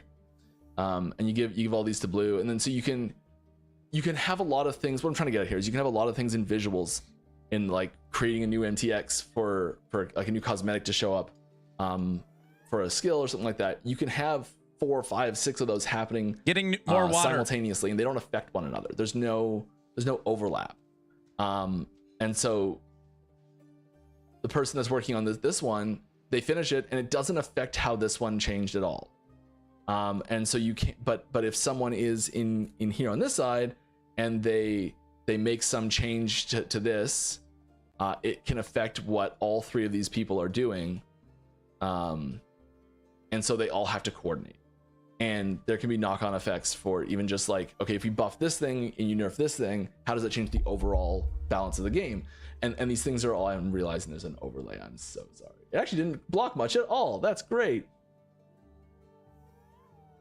Oh, it's blocking the letter E in the 4th box. So I think the amount of like total, it's a lot easier to add an extra person to making more cosmetics and making more just item art in general, and like a lot of the visuals and stuff, like adding a new animation and things like that. It's a lot easier to add more people to that team and increase the size of that team to get more of that done fast, than it is to add more people to a mechanic system team. You kind of have to start having them work on other projects, and that's kind of what we've been doing. So we've been increasing the size of both teams a lot, and I think that the size of the art side of thing has increased a lot faster than the size of the mechanic side of thing, partially because it is just a lot more, there's a lot less completely independent work that can be done on the mechanic side of things. So when we're like, it is kind of a joke if in programming, like what one developer can do in a week, 4 can also do in that week, sort of thing. I told it terribly, but you know, like it's there's a more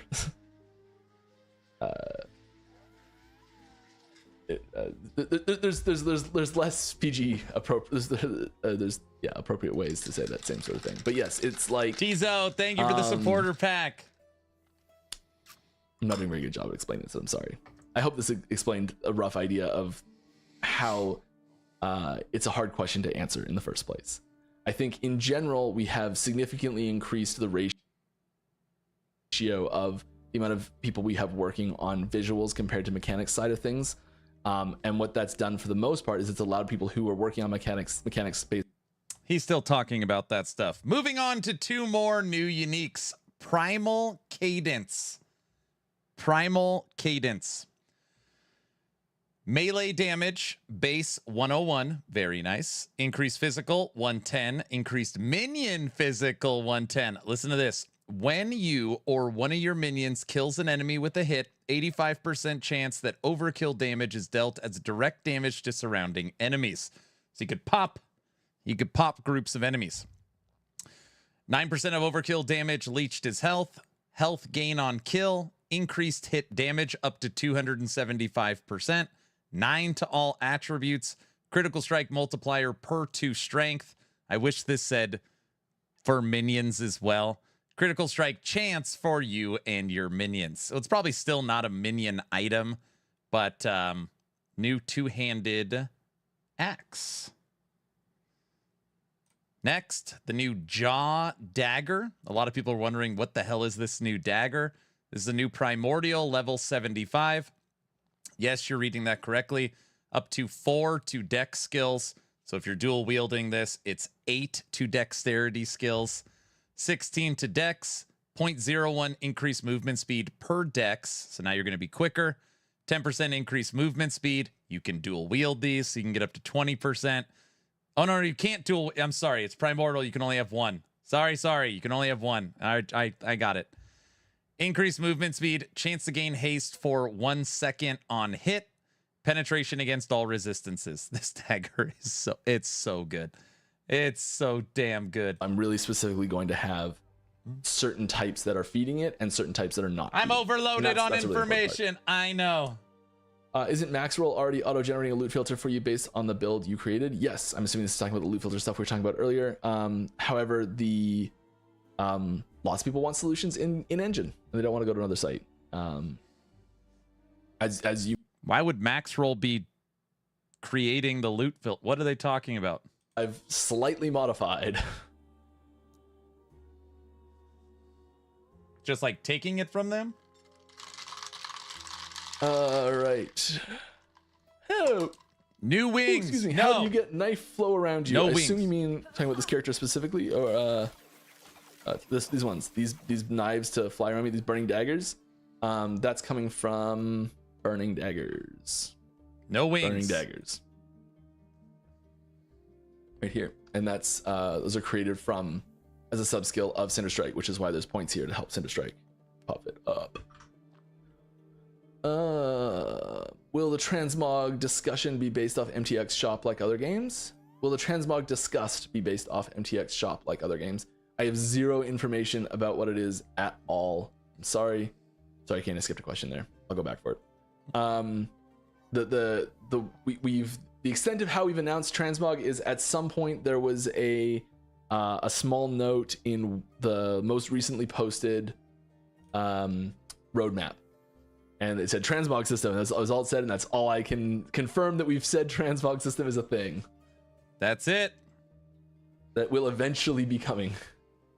Do you have plans to make more tiers on idle affixes? Idols having only a single tier make them almost unable to filter idols with low value. We're not currently planning that. Is there a fix for the location start when logging in? I don't think it's bugged. Currently, if you went from the observatory to a timeline and start in the observatory, yeah, that's right. The monos are EOT areas, so you should start in EOT, not the observatory or anywhere else. No, because it goes to the last endgame town, and the observatory is a town. So you have to go to EOT to log out. Instant ban? I don't care. I've already got it up. Brand new PoE2 teaser. It's only 30 seconds.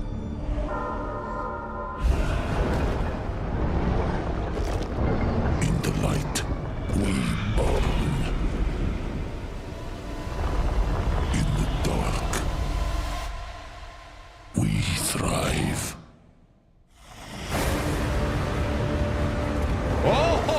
Oh! In the dark and light, the third edict. Sorry, Mike. Okay, Autobomber. This should be in the patch notes. Is this not in the patch notes? Yes, it does. Should I stop second guessing myself in these things? Mike keeps saying, isn't the stuff in the patch notes? People are just asking him questions that are in there. Skills, lay.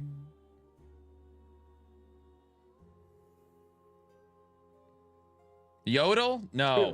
Spirit Step. The Spirit Step now has a maximum distance of 12 meters. Flay is now a traversal skill with 5-second cooldown that will move you even if you do not have a valid target. Max 1 point. Yeah. Right there. Nailed it. Would there be a quality of life in the bazaar where you can apply filter or min-max affix rolls? I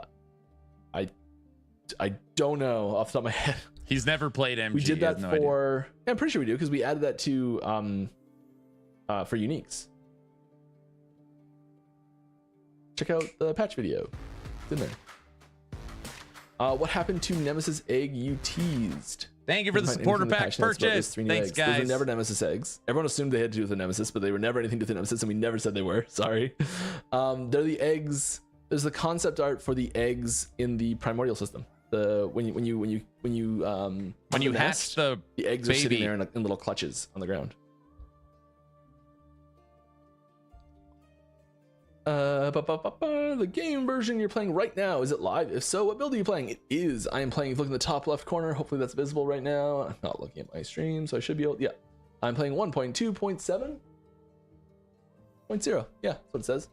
I am live. I will quickly go through my build and show you what it is, and you can... Oh, we are for sure going through uniques when he's breaking down his build. All right, jumping back to new items. This is stuff I've already covered, but I'm just going through all of them in one go. This is the new gavel. This item is insane. Melee damage, increased stun chance, 1 to lightning skills, 1 to fire skills, 1 to physical skills. If you have an exalted weapon in your offhand, its stats have a 100% increased effect. This is the 3-weapon one-handed mace, because your offhand would basically be doubled. Seriously insane. Increased armor. Armor mitigation also applies to damage over time and all attributes. Oh, geez. Gavel, gloves, Ami are all in my top 5. Paladin is now the judge with the gavel. It's interesting. When I see lightning, fire, and physical, I think like, maybe like Spellblade? Spellblade? I don't know. There's got to be something in there other than Sentinel. The next item. So we played season 2. We let Aberoth kill himself. We beat we beat regular Aberoth full reflect build. And now we have access to this Thicket of the Blinding Light. Base reflect. 0.5 seconds, you blind all enemies facing you and deal damage to them equal to your damage reflected to attacker stat. 400% multiplicative damage reflected to bosses and rares. Increased armor, more multiplicative armor against blinded enemies. Physical resistance, damage reflected to attackers per 10% uncapped physical resistance. Full reflect was already a 500 corruption Aberoth killer. This item should legitimately like supernova reflect. It should make reflect like viable, like legit viable. We'll do one more and then back to Mike. Wings of Discord, up to 32% less damage taken from the first hit received from an enemy, less one-shots. 1 increased effect of stats on your non-unique idols that are different shape to all other non-unique idols. This item right here, again, I'm not saying it's going to be meta, but people like leaning into the weird stuff. This body armor is an idol build. It buffs your different shape non-unique idols. So you would want a different as many different style uniques as possible, shapes. Base crit, dodge rating if you've been hit recently, ward gained as dodge. The only way to have a primordial... Again, maybe not meta, but when you're talking about different options and fun things to try, I love items like this. 8 affix slammed onto any unique, regardless of if it is a primordial unique or not. Can Forge Guard use the chest? I think I said that all really clearly. Yep. Is the list of bug fixes in the patch notes exhaustive, or are there more bugs that have been fixed behind the scenes? It's possible we missed some of the bug fixes. It is not everything always gets bug or patch noted. There are times where things get missed. It's rare, unless there's like a really specific bug that you're like, I'm like, someone told me it was fixed and I'm shocked it didn't get fixed, sort of thing. You can ask that and ask the devs, and I can try and look it up for you if you want. 1 increased effect on stats of your non-unique idols. I don't know what that means. Sort of thing. I have no idea. It's a good question. It's also possible that like the situation that it occurs in could have been taken out for a different reason. So sometimes like a bug will get fixed. I don't know, because like the node that causes it gets removed, or just the interaction doesn't exist anymore. And then when someone goes to takes that bug off the board and it says like, okay, I'm gonna work on this bug now, they go and check it out, and there's like, well, I can't repro the bug, and then they just go can't repro, and it gets thrown away and it doesn't get a patch note. And so what happens in that situation is something else accidentally fixed it. Nice niche. But the the fix that fixed it didn't say that it fixed it because it didn't know it was fixing it. That makes sense. No, because it's a sealed Can you app. tell us some of the features you cannot want to slam it. add to stashes and stash tabs in the future? No need to be promising anything or any timelines, just some sneak peeks into Ichi's thought process about that. Yeah, I think the big thing is better searching and sorting is like the main, just better searching and sorting. And then, so that's like through either some sort of like system where you can like select things to search and sort better, or just different options for how it sorts, like how it organizes things. Like getting rid of that last vertical line of one. Don't forget, everybody, as long as you're following on Twitch or subbed on YouTube, type in exclamation point giveaway. We will draw a giveaway at the end of today's stream. Ease of organization creation carry over from season to season. So when you start a new season, you have to buy new tabs, and having that organization system carry over smoothly is really important. We are stopping questions in 10 minutes from now. So at 15 minutes before the end of the stream, we're not going to take any more questions. The So if stream's you got over in questions, 20 get 'em in. minutes. We got lots to go still. I'm going to try and get through as many as we can. Can you tell us some of the features you want to answer that? You have a woven echo that can change stats on an item. Why not vitality? It would be OP. Many, I think, have already been asked. But do items that summon minions like the T-Rex Primordial count towards your companion limit? No, it's not a companion. Can you explain how the changes to multiplayer stability work for monos? Thanks. They're the same as before. I don't think we changed it in multiplayer. Like, everyone still has their own stability ranking for their own individual monoliths, and if you complete things in your Henry, monolith that thanks give for you the stability, sub, sir. you get it to Thank your you. own. And again, thank you all for the supporter The pack patch said minions would purchases. walk in front of the player now, through but in the video they were Nexus. walking behind it. Why is that? All that will go the towards video subathon. said minions target the position in front of you, but if you're still faster than your minions or the same speed, they still won't be able to catch up to that and pass you. Will Obsidian drop rate increase? I don't think we changed it. Do you have any plans for future expansions to add additional dedicated masteries? Yes. Like, you can only choose a class if you have no points used in a basic mastery or something like that. Like a second tier of mastery or something like that. Like, oh, I see what you're saying. So like Mega Marksman, and it like blocks off, like moves the chain down to the bottom, and you can't use any of these nodes. No. But we do have plans to add fourth masteries or possibly other classes as well. Barbarian. Will we start to see new sets be added into the game based on season theme? After the base content is complete. Probably, yeah. I think sets be added to the game. I think we are talking about new new cosmetic sets or new item sets, because both, yes. Are there any advantages to buying or and also, just to be clear, the base content for the game, the base story content is not being finished in season 3, where there's still 2 more chapters to come. Bard? You want to see the Bard? I'll take a Bard. Are there any advantages to buying or farming primordial items in the Circle of Fortune faction? I believe the same buffs, like this, any bonus that you would get from I don't know why I would want to farm these items for meta builds in Merchant's Guild. I don't know why we would do that.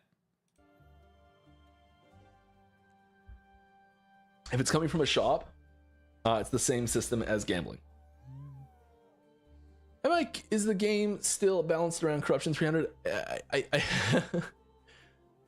I hate that we've gotten to the point where that's the takeaway. Sorry, from I can't the focus like when that's there's the gold to short be made. version of what we've. I hate that that's the condensed version of what we've tried to say about this. I think that builds that can complete 300 corruption are successful builds still. Thank you, Mike. I love you. Won't You break may that. have a different definition of success that requires higher corruption. I love that. Skill Don't level ever stats change. from legendary affixes have 50% increased effect. Skill level stats from legendary affixes. If this is +1 point, rounds up or down? Oh, good question. I will have to check. I'm gonna say it probably rounds up. 300 corruption seems Wildfire rather low with all the new Ember's changes. unique first affix wording is Statistically misunderstood. wise, it's not. Oh no. See if we can bring it up to find the wording that we've got up here. That's our criteria, just FYI. ActionRPG.com. Pretty simple. Build has to be fun. Yes, you heard it. Fun. 500 corruption, kill regular Aberoth. And it has to be tested. Nothing can be theory crafted on the website. So, pretty simple. And then, of course, obviously, the sky's the limit. Among nearby enemies. What's fun? I know. While in combat, your ignites. Okay, so every second while in combat, your ignites are spread among nearby enemies, and you have a 32 to 36% chance to create a wildfire wisp next to an ignited enemy. Okay. Does this mean ignite on my character are spread, or ignite I have inflicted? Inflicted. And if the latter, how does it determine which mob's stack is used to spread?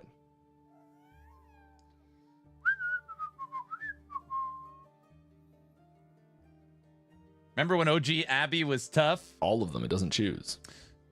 Before season 2, supposedly the internal statistic was less than 0.5% of the community attempted Aberoth, not killed Aberoth. Less than 1% of all players attempted regular Abby. I'd have to double check to make sure, but that's why when you hear things like 300 corruption is considered a successful build, it's because you've beat the campaign, you've beat all of regular monoliths, you've beat all of the empowered monoliths, and you've pushed 200 corruption, unlocking all drops. You're probably in the like best 3% of players. After stream. I went through the passive tree changes for Lich and Necromancer. I noticed a lack of added more multipliers that other classes got with their reworks, especially the inherent bonuses for Lich and Necromancer masteries are still just increased damage. Was there a balance concern with these classes becoming too strong? I mean, there's always that concern if we're adding power to something, so probably, yeah. They're getting dragged for necro. Give us more customization options to really add more juice to the end game content. It feels right now the only thing that really is corruption and that basically barely affects anything. It takes such a long time to scale. Weaver nodes and effective surrounding echoes are a good start, but again, it barely feels like anything changes. I mean, a big part of the Rift Beast is that there's a lot of choice. The question, there's every stream for the end of time. Hey, your game sucks. When are you going to make it better? That was the question. Your game sucks. Literally, you suck. Minions do have their own ailment damage scaling, right? Like if a minion has 100% increased damage, their ailments do 100% more damage or increased damage. Is there any work on to make it visible how much stacks they inflict, like in a separate indication under the enemy health bar, and not displayed count together like it is right now? No. That would be my personal quality of life change for minions. No. Drop it in the suggestions channel if you'd like to see it. Is the inventory from the Wengari Huntmaster store random or the same every primordial item each time? It's the same. It's static. What are these questions? It's always the same. I'm pretty sure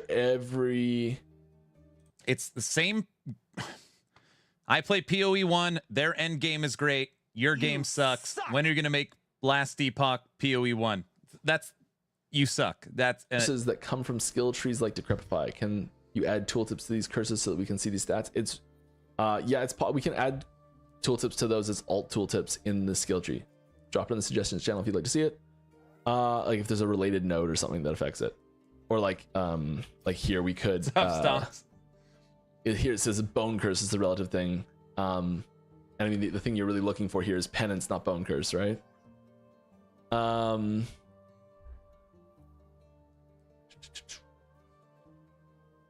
Are you going to add a way to filter idols after how high stats are, since idols only have one tier?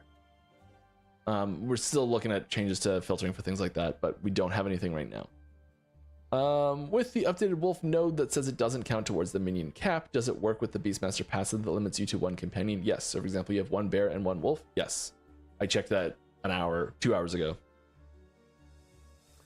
Hey Mike, awesome season, excited for it. Sorry, I've just been sitting here doing nothing. I'm trying to finish these questions. Shaman seems to be a little left out this time. Yeah, it was not one of our focuses this time. Is there going to be a rework like Necro and Lich for Shaman next season? Maybe. We haven't set in stone exactly what's coming. I do think next season is Shaman. I think look to the classes that are missing skills still. Aaron, what's coming season 4? What class is getting the love? If I'd put it 80-90%, it's Shaman. You'll see the most changes coming up. But I don't want to specifically call it anything. Mage is done. I don't know which ones are going to happen. Mage next is time, done. 'cause it's still a little up in the air. We've got 2 work straight being seasons done of everything. on many classes right now, and where the focus ends up actually being for next season is still unclear. Minion damage buff per level will also affect ballistas. Yes, they're minions, and how much damage multiplier it will add. The 15. Same as all the other ones. It's in the patch notes. Sorry, questions are cut off. Sorry if you have any more questions. We're not taking any more questions right now for the stream because I'm still pretty far behind. But I will be in Ask the Devs later today that you can ask more questions if you'd like. Patch looks amazing. It's our Discord channel. Sorry. Are there any small features or improvements we could see in follow-up patches / hotfixes similar to the loot filter updates and Tomb Cemetery indicators from season 2?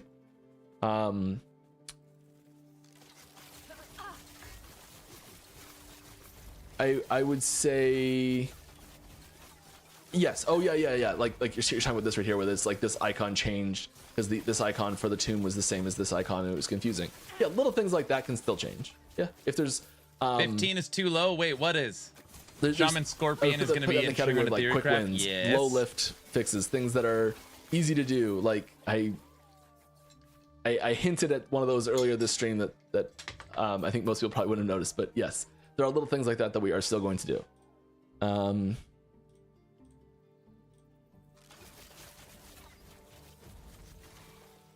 Are there plans to add any shrine or gold related items?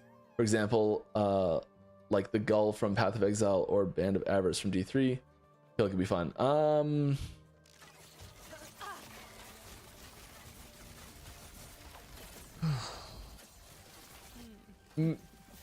There's none that are planned right now. I don't want to say no forever, but it's we've toyed with it, not had success with it. All right. Hello, one tiny question. Will the update release right before the season start, like one day ahead or so? No. Asking because I had hoped to be able to work on the filter between update and season start. There will be filter makers online that you can probably do that with. But no, the game will update at the usual time, 11 a.m. Central. I assume I shouldn't say that specific time. Can you update the game early for me because I want to pre-make my loot filter?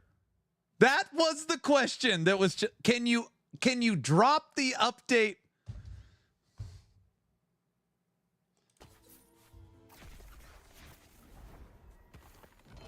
Ooh. So excited to be able to change those beams. So excited. Well, can he? Mike, what kind of stuff do you work on being a part of the dev team? My primary role is a secret project that no one gets to know about right now. I love being able to say that. I can you drop the patch sooner? Would have worked too in the past, and I mainly work on like skills updates and like new skills, passives, items, uniques. Sure, we'll designing and implementing. Really for you. Yeah. Those are the categories of stuff I usually work in. In the past, I've done lots of stuff like make this terrible sort function that I regret horribly how I did it. But yes, I used to do a lot of UI work and love our UI devs that have replaced me. When the UI started getting good, that's when I stopped doing UI work. So yeah. No, because we know about skill sigils. That's right. Will there be any performance updates or graphic optimization being done with season 3? Yes. I think there's lots of awesome graphic updates. I think if you like go watch that video we watched at the start of the stream. Ooh, we should watch that video the patch again. Trailer and like go and then like open up the game at the same time and like find similar things and you'll be like, okay, yeah, there's graphics updates. Sometimes it's a little subtle and it's hard to tell when you're just looking at a video of it. But there's performance updates. There's just things look better. There's new animations, new VFX, new like just updates to old ones as well, and like there's just a lot of little changes that I think help bring up the overall fidelity a lot. Yeah, I think it looks great. Very good. And performance updates are one of those things, like we mentioned in the patch video, and like it's probably in the patch notes somewhere, but it's not like a we saved 12 milliseconds of frame time on calculations for crit effects or something. I don't know if that's actually a thing we did, but you know, like that's not an exciting thing. But when you save 12 milliseconds 500 times a frame, it helps a lot. Obviously those numbers are hyperbolic. We didn't actually do that specific thing, but you know, it's that sort of stuff where like the tiny little things add up, but they don't make good. So how'd they nerf the and it's hard to tell what impact they'll have. And for some players, it'll have a huge impact. They brought it from 30 to 35 to 16 to 20 or 22, and they made it LP roll 60, so it'll less likely roll with LP. It'll still be really damn good. For performance-wise, we'll have really significant impact for you, and sometimes they won't. And sometimes they'll have a really significant impact for someone else, and sometimes still OP. Yep.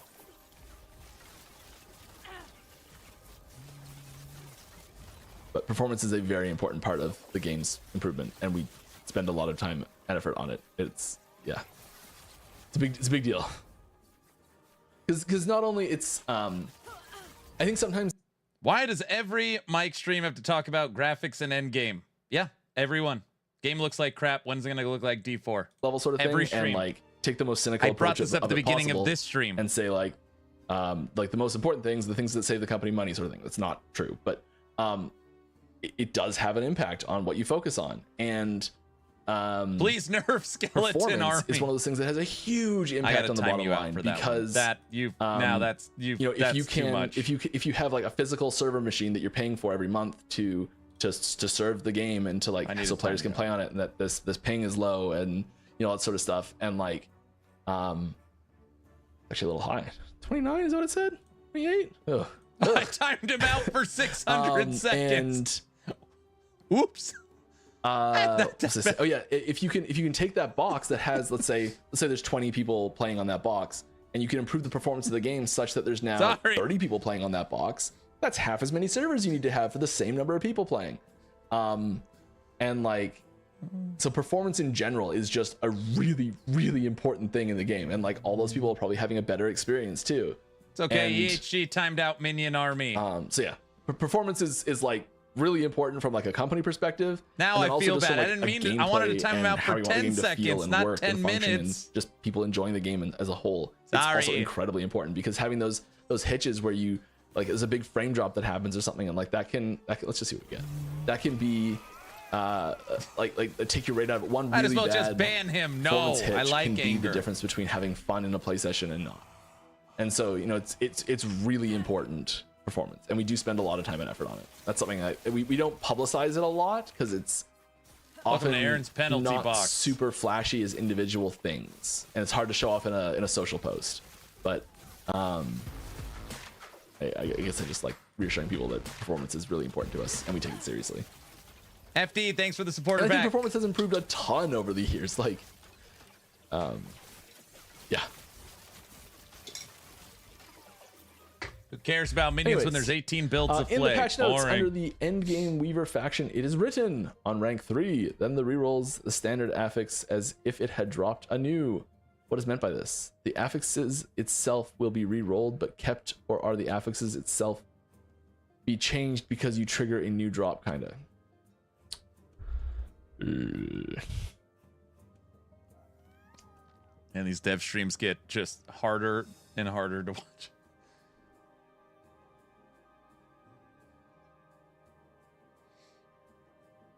I didn't mean to time him out for 10 minutes. It was a joke. I was going to time him out for 10 seconds. A class-specific idol at the Woven Enchanter. Because he made a joke that Minion Army, Minion skeletons need to get nerfed. And enchanted affixes. Then re-roll the standard affix that says if it had dropped a new. Yeah, so you're basically...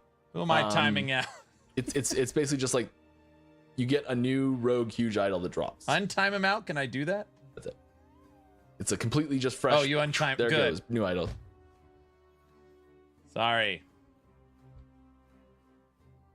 I just switched to YouTube. I'm sorry. I didn't mean it. Well, I did mean to time you out. but for 10 seconds, not 10 minutes. What do you think about being able to drop bad result legendaries back into another Nemesis egg to reset and try again? I think it creates an endless loop that means you'll start stashing a lot of things, and it'll put even more pressure on your stash. I'm not a huge fan of it overall. I do like the ability. So Guilty, you're good. He's on YouTube talking now. We've put. It's okay. I won't understand. So this is something we consider doing. And I think yet. the big difference here is that we put this into where you can re-roll the stats on existing legendaries that had good results, but need their values re-rolled. And the reason we did it this way is so that these items that are that you're funneling back in are getting destroyed and consumed, and that they're being taken out of 12 minutes would have been you don't need unsubscribed. to stash them.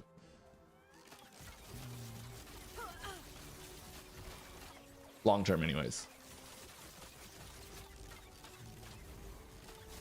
Like you keep them until you use them, and then they go away. But you don't just keep them in. I polled the community earlier. Do we go Beastmaster or Necromancer? On 120 votes, almost 70% of people said I should go Beastmaster. We're gonna re-vote a few times, but Necro did not get the love that we thought. That's why Mike's getting bombarded with Necro questions today. Like, wait, what happened? Sorry, I get caught up in the game. Can you make experimental affixes T8? Oh yeah, but it's a little tricky to do. And I'll let you figure out how to do it. Any Heartseeker updates planned to sneak in? Easily my favorite skill, but the damage just ain't cutting it in endgame. I'm gonna disagree with you on that one hard. I just beat Aberoth last patch, last week, and I doubt I'm even fully optimized at all. Oh, they are not gonna like that answer, Mike. Patch notes are complete. Flay has kills enemies below X% HP on a passive. Does this get checked before or after it hits, and does this also affect the blood eruptions? It works the same as every other one. I got a challenge. Go Rune Master. There's no updates. It'd be like playing Rune Master now. Does it affect the blood eruptions? I don't think so. Don't push the Necro Skelly contents. Oh gosh. I don't know. Check. Ask me. There's me and 7 invocations that got a buff. I'm sorry. I don't know.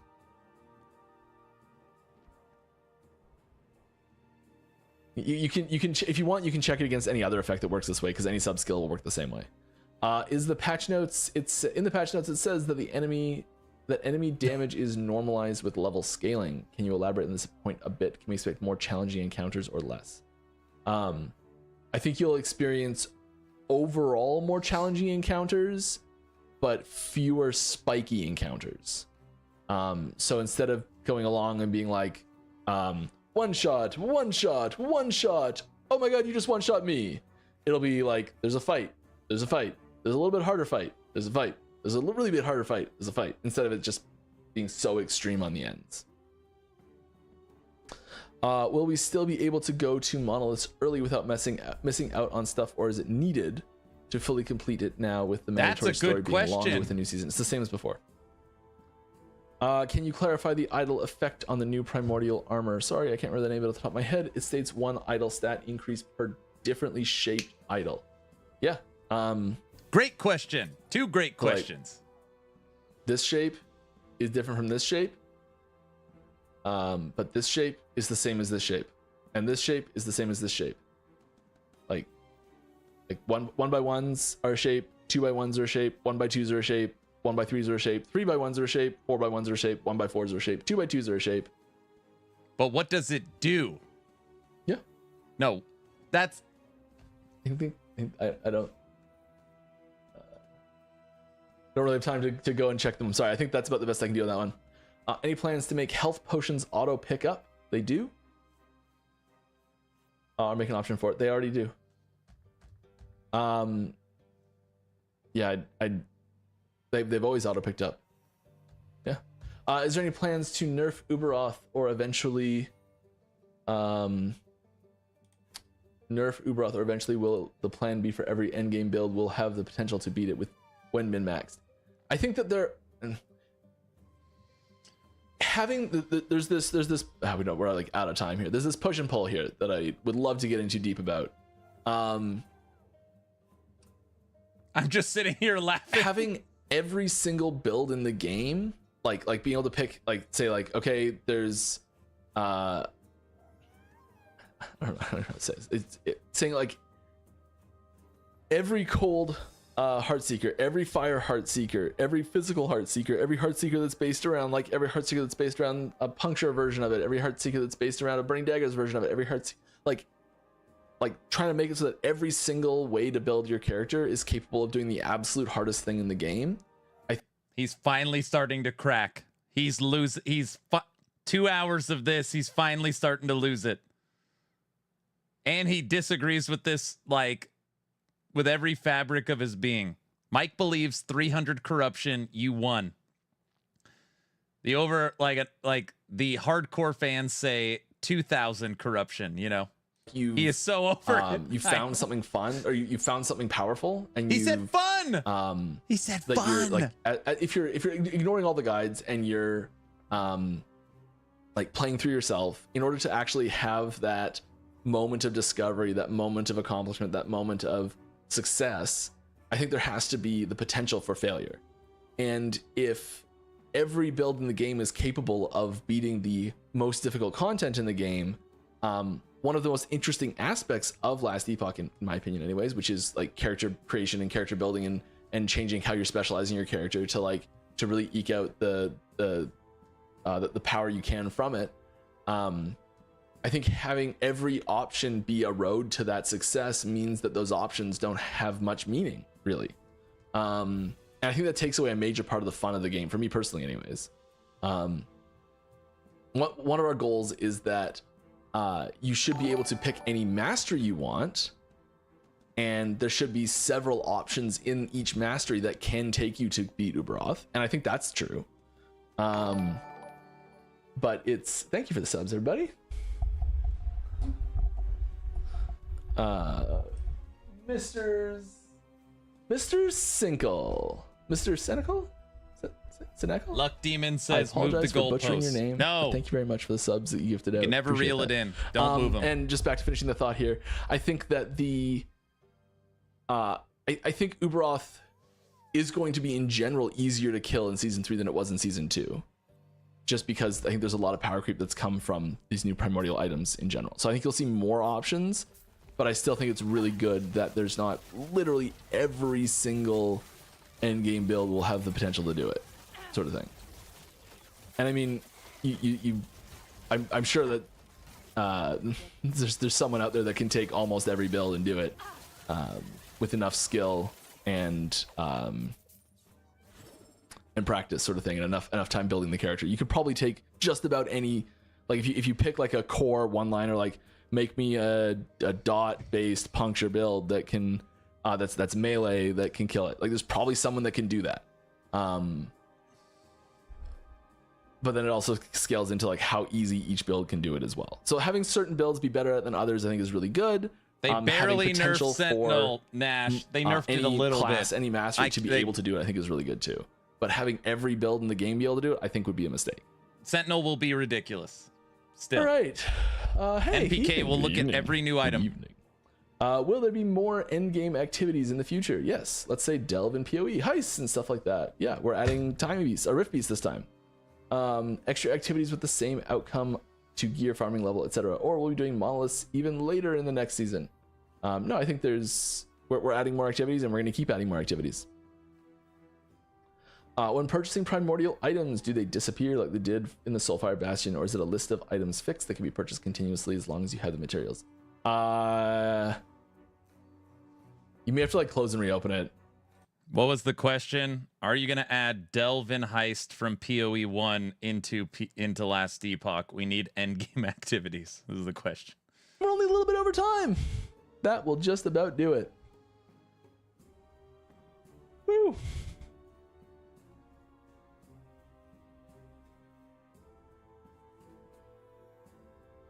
All right.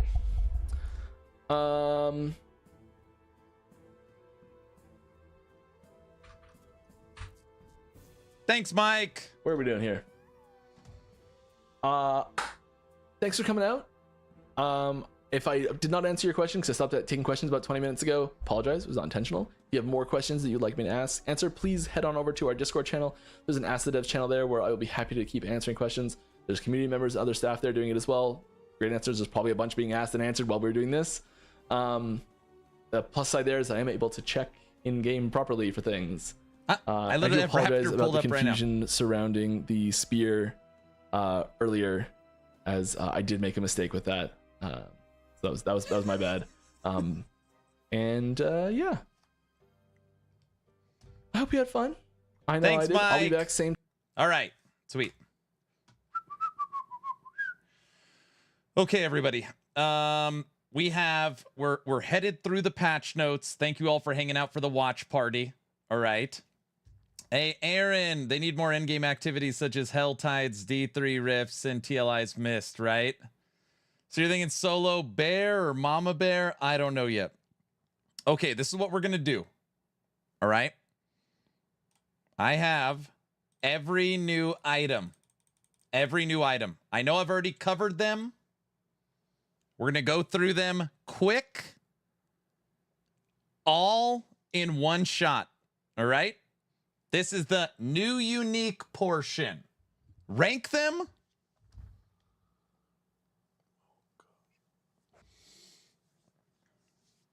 No, we're not ranking them. What are you, nuts? Okay, sorry for calling you nuts. All right, tier list, please. You owe us a polka train. Brother, now polka. Okay, so I got to make a tier list. I got to play polka. I got to finish reading every word of the patch notes. Is that right? Polka train first. He does owe us polka. Nuts, you mean your picture from Brow? Why am I so greedy? They want every game to be the same. I know. All right, here we go. Ready? I know, I'm sorry, I'm repeating myself. 30. This is, instead of reading them in the patch notes, we're going to go through 30 new uniques. They said you could do Necro Army without Abomination, but you want Abomination. Though Abomination limits your summons. Good. They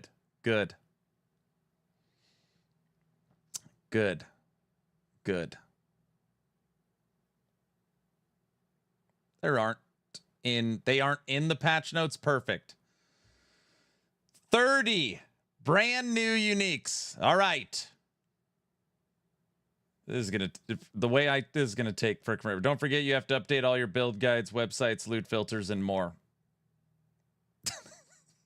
Somebody at the last can you drop the update early so I could update loot filters? That might have been the craziest question I've ever heard in the history of DevStream. Okay. First unique, Evolution's End. This is an amulet, and it's not primordial. It's level 11. All attributes, increase movement speed, all resistance. 2 to skills, increase minion damage. When a hit leaves a boss or a champion below 40% health, you summon a Rift Beast for 15 seconds. The Rift Beast summoned has the same evolutions as the Rift Beast that dropped it. This is so cool. So this is dropped by the Rift Beast, and that Rift Beast is like trapped inside of it like a genie. And then if you take this and put it on, you can re-trigger that Rift Beast that dropped it. Very cool. It's very, very cool. How does the Rift Beast actually scale? Can you actually do anything with it? I don't know. I have no idea. But that's pretty cool. I hate they didn't at least small change to every class. I love Spellblade. Spellblade got nothing. Yeah, Spellblade got nothing. No, I agree. You get that at what level? 11. 11. Minion damage. Ew. Oh, great. Now I got to listen to this. Chorus of the Frogs. 2 to armor, endurance, maximum health gained as endurance. This is a primordial unique. You could only hold 1. 2 to maximum companions. If you're ever under your companions, you make these. Cold resistance for you and your minions. Increase minion area. Increase attack speed, base health.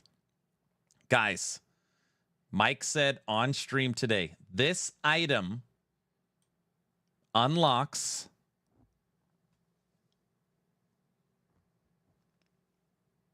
Frog Army. Frog, you can summon frogs up to your maximum companions.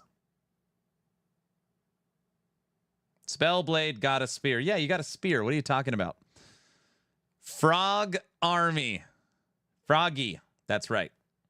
But are they better than squirrels? No, because squirrels are wolves. The idea is that you have one companion. Hold on. Listen to me for a second. You have one companion, a saber-tooth, a bear, one wolf, one raptor, one scorpion, okay? And you don't take the nodes on the passive tree that limits you to one companion. You take every node that gives you to maximum companion, including the new unique idol. And, you know, you get up to 10, 12, 13 maximum companions, and only one of those is taken up by your bear, saber-tooth, whatever. And then you have an army of frogs around them. Yeah, it's the Frogger. It's a pity. You cannot pair frogs with squirrels. You can't do that. It's a frog. By the way, if you're just joining the stream, it has been a very emotional day. Today we learned that Primalist Beastmaster got, without exaggeration, probably a 20x more crap than Necromancer. When it comes to Necromancer, minion skills. Minion skills. Wraith got nothing. Golems got nothing. Skeleton mages got nothing. Skeletons got nothing. Zombies got nothing. The only minion that got any love for the Acolyte Lich Necro update is Abomination. Now, there is...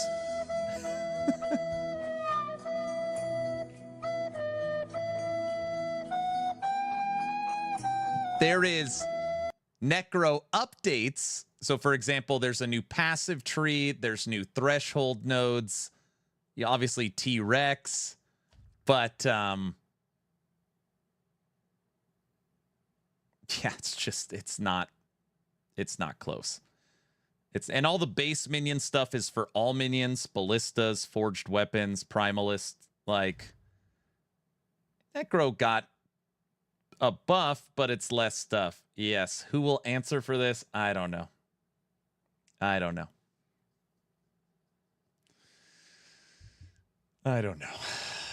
So we've been talking about, and I already pulled the community, that people want me to now play Beastmaster over Necromancer. We're going to play both, just to be clear. We're going to test all of the Necromancer stuff, but it's just, do we play Beastmaster first or Necro? There is far more in Beastmaster. So, successful first egg poaching for daughter's breakfast. Nice. Necromancer, follow Mike to glory. I already did a poll. We're going to do another poll. But the first poll, we had 120 votes, and almost 70% of people said you should play Beastmaster. Just because there's... right now, it's just so much better. It's so much better. They basically super buffed Beastmaster because of the elimination of snapshotting, but we already weren't snapshotting and doing 1,000 corruption. So it's like, okay, wait.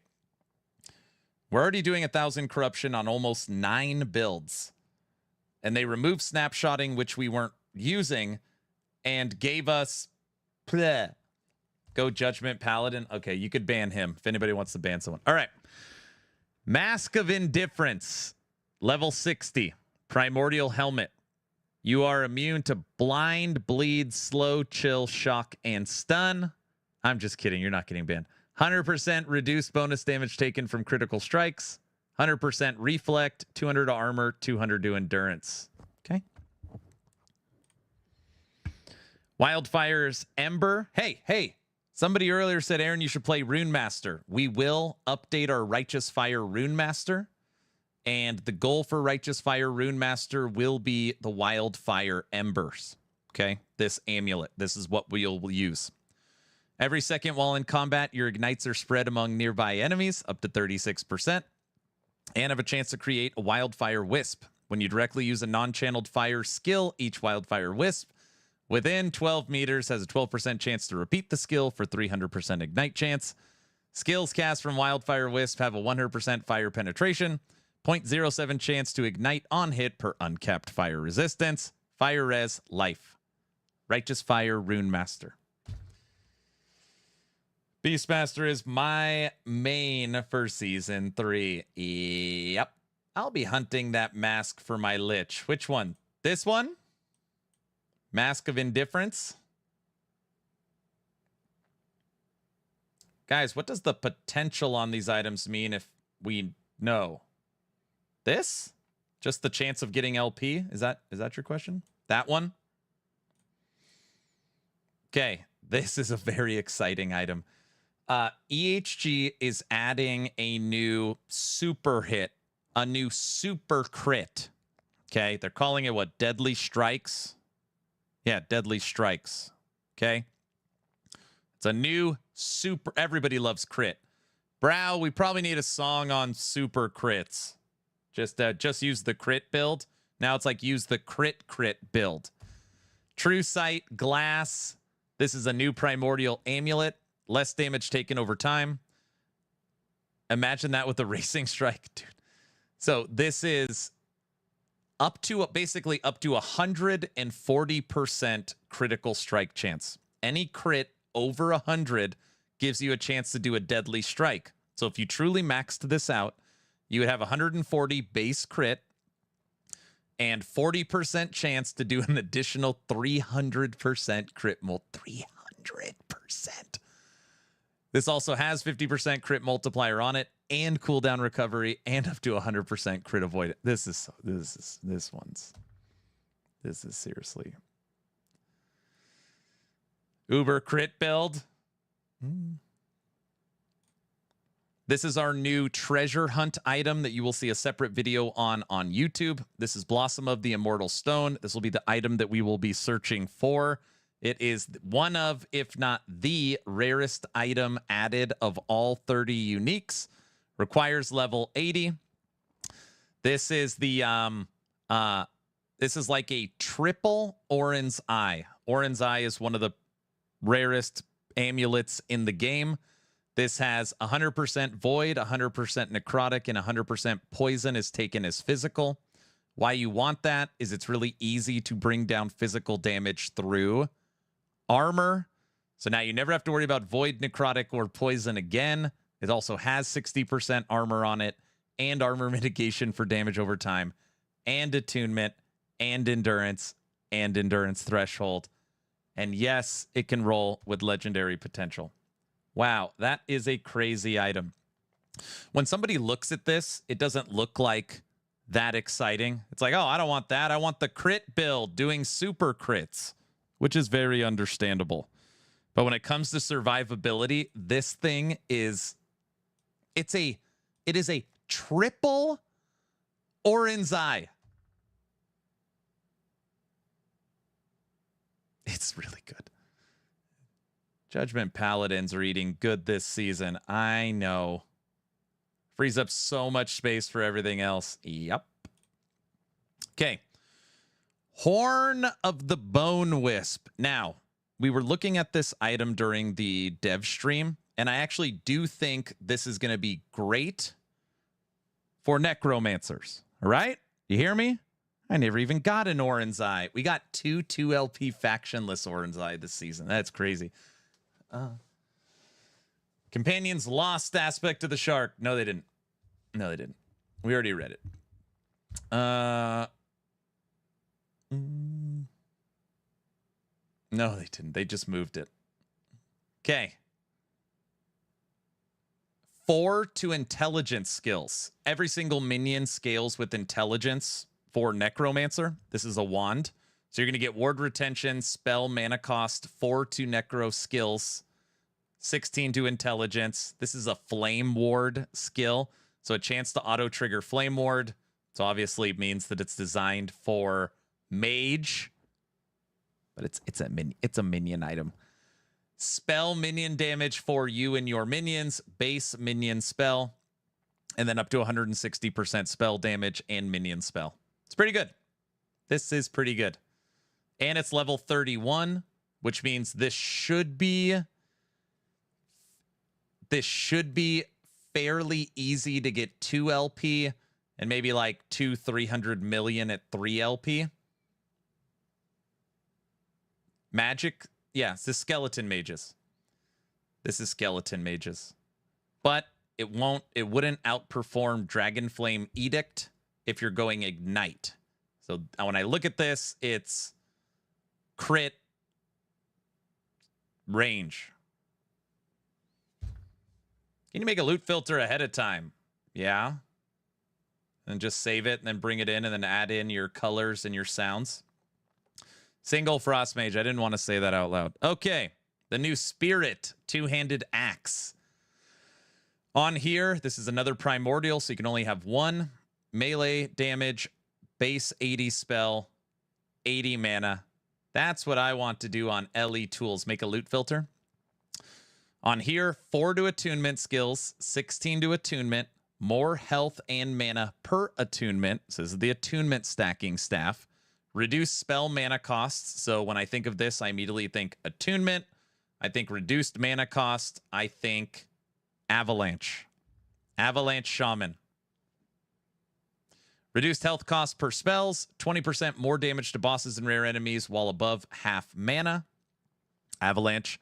20% less damage taken from bosses and rare enemies below half mana. And built-in DR. A very, very cool staff. I think Companions is attunement. Yeah, but thanks, guys. Thanks, Fence, for the supporter pack. Thank you, guys. Companions have the Cleaver solution and Now's Tooth. I don't think anything's going to beat those weapon options for it. These are so cool. I know. By the way, everybody, it's always an ask, not a tell. If you plan on supporting EHG with supporter packs, if you get them through my Nexus link, it's like buying them through Steam. Obviously, it supports me. It supports the subathon event because all proceeds will go towards the clock. You get your cosmetics and you support EHG. On YouTube, it is linked in the description. On Twitch, it is the pinned comment. Thank you, guys. I appreciate it. What's the clock so far at? I don't know. I haven't looked. What's great is every time there's a Nexus store purchase, I get sent an email. So I just literally go to my email and it shows how many went through. That's how I track it. Primal Cadence. Another Primordial. This, I don't know the level on it. It's cut off. This is a two-handed axe. Oh, yeah, this is for sure an endgame item. 101 melee damage, increased physical, increased minion physical. I don't think this item is going to be super popular. When you or one of your minions kill an enemy that has an 85% chance to overkill damage, it's dealt directly to surrounding enemies.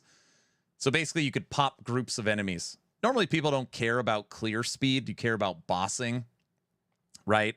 Like, do you make your build around Uber Aberoth or do you make it about round mapping? Normally, you try and find a build that could do both. This has overkill damage leech, health gained on kill, dead stat. Increased hit damage, all attributes, critical strike per strength. That's not bad. Critical strike multiplier and critical strike chance for you and your minions. Primal Cadence. This one is meh. Yeah, one feels kind of meh.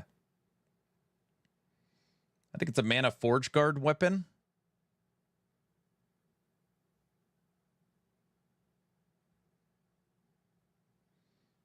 You know what changes this entire weapon? It's right here, this stat. So right here it says 2 to 9% critical strike chance for you and your minions. But they didn't give minions the critical strike multiplier. If this said 1% critical strike multiplier for you and your minions per 2% strength, it's instantly back in the ball game. But they killed the crit multiplier for minions. So now it's not a minion item. Primal Cadence is poo. You don't like it? Great item for Shaman Frost minion. I don't know, because then it's got to compete against the swords. The new Jaw Dagger. This is awesome. Level 75 Primordial Dagger. Melee base, crit base, poison chance. Look at this. Thanks, guys. Thanks for the supporter pack. Thanks, guys. Dex skills, 4 to skill. 16 dex. Increased movement speed per dex. Increased movement speed. Chance to gain haste on hit. Penetration against all resistances. This will be a 1 LP item. You're not going to see much more than that. This is, I would put this in probably my top 5. An actual good poison dagger. This is probably in my top 5. Just because I love what this, like the options you have. This is the new Gavel one-handed mace. Melee 64 damage, which is great for one-handed. Increased stun chance. 1 to lightning skills, 1 to fire skills, 1 to physical skills. Look at this. If you have an exalted weapon in your offhand, its stats have a 100% increased effectiveness. This is a triple weapon primordial unique. It basically mirrors your offhand exalted. Because it's going to take your offhand and give it 100% effectiveness.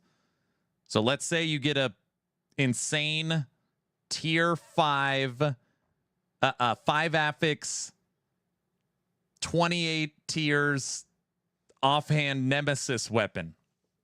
You double it.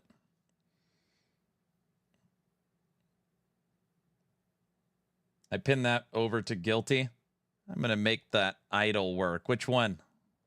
This is so good. It also has on it increased armor. It's increased armor on a weapon.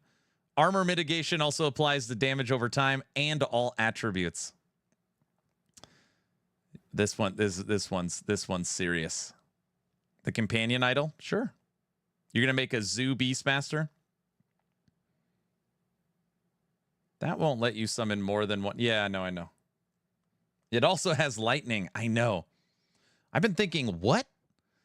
Follow me for a second. What melee skill has lightning, fire, physical? Tempest Strike is lightning, physical, cold, no fire. Spellblade doesn't have a...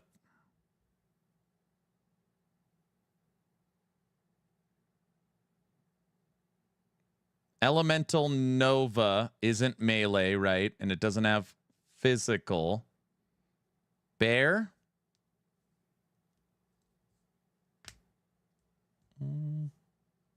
I can't think of any skill. Any skill where you can get a tag that says lightning, fire, physical. Veggie, thanks for the supporter pack. What about making fire tornadoes? It's hard because this doesn't have base spell on it. It's melee. Flame Reeve with half passive points. Hey, Aaron or chat. Does anyone know if Coral Aegis would with the new bleed gloves? I don't know. I'd have to look at it. Are there any items that add a tag? Thanks, Veggie. I thought of Tempest Strike. Tempest Strike doesn't have fire. It's lightning, cold, physical, right?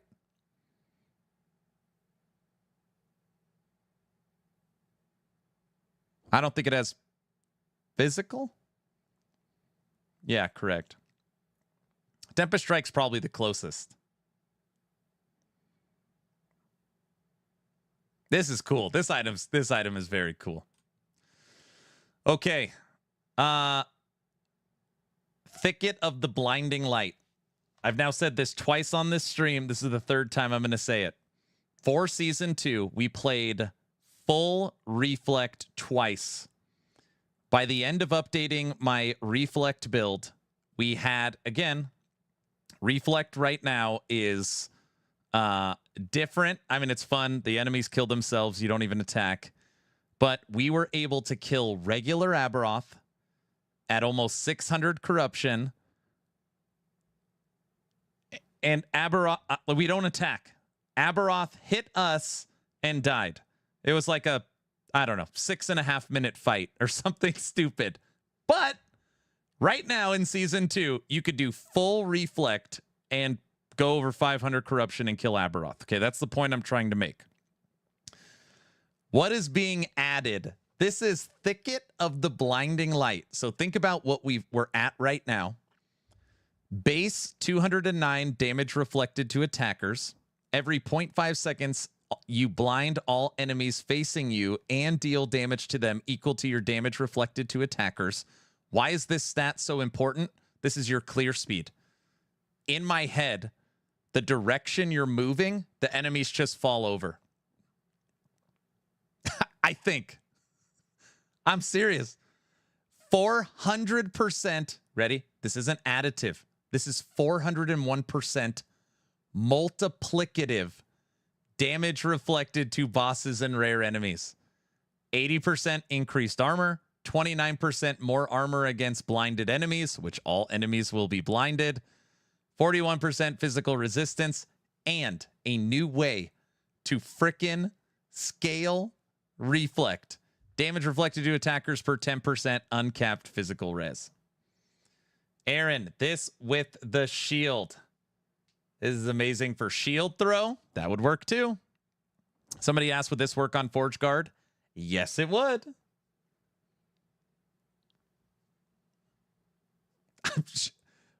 This item, like Reflect has always been a meme build. Again, that's why we were joking around. Can we have regular Aberoth kill himself? And we did. And we did. Oh, uncapped physical resistance. Yep. That effing insane body armor. So, Reflect. So now Reflect, you have a body armor. You have a relic. You have a weapon. You have a shield. And you have every 1x1 idol. That's the idols. So Reflect should be, I mean, a massive, massive boost. I would play this as a Spriggan. I know a lot of people like playing it as a Forge Guard. I like playing it as a Spriggan, but you could play it either way. The idols got nerfed. It wouldn't matter. It wouldn't matter. Is that better than the body piece for normal Abby? Well, for Reflect, yes. So now kill Uber Abby is reflected only by 100. They're still OP. Okay. This question was asked during the stream and Mike didn't answer it. Maybe someone in chat understands it better than me. This is the Wings of Discord. Level 64 body armor, Primordial. 32% less damage taken from the first hit received. So it's like you won't get one-shot armor. It's kind of interesting. But this is what makes it unique. 1 increased effect of stats on your non-unique idols that are different shape to all other equipped non-unique idols. So basically, you get 1 increased effect for every different shape idol. I don't know what 1 increased effect. I don't know what that means. That's why it was asked. Someone asked Mike, what the hell does 1 increased effect of stats mean?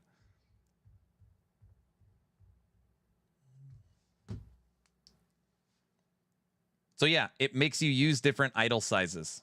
Yep. 1 equals 100. So if that's what it means, that means it's like using double idols, right?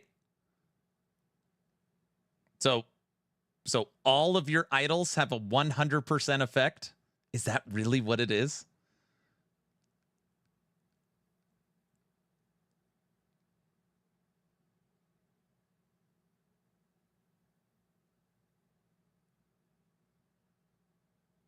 Sick body armor for idol abuse. I love it. And this is someone's like, yeah, but is that really going to be a meta build? What this is what I love about EHG is like You always think they've thought of everything. This is like a very this is a very cool item. It's a very cool item. It's not, you're probably not going to be killing Uber Aberoth with your idols, but it does like unlock something fun to test with, I think. I don't know. I love this. I just love, it's just so creative. It's just so creative.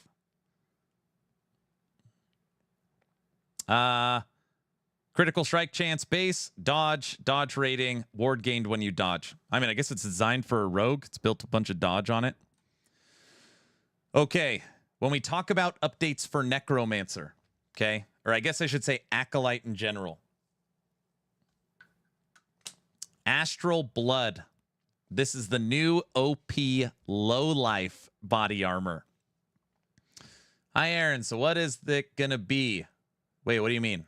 Oh, the new race item is Blossom of the Immortal Stone. It's the rarest of all items coming. It's a level 80 drop. It's a triple Orin's Eye. This is the new treasure hunt. Blossom of the Immortal Stone. Video will be coming soon. Yeah, they sure are creative, but nothing like the season of perks. Very funny. It drops from something. Yes. Okay. This is the new OP low life. 20% of current health loss per second. Missing health gained per ward per second, 42%. 42% of maximum health gained is ward decay threshold. This is what people don't like, but you just got to listen to me for a second. 240% of maximum health applied as a ward limit. Base health, stun avoidance, all attributes. So basically what this is doing is it's capping your maximum ward. You can't have more ward than 240% of your health. But what it's giving you, okay? But what it's giving you is like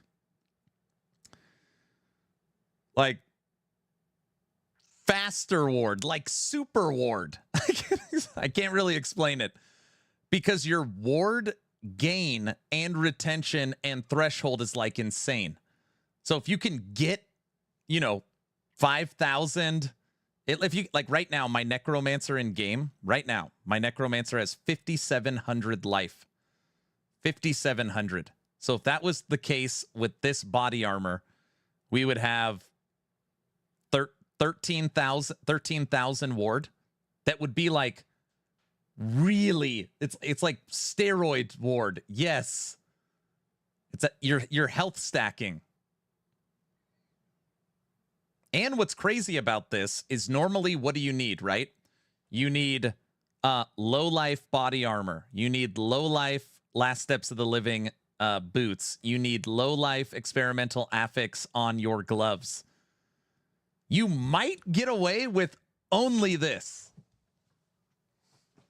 I don't know. We would have to test it.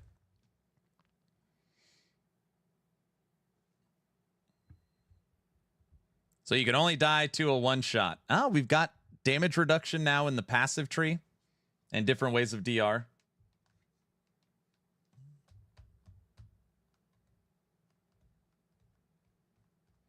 When I read one effect increased, I thought it meant like an individual local effect increase. Yeah, I don't know. Ward Rage. This is a pretty interesting item, though. I like this one. But obviously, you can't wear... So as a Necromancer, you can't wear Pale Ox. You can't wear Aaron's Will. And you can't do a T7 or T8 Primordial affix for, like, Wraiths or Life or something like that. So it is a body armor. Okay, we have not talked about this today. People are like, Aaron, you're going to freak when you see this. Onslaught. This is the new shield, level 59. Primordial shield, unique mountain shield. Block chance, block effectiveness, endurance. Up to 4 to strength skills. 16 to strength. After you use a movement skill, you attack up to 3 nearby enemies with vengeance. Block chance while preparing to riposte. Health gained on block. You and your minions have 42% increased area of effect. I said movement skills. It has to be a movement skill item because it's got horns on it. Like, you know, you move and you ram people with it. Huh? This pairs well with the spear as well. If you want to, you only lose 1 spot because you can still get 9 spots. That's very cool. I always like shields. All right, this one is really interesting too. I've been thinking about this a lot during the dev stream. Bones of the Ancestral Pack. Okay. It's a minion item. Int spell crit. 2 to minion skills. This is a catalyst, by the way. This is a catalyst. Hi, Aaron, I'm here. Just got off work. I watched Judd's patch video. Then I watched your video watching Judd. Now I'm here. The patch is nuts. Yes. You want me to start over the stream? It's been 5.5, almost 6 hours. You want me to start over? We could rewatch. Yes? Okay. Let me finish this item and then we'll go back and we'll watch the VOD of the dev stream together. I'd appreciate it. Okay, good. Just making sure. Must go faster.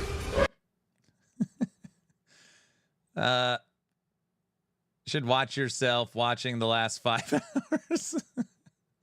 Start over and get me a loot filter so I could try it out first. Bones of the Ancestral Pack.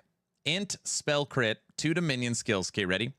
When a minion hits an enemy, when it hits an enemy, you have a 12% chance to gain a stack of Ancestral Pack. What does Ancestral Pack do? Each stack of Ancestral Pack grants 4% more multiplicative damage, increased attack speed, cast speed, and increased cooldown recovery speed. All right? But now, the minion is creating the Ancestral Packs, which is then buffing you. But here it is.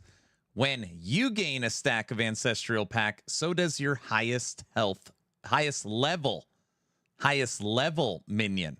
Which means technically you could target the minion that gets this buff based upon the level of the skill. Or you just have 1 minion. Right? So if you only have a bear, who's going to be your highest health minion? The bear. So this is another way to further boost minions. More importantly, it's a way to boost single minion. Blind, they won't crit. Correct. When you gain a stack of Ancestral Pack, you gain ward equal to 125% of your endurance threshold, 200%, 200 ward decay threshold, and endurance threshold. Not many people are talking about this item. This is pretty good. Now, this has a 1-second cooldown. Still pretty good. That would play real nice with Cleaver Solution with Beastmaster. Yes, it would. But, of course, then it's like... So it's uncapped logout, but I believe the way they cap it is they put the cooldown in. So since it's a 1-second cooldown, yes, there's no cap, but you only have a 10% chance to trigger it, and you have to wait a second, right? So it should... What's the duration on the buff? I have no idea. I have no idea.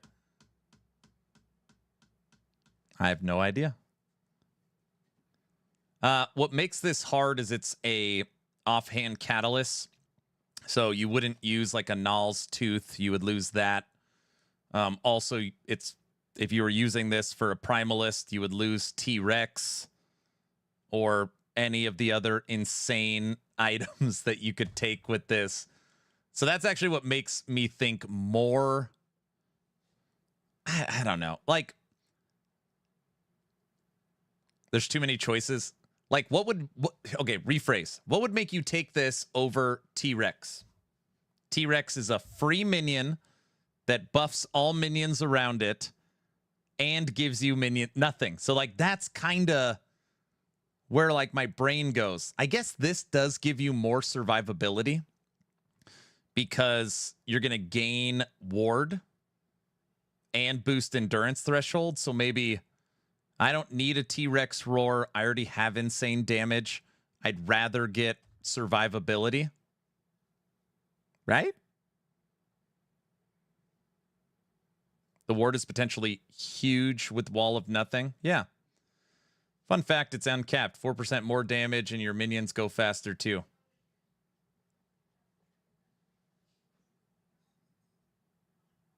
This one's interesting. Blue Feather Band. Blue Feather Band. New ring. Ward decay threshold in the implicit. That's different. Level 36 item.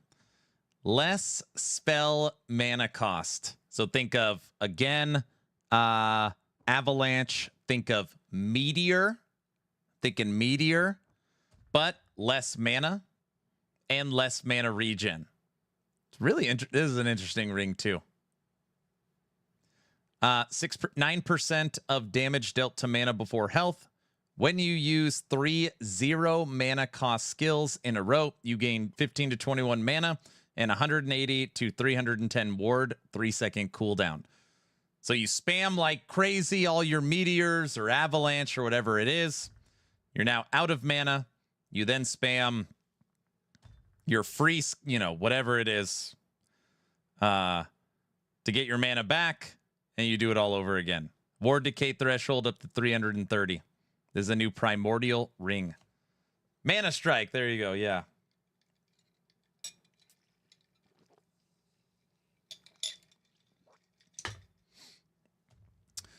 It's funny because you see something like this and it's like, that's not that exciting. There's just so many. It's just the options they've opened up. I feel like these items have opened up at least 50 new builds. At least like 50. Legends. Everybody knows this ring because it was one of the first ones shown. The Ring of the Royal Grandeur.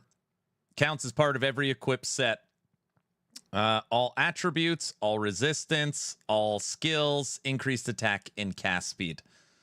So basically, if you have a set that requires 2 items, you could put on 1 affix for the set and this ring, and now you have a full set. Or you can wear 1 affix for the...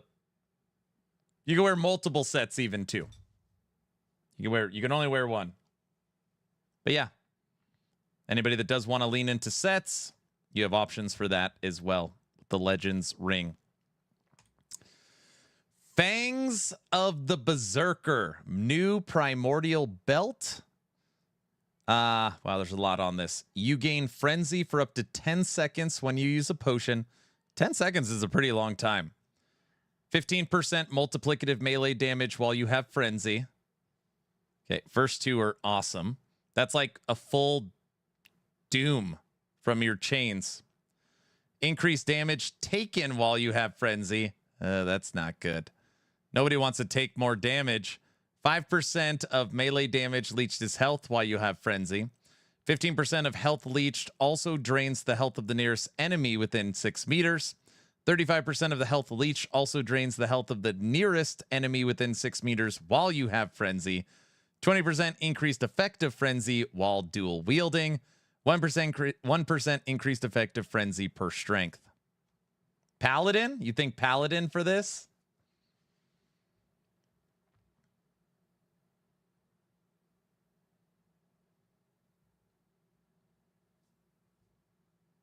I could see some Primalist builds with that as well. Does the helmet that always gives you frenzy, is that Primordial? Have we not even looked at it yet? No, we haven't even looked at it yet.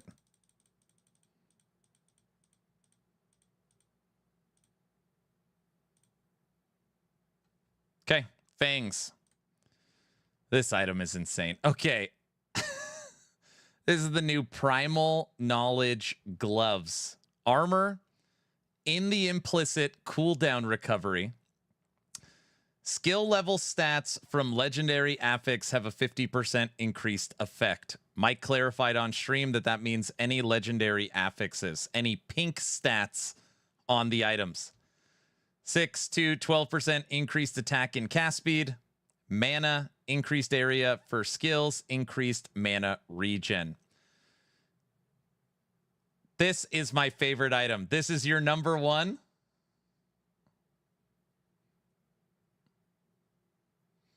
So So for example, if you have a +4 chest, it is +2 additional levels. Correct. Correct. Mana stacking is going to be busted this season. I don't know. You know what's funny? I can't even guess what's going to be busted this season because it almost feels like everything will be busted.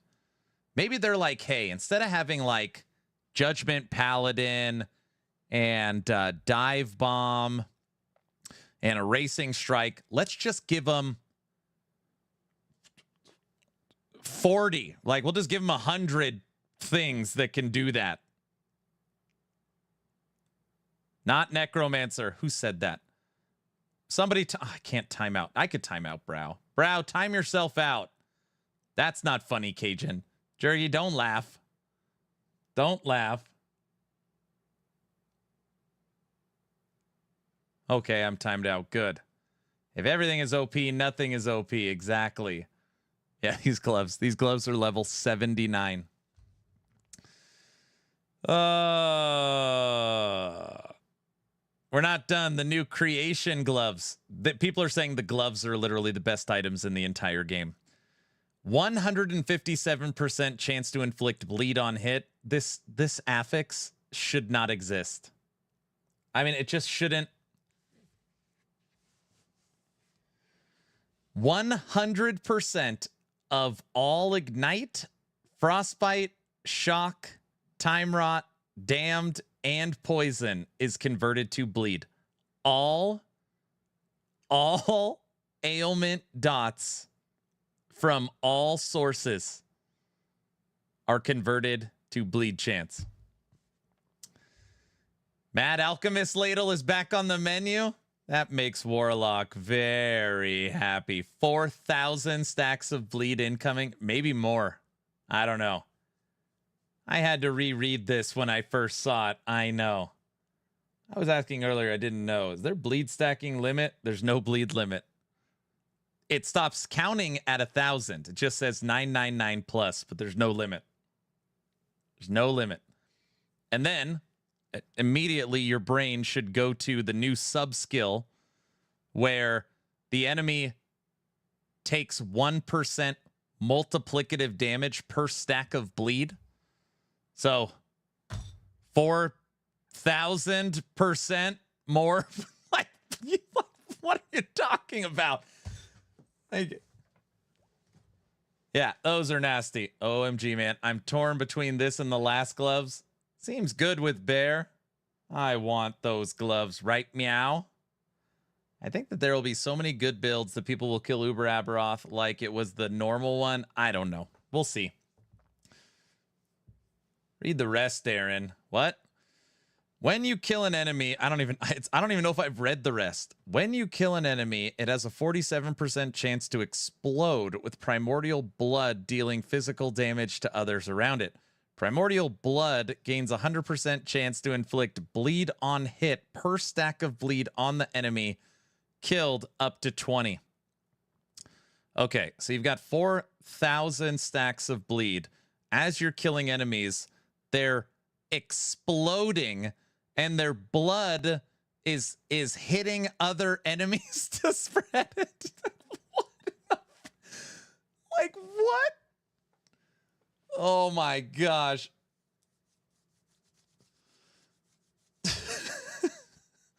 It's funny, actually, when I think of this, I think of Aura of Decay, transferring Aura of Decay into bleed. Use Aura of Decay as bleed with as much bleed chance as you can get from all sources and turn into a righteous physical bleed exploder. Or I think I would start with something fun like that. RF bleed. Yep. Or like you said, you could play Warlock, and with Warlock you can use its channeled ability that basically already has the RF bleed on it, right? Mm-hmm. Oh, Ghost Flame. Yeah, you could use Ghost Flame. Yep. Oh, now I'm excited. They made Ghost Flame too expensive to run.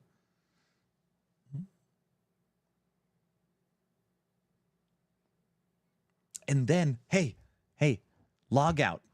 Then you run, if you're running Aura of Decay and it's, you know, it hurts you because it's bleeding. Then you run Exsanguious. So you're a low life Acolyte, immune to bleed. So Aura of Decay can't hurt you with these gloves.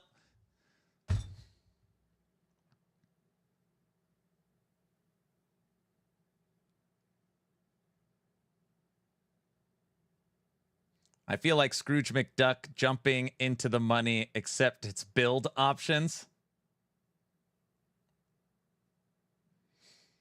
The Aura of Decay is killing my Lich when I tab in my Echo hideout. That's why you need Exsanguious. Ban him. What? Go take all the Lich low-life passives and leech into DPS. Permableed RF makes me feel... Yeah, I can't say... Well, Aaron will have a lot of fun unless he is playing Necromancer. You guys don't... There's no Necro stuff in here. Do Damned Rip Blood because this converts nice ward stacking. There's so many options. I mean, we really haven't even covered it. If you told me there was 30 different Lich builds this season, I would believe you. If you said, I want to make 30 different variations of Lich that feel different, you could probably do it. 30. Because of all the different conversions and items and crap. Yeah, these gloves are ridiculous. I was going to play Necro, but there's zero love for them except A-Bomb. There is no... Okay, minions overall for the whole game got stronger. If you're talking individual love for minions, there's nothing for Necro other than Abomination. Is that the last one? Oh my gosh, how many items are there? All right, what about building a little nest? Look at the art on this. Reliquary nest. Wait a second, is this Diablo 4? Never mind. Okay. Primordial relic. The text. Those are idols in the nest. What? Oh yeah, they are idols in the nest. You're the 1x1. They are idols. All right, what? I forgot what this does. I felt like I was excited. A new relic. All attributes, endurance, stats on your non-unique idols have increased effect. That's right. So you have 2 primordial idol items. All resistance. You know what else? This stat, you can't find this stat anywhere. Just FYI. Percentage increased endurance threshold. That is, you don't see this stat very often. All res, percent endurance threshold, health, stun avoidance. Endurance threshold, yeah. 20%. Mm-hmm. Idle builds incoming, plus with the Weaver relic changes also. Yep. That's a lot of survivability. So this is, I think, an example of I don't have a best in slot. I'm not a minion build. I don't need a T-Rex. I'm not low life. Like, there's nothing that really fits the build I'm playing. So maybe I should just make a T8 Primordial Exalt. So what build would this not help, right? Like this item, you can only have 1 Primordial. There's all attributes, endurance, all res, endurance threshold, life, stun avoidance, boost your idols. Right? It might not be best in slot, but this would work on every build. All of them, right? That looks quite strong. Yes. Crazy good stat booster. Correct.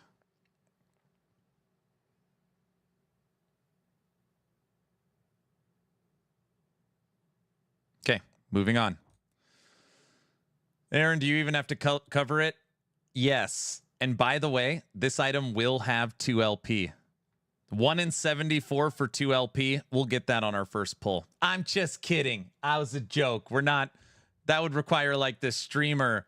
No, it's going to take us a long time to get that.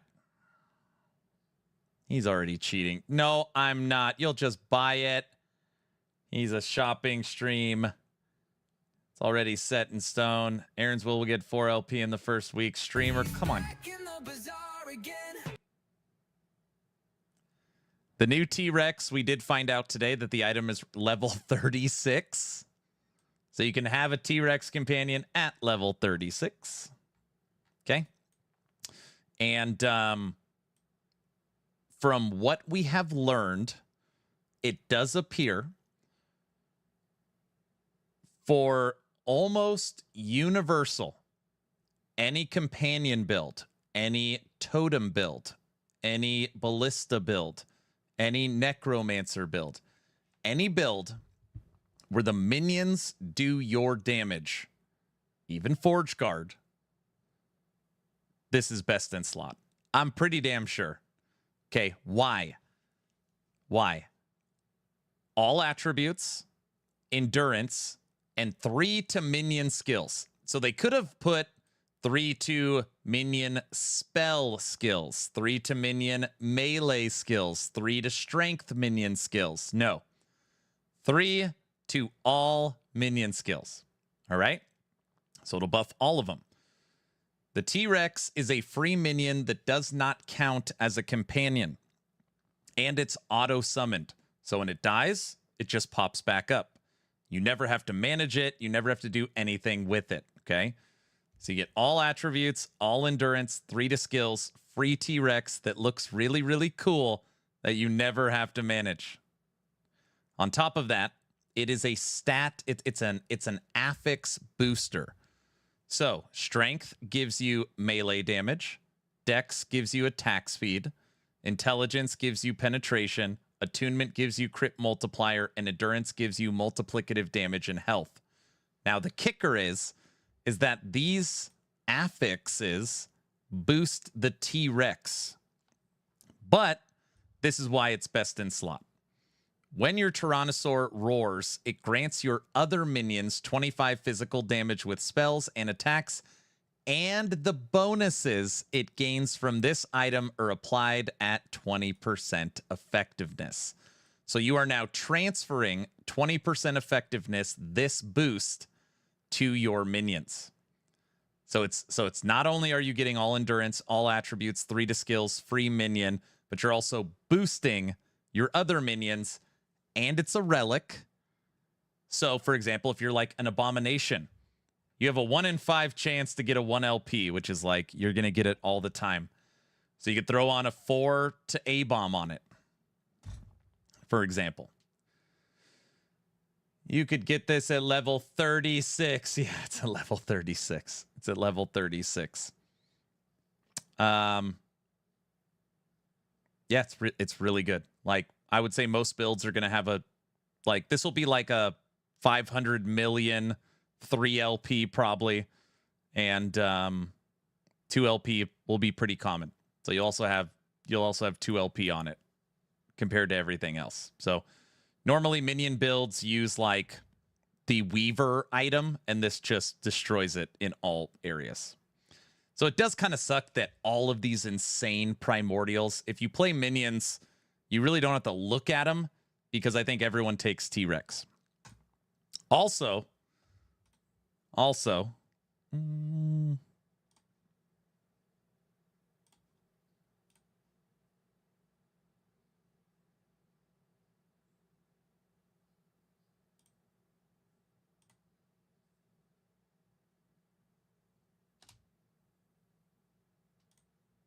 chase Apophis down, you will traverse through a prehistoric realm filled with monstrous wildlife and flora. It looks like that. And flora. It's a little smaller. It's a little smaller, but it's also like, you know, just from like the fantasy aspect of the RPG, like your T-Rex is cool. You hope it's that big. We actually performance, terrain interaction, and targeting logic have been. How in the world could, if anybody wants to give me the timestamp on the new T-Rex, I'll show it, but I don't want to look through. They have the gameplay on it. I just don't know. I don't know where it's at. Okay. Mr. T, exactly. It towers over the other minions. It does. Yeah, there is. I don't want to look through it. How do you feel about the Lich now? It's going to be ridiculously good. It's going to be like, we'll be streaming, and it'll be like day 4 of Subathon. It'll be like, Aaron, did you see on Reddit somebody one-shot Uber Aberoth with 7,000 stacks of bleed and blood tether? I just expect like that, but all the time. So what minion build is best with this? Raptor. I think we're going to play Raptors. Like, I'm leaning towards Beastmaster, and I know a lot of people want to play Cocaine Bear. It would be good for Cocaine Bear, too. So either Raptors, Cocaine Bear, Sabertooth, Spirit Wolves. It'd crush. No, not go. Oh no, it'll be good for golems, but not even in the realm. Strength. So strength stacking is Primalist, because not only do you get insane health regen from strength, but you're also boosting the melee damage of your T-Rex and the roar. Now, what I forgot to talk about is that what we found out is that, okay, Aaron, but how long is the roar actually last? The roar on your T-Rex, are you ready for this? Has a 100% uptime. With everything else, all of these stats, the roar is a 100% uptime. Balance, he roars every 12 seconds, and the roar buff lasts for 12 seconds. Bro, this is a day 1 item search. You don't have to search for it. You just buy it from the vendor. You don't have to search. You just get it for free. So he just keeps roaring. No, he roars. That buff lasts for 12 seconds. And then in 12 seconds, he roars again. So it says 100% uptime. Where do you buy it? From the bazaar? No. Oh, my gosh. Hold on.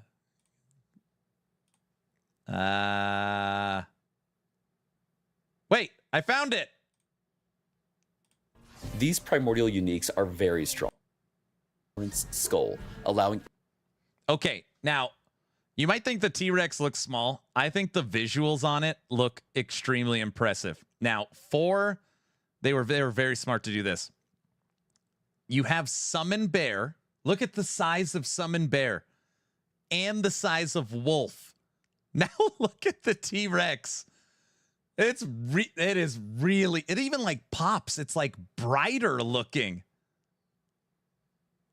And you could watch it roar. Ready? Any wearer to be accompanied by a power. Look at that. It literally plants itself, looks up into the sky at you, and roars. And then you see the buff. It shows the buff on the vines. It shows the buff on all of the minions. Powerful T-Rex minion. And that's how it attacks. Its tail. T-Rex minion.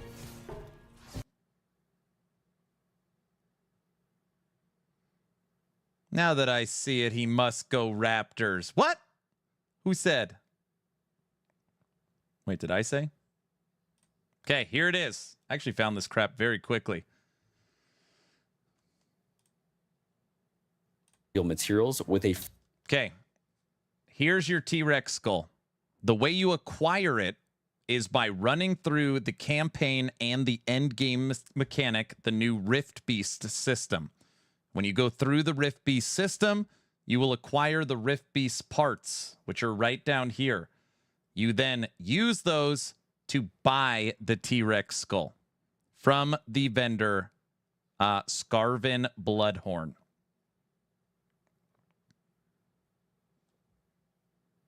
The fantasy is just too good. I know. When do we start seeing the rifts? I don't know, but they said you'll see them in the campaign and the monolith. Did we get to the shield yet? The Triceratop? Yeah.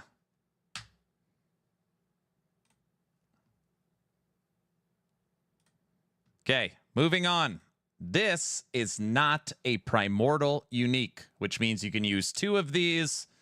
This is the brand new Heavy Executioner One-Handed Soul Harvester Axe. Melee necrotic, increased melee necrotic damage. Critical strike chance, 50% added melee damage on equipped weapon based on applied as added spell damage for Chaos Bolts. So your melee damage is transferred to spell damage and boosts your Chaos Bolts. So let me say that one more time. Your melee is now transferred to spell so that your Chaos Bolts get the benefit of melee. Converts direct cast of Harvest to Great Harvest, and Great Harvest now is 150% multiplicative. Gain 1 stack of Spirit Battery when you kill an enemy or when you hit a rare boss. Spirit Battery grants 4% increased mana per stack and lasts 8 seconds. Mana stacking, 4% of your maximum mana restored when Great Harvest kills an enemy. 30% of your maximum mana restored when Great Harvest hits a boss or rare enemy. The new Chaos Bolts Flay Harvest Executioner Axe.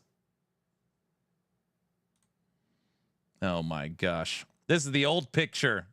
This is the old picture. I've never seen your stream. You do a good job. Oh, thank you very much. I appreciate that. That's pretty huge. That's what she said, Robert. Get it? Because... Never mind. Can we name the T-Rex Summon Wifey RPG? What? No. Well, it just ripped it from a certain place all at once. Direct cast of Harvest, right? Yeah. Your character has to be called John Hammond. No, it'll be called Spare No Expense. How's that? Okay. This is the item that a lot of us, including myself, made a dedicated video on yesterday. This is a new Primordial two-handed spear. And basically what it does is all stats on this item are increased by, they've nerfed this to 15 to 20% from 30 to 35 per equipped non-idle magic item. And they've bumped up the legendary potential to 60, so it's harder to get LP on. Shouldn't have nerfed it. So ultimately, what this item does is it'll be your only unique. You wear this, and then every other slot, you would only wear a magic item. A magic item is determined based upon it having 2 affixes. But you get, I mean, you get insane, you just get insane stat boosts on this item. So it breaks the game. Yes, a lot of people are claiming it's probably still going to break the game. So, I don't know. In its form like this, legendary potential 55 and 30 to 35, which means you could get 3 LP on it. It's at level 16. It would some people don't agree because like you have to find the staff, or you have to get the staff from the vendor.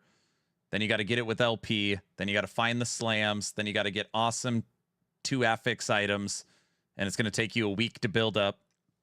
Maybe, I don't know, but it'd be really good. It'd be really good.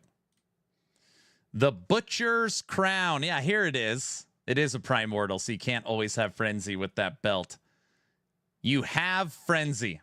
So if you guys remember Shattered Worlds, it's the Uber Aberoth drop that's a relic. If you combine this with Shattered Worlds, you always have Frenzy and you always have Haste. Always. Can you combine the Primordial Mace with the last axe? No. you wouldn't want to, because that only boosts 100% effect on exalted items. On exalted items. Aaron, did you say bear no expense? That could be polarizing. Almost a bit grisly, if you ask me. Oh, brother. I've been streaming for 6 hours. You can't hit me with too many puns at the same time. Everybody knows that. I'm 110% on this season. I played Beastmaster only once with Squirrel Helm, and it was a really nice build. This time I'm starting Ancestral Sabertooth. You want to go in Sabertooth? We haven't even... I'm on Sabertooth and Raptor right now for patch notes. We got to read about the Sabertooth and the Raptor. You are not very punny. Oh, brother. Anything Primordial for archers? No. Yeah, there's a bow. Hold on. The Butcher's Crown. Level 72. Armor 130. You just have Frenzy forever. You do not regenerate mana. This is interesting. You do not regenerate mana. 12% of your current health is lost per second. That's kind of...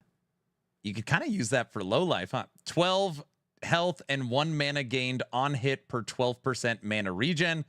Increased effective haste frenzy on you. Increased damage. So, if you could figure a way to maintain mana and maintain health, you have frenzy permanently. And you have a boosted frenzy. And you have boosted damage. Lightning in a bottle. I don't know if I've ever... I don't know if I've looked at this one. Lightning in a bottle. And it's the belt. It's got a little lightning potion on it. I haven't seen the patch notes. Is Scorpion good? Scorpion is awesome. Scorpion was the last thing we read before the dev stream. Lightning in a bottle. By the way, everybody, we will draw a giveaway at the end of today's stream. As long as you're following on Twitch or subbed on YouTube, type in ! giveaway. Using a potion grants an evade charge. 215 dodge rating while using evade. Okay, using a potion grants an evade charge. Dodge rating while using evade. After you use evade to move next to an enemy, you attack it with Gathering Storm. Interesting. Melee lightning damage. You are immune to shock.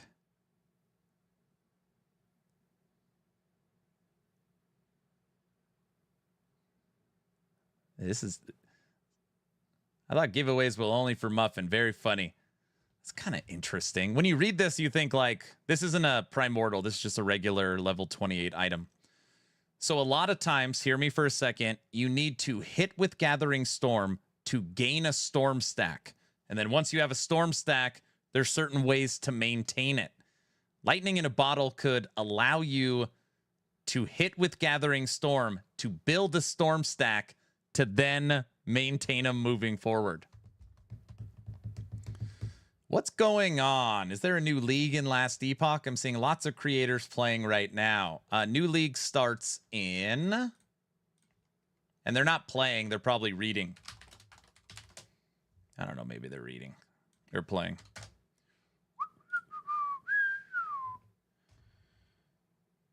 Beneath Ancient Skies, the brand new league starts in 5 days, 16 hours, 41 minutes. It kicks off on Thursday.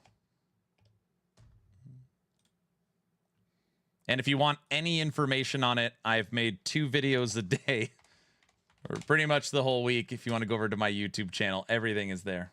Season of the Primalist. I said it. I said Season of the Primalist. Gathering Storm. A little bit of love. This also will be a 2 to 3 LP item. Army of Skin. Hey, Flay got an item. This is so weird. Excoriation. Excoriation. Army of Skin. Armor, increased movement speed, increased cooldown recovery speed, level 49. Boots. When Flay kills an enemy or hits a boss or rare enemy, you gain a stack of Excoriation and have a 6% chance to cast Summon Skeleton if not at maximum skeletons. When is your video rating of the whole patch notes on YouTube? That'll come once this stream is over. The VOD will be uploaded. Excoriation has a maximum of 13 stacks, and all stacks expire if you have not gained a new one for 13 seconds. Each stack of excoriation grants Flay and Harvest increased area of effect and base damage. Each stack grants 8% chance on Flay hit to cast Rip Blood. Increase movement speed, increase attack speed. Damn, 52%? 52% multiplicative melee damage to high health enemies. That's a big number. So Flay and Harvest area with base damage, with movement, with attack speed, with multiplicative damage, with a chance to summon a skeleton? That...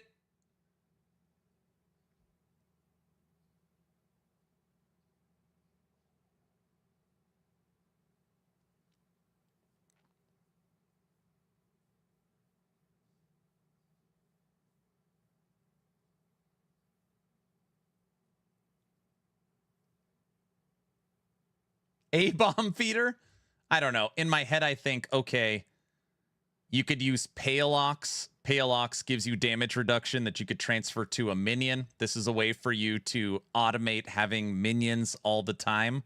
That is like the only thing I can think of is Paleox. Why you would want minions. Why Skellies? I don't know. Can't use A-bomb and Flay together. Yeah. Dude, when you want to talk, like, I'm sorry, when you want to talk about just a slap in the face, in the trailer it said summon skeletons were getting reworked, and the summon skeleton is Flay Boots trigger.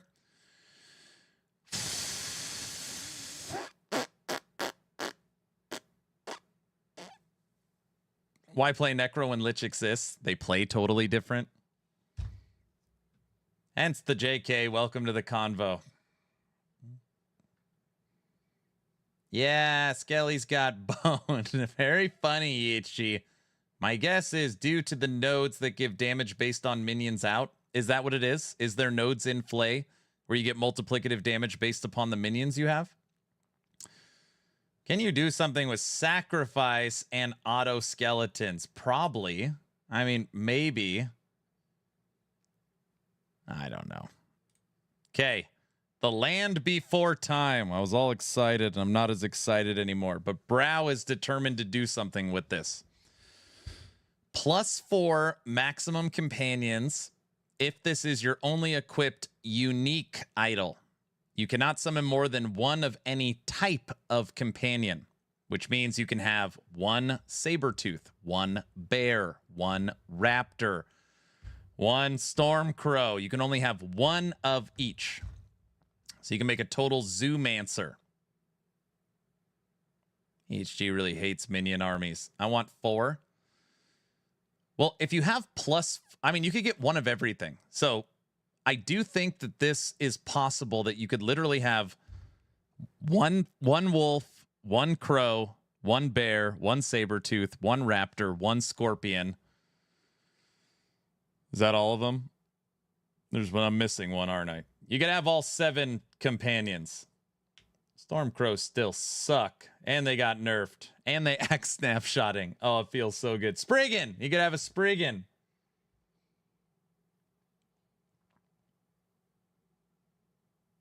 Hey, that's actually kind of interesting. And you can have a Spriggan. Spriggan got that. What the hell is it? Buff everything. What the hell is it? Summon Spriggan. Yeah, Aura of Loyalty. Aura of Loyalty. You can now buff all other companions based upon its healing aura. So you have your T-Rex roaring, and you have your healing aura on Spriggan buffing a full Zoomancer.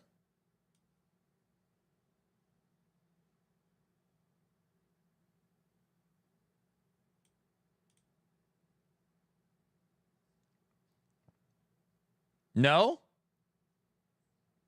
And you've got frogs? Would a wolf not be a squirrel? EHG always says this. A squirrel is a wolf. Just when you put on the helmet, it just changes the VFX. Zoomancer is possible. The frogs are a trap. Could those Skelly boots work for Lich sacrifice? Sure. You would take the T-Rex over the frogs. I mean, we're going to play frogs. T-Rex is first, and then we're getting frogs. Like, everybody knows that.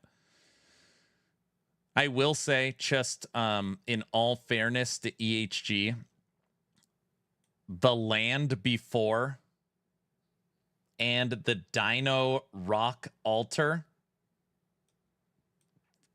this, I mean, I think credit where credit is due, okay? The item might suck, but they did a really good job there. They did a good job there. The way the idol looks and the name.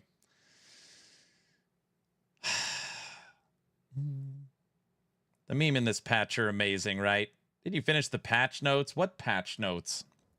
No, we're doing full unique items. Then we're back to patch notes.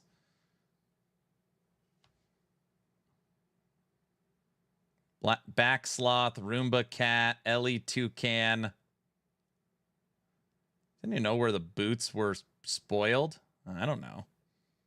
My moderator Guilty sent me all these images.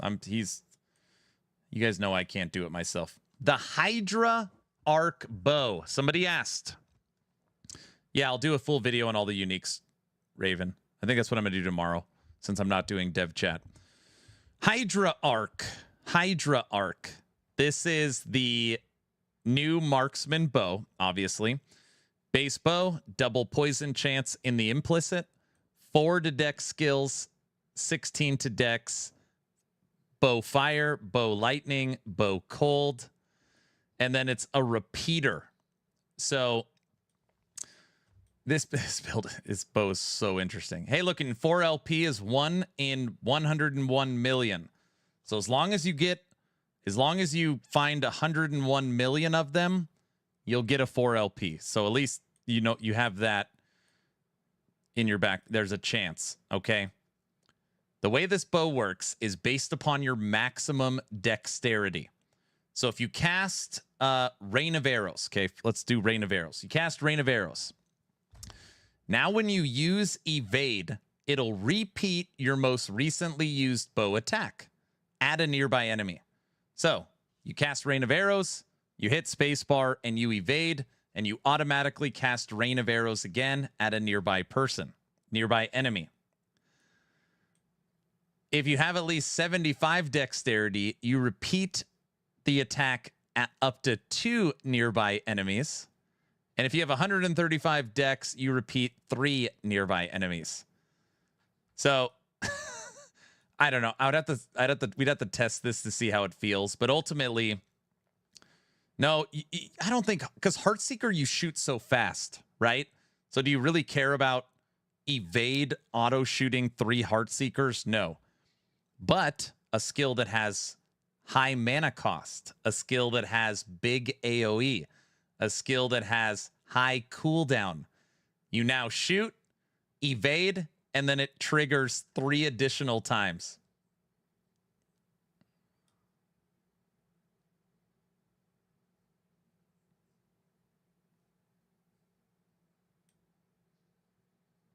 If it only has 1 nearby enemy, does it hit 3 additional times? I have no idea.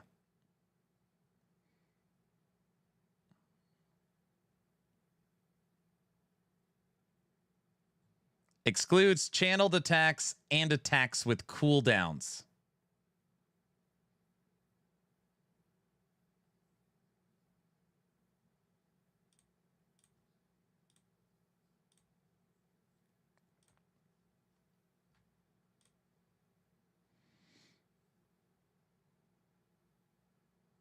Detonating arrow would work. Can't you get no cooldown?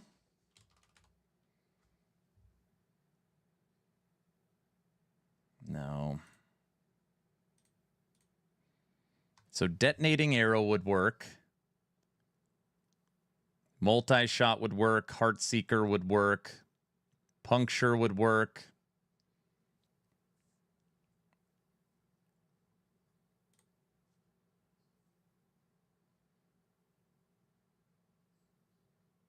Flurry.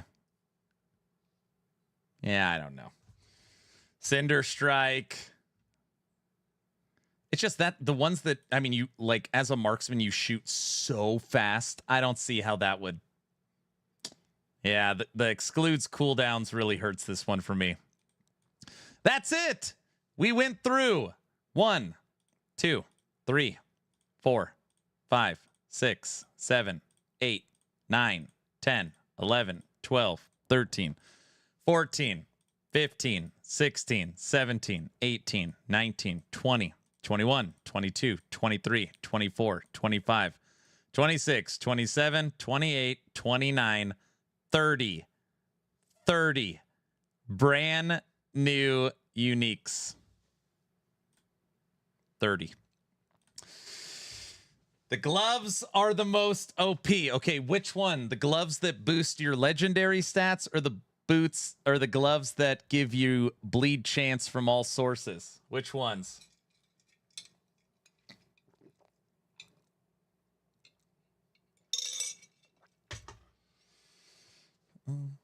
Bleed gloves? Both? Yeah, but Diablo 4 has chaos armor. Oh, brother. All right, just in case anybody cares, we only played it for a second, but I know there's people that like both games, which is totally fine. Here's the brand new teaser trailer just dropped for Path of Exile 2.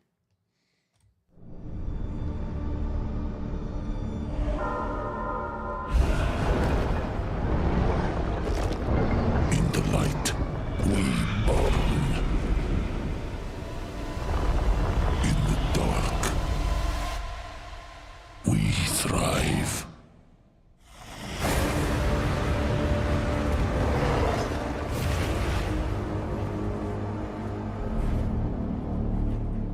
So the new League 3 is the third edict.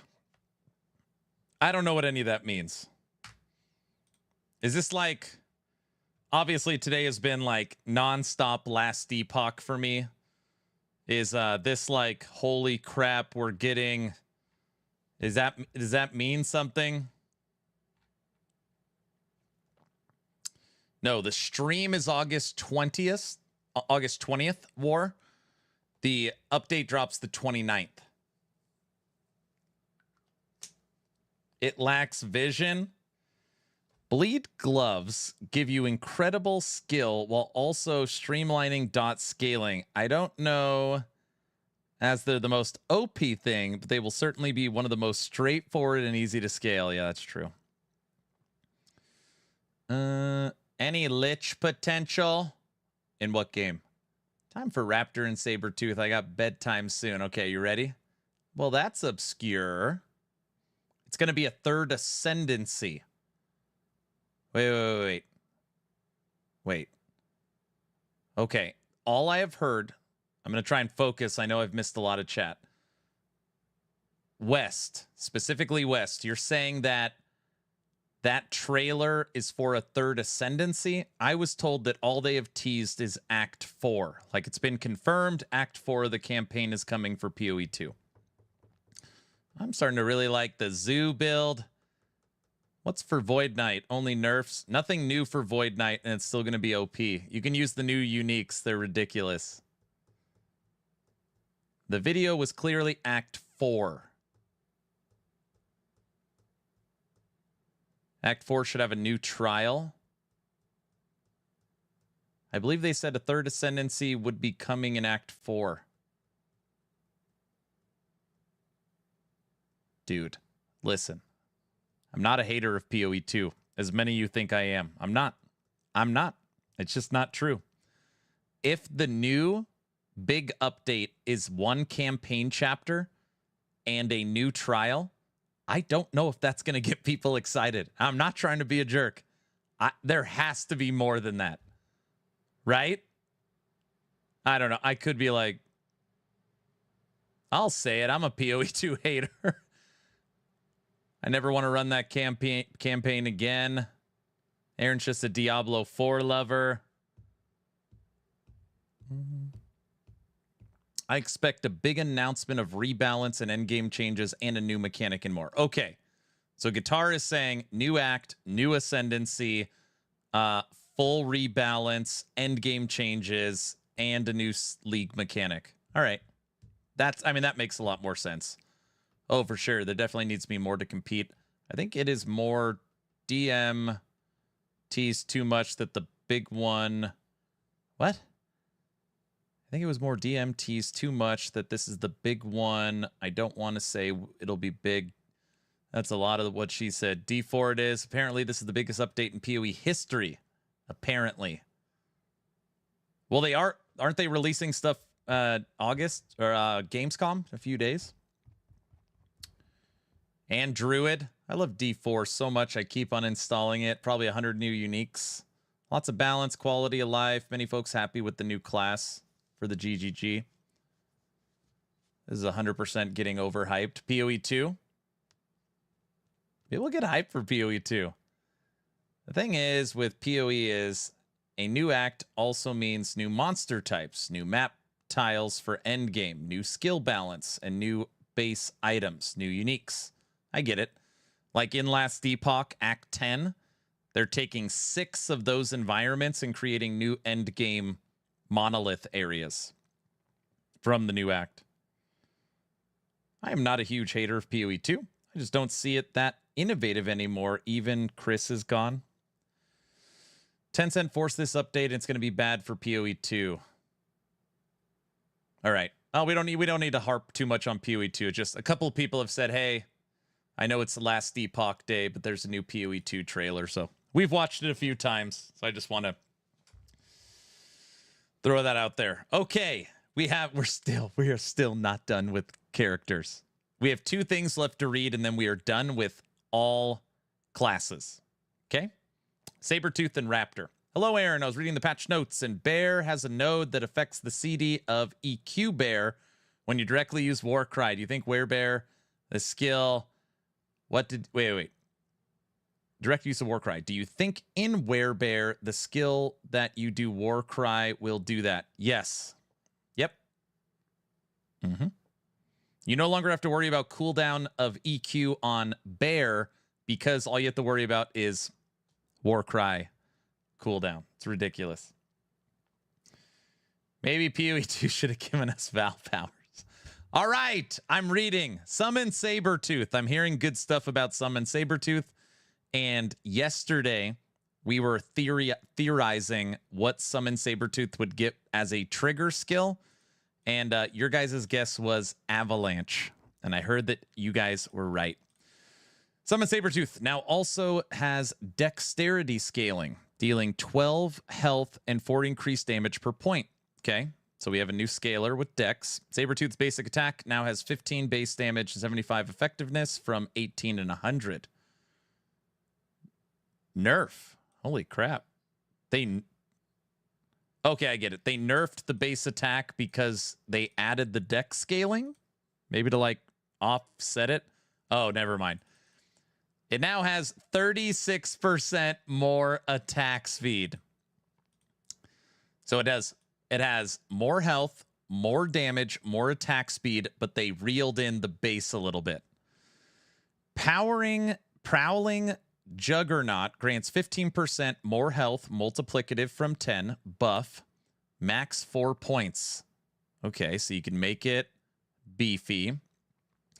Frozen Fur grants 20% cold resistance per point from 25, buff, and now grants 8% more health per point, buff. Snowstalker has been removed.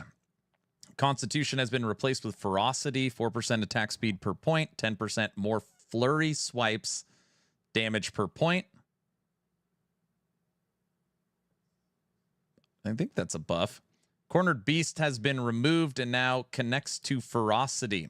Pounce has been replaced with Destructive Power. Your Sabretooth attacks have a 5% chance per point to trigger Upheaval. Pounce has been replaced with Destructive Power. your Sabertooth's attack have a 5% chance per point to trigger Upheaval. Upheaval cast this way uses your Sabertooth stats, but your Upheaval tree. The chance is halved if Upheaval creates multiple fault lines, maximum of 4 points. So you can get it up to 20%, but if you take like Upheaval goes everywhere, you're going to cut it down to 10%. Okay. Mike confirmed Upheaval Totem works with that. So if you take Upheaval Totem, now Upheaval gets the minion stat, so it has perfect synergy with Cold Sabertooth. Because you could have Cold Upheaval Totem, right? Is that what we're thinking? That is ridiculous. Added a new node in Cornered Beasts. Old position. Earth-shaking entrance. When your Sabertooth leaps, it uses Upheaval when it lands. Oh, it's using Upheaval all the time. Savage Catalyst grants 6% chance per point from 5 to use Fury Swipes when it directly uses a melee attack and hits at least one enemy. Max 4 points from 5. Cornered Beef, yeah, correct.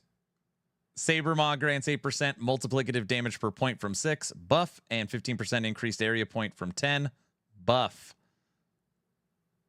Heavy Paws grant 8% multiplicative damage from 40. Heavy Paws grants 8% more melee damage from 40. Nerf. Keen Senses, that's a big nerf. 32% multiplicative melee damage, gone. That's a big nerf. Keen Senses grants 3% critical strike chance per point from 30% increased critical strike chance. That's a buff because you're getting base crit. Opportunistic Hunter grants 25% critical strike multiplier per point from 25%. What? 25 to 25. Claws now grants 34% armor shred per point.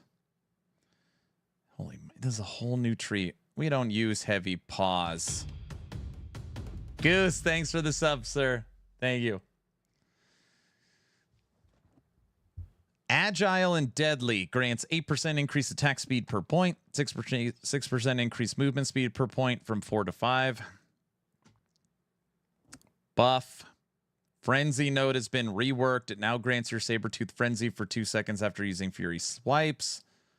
Frost Fangs grants plus 5 cold from 4. Buff. Ancestral Hunter now has this effect can be triggered up to 10 times per 5 seconds from no limit. Nerf. Added a new node connected to Ancestral Hunter. Ancestral Favor. This is new. Your Ancestral Sabers have a 4% duration per point of attunement. Max 1 point. Oh, so they're going to... So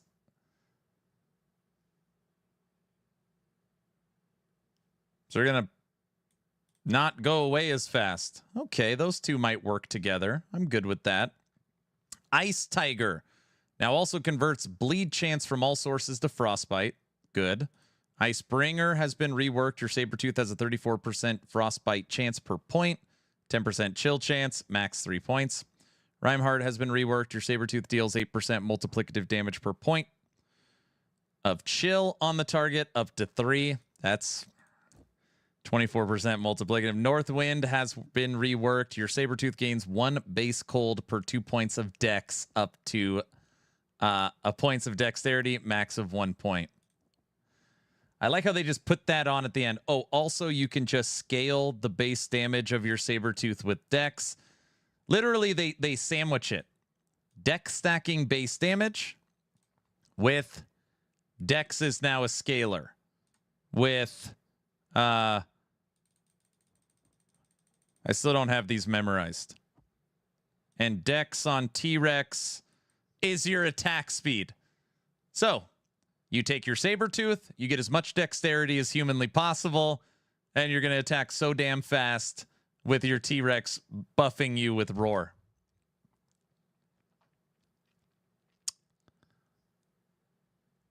Rip Judgment Paladin? No, it's not that bad. It's not that. Are you going to have a new Lich and Necro builds on Action RPG before the new season drops? I haven't decided. So Clubby, this is hard. I can take existing builds and change small things. Like, I know this will be better. But I don't like posting builds that have never been played. You know what I mean? Like, I don't know. It's like, hey, we theory crafted this beard. You can check it on actionrpg.com. Have you ever played it? No, I have no idea. Or the Horde. Godzilla, Zeus, Spriggan, Aura. That's what you're thinking. I understand. So we're working on the background, but we're undecided on what we're going to do with updating. So we'll see. I am going to put out some theory crafted builds on YouTube. I'm sure we'll post some stuff on actionrpg.com.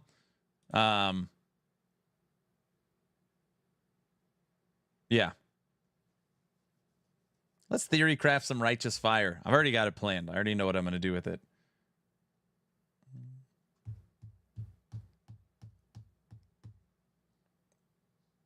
Why is Last Epoch Tools build planner not out yet? I don't know.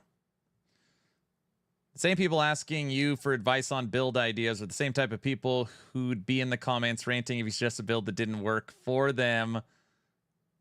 So yeah, you got a good stance there. What's hard, Guitar, is that I would take a wild guess that any competitors are going to have tier lists and build guides and theory crafted stuff available probably within the next 48 hours. So it's normally more, why do they have it and you don't? That's what I get more than anything else. Like, so it's fine. It's no big deal. It's no big deal. Okay. Sabretooth is awesome. So Sabretooth is awesome. It is absolutely awesome.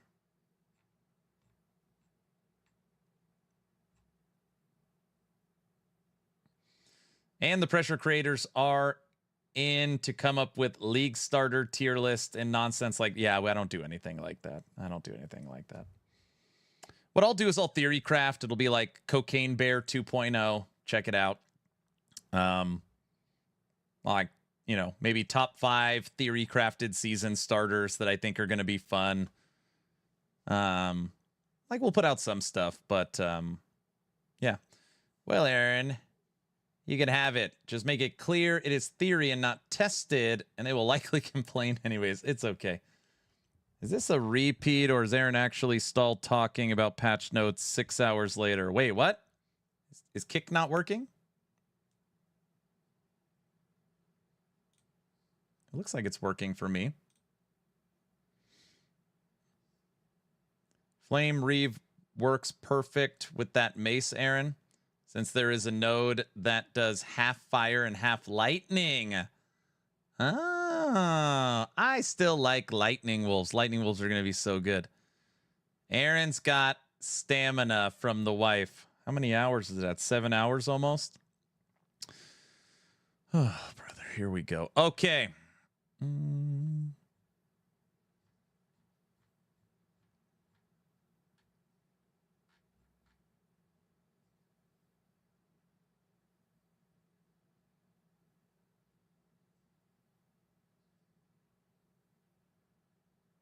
What's your take on Sabretooth's ancient hunter node nerf?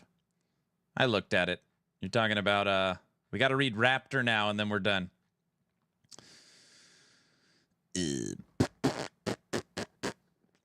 This, I don't really care. In my opinion, any node that has no limit is normally bad. The reason why people care is because they were abusing it. If they're abusing it, that means it's should be changed. I don't think it's a big deal. I don't really care. Okay, Raptor. Here we go. It's $35 converted to my currency on Steam. What? Okay, cool. Thanks. Bingo. Honestly, part of what I love about LE is that you don't need a league starter. You can respec at any time, so your build idea isn't coming together. You get to swap it. Yep. All 30 new unique items have been added to Action RPG Discord under the Last Epoch item showcase channel. Thanks, Guilty. Why do you skip Lich? It's too much to cover. I said we'll talk about Lich when I actually have access to the build planner, because it's, you know, so imagine if I had to read each one of these nodes for the new skill. Like, you're not going to understand the connection points or what they mean. Like, Lich, we need to talk about it in a more like visual presentation. Not, okay, well, northwest, you have a node that does, like, that's, I don't know. We're not going to do that. I'm not skipping Lich as in we're not going to cover Lich. I'm just not going to read literally 40 lines of bullet points breaking down the skill. So that's all I said. I will read 40 lines of Summon Raptor, though, because I know the Raptor tree. Okay, Raptor now also has dexterity scaling. When does Elite Tools get their update? I have no idea. Dexterity scaling is now granted on Raptor. Rampage grants 40% multiplicative damage from 40% increased damage, and its duration is now 4 seconds from 5.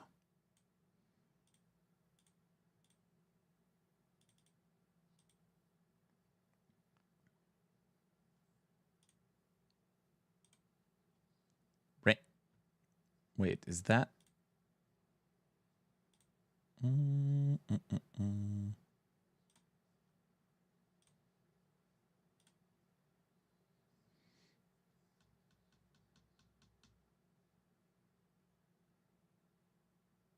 Holy crap. That is... What?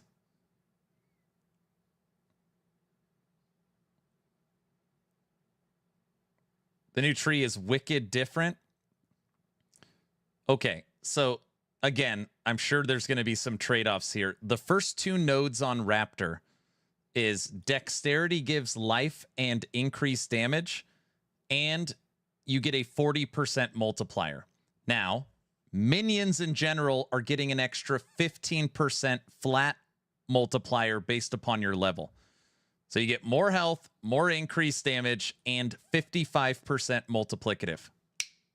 First two lines. Okay. Vicious Rampage grants 20% increased rampage effect. So now you can boost your rampage, which you used to not care about because it was only increased damage. But now it's boosting multiplicative. Okay. Menacing Aura has been reworked. While rampaging, your Raptor's hits instantly kill enemies below 6% health.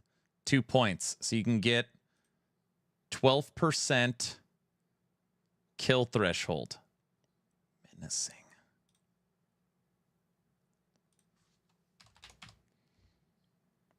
So they've changed this to kill threshold instead of slow chance. Okay. Primal Rage has been reworked. Rampage grants your Raptors 20% less damage taken for the duration. Maximum 1 point. It's no big deal. Predator grants 3% critical strike chance per point from 30% increased critical strike chance. So now you have better base critical strike.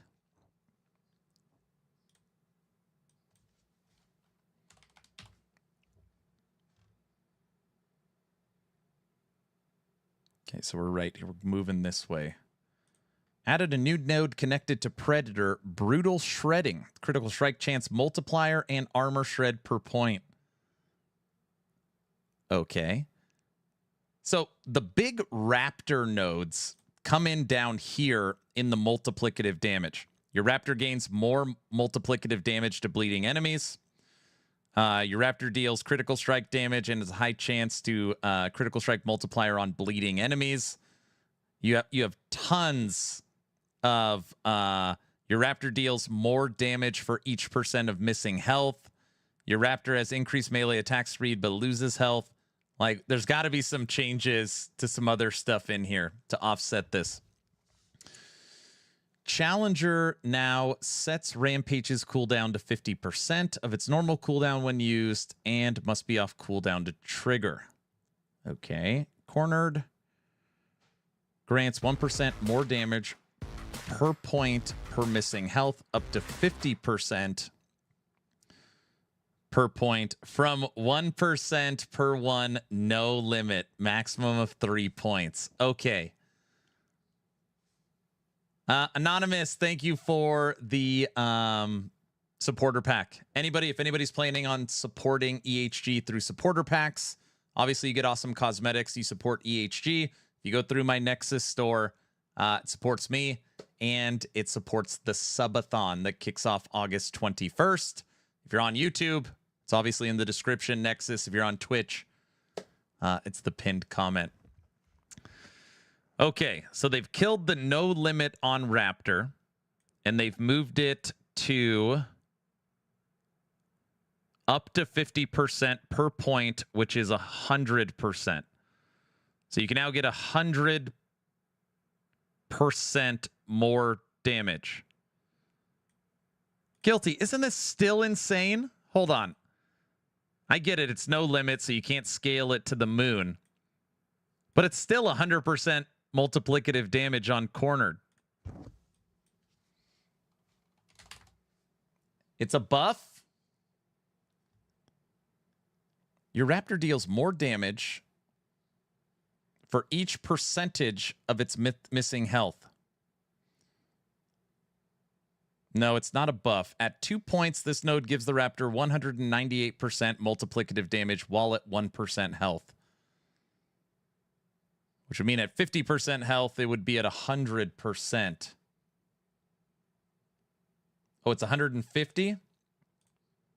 Oh, max 3 points from 2. I get it. It's not a buff. But it's pretty damn close.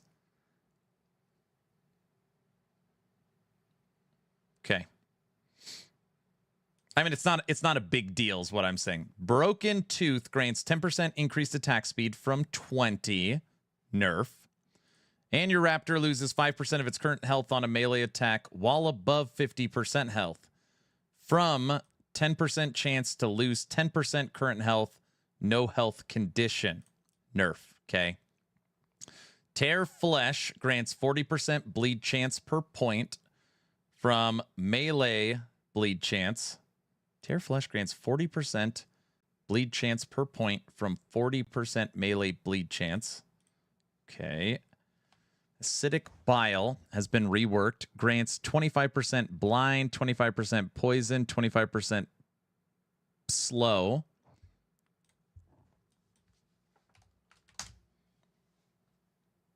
It's a lateral change. Okay, we don't care about that. Infected Wounds has been removed. Don't care.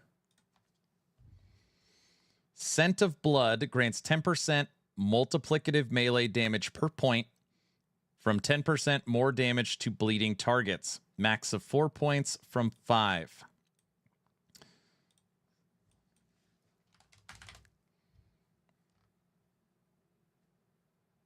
Okay, so this has gone from 50% multiplicative to 40 because they've taken a point away.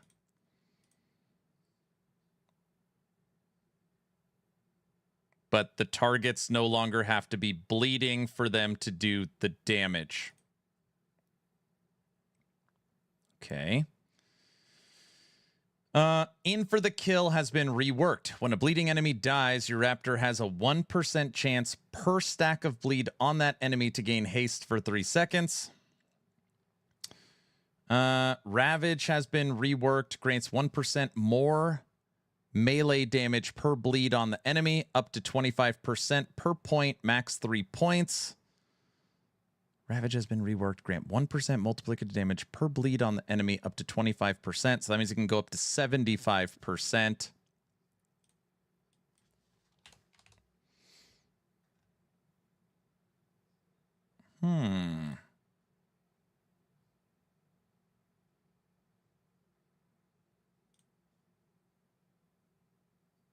So they've reworked this node from critical strike and critical strike multiplier to multiplicative damage. Ravage has been reworked. Grant 1% more melee damage per bleed. So they've taken the bleed that you would normally need here and moved it down. So this is just melee multiplicative, and this is bleed melee multiplicative. You lose the crit chance, but on Predator, you gain base crit chance. Okay. Razor Wings, less crit focused. You get a ton of critical strike from this node. It's a 100% critical strike chance, and they're both multiplicative and 100% critical strike multiplier. I like this node. I don't know if I like that change. Razor Wings grants 8% more damage per point and 10% increased area of effect per point from only granting 5 melee per point. Razor Wings. This, what we're reading right now, has more change than the entire necro tree. So right now it's 25% base attack.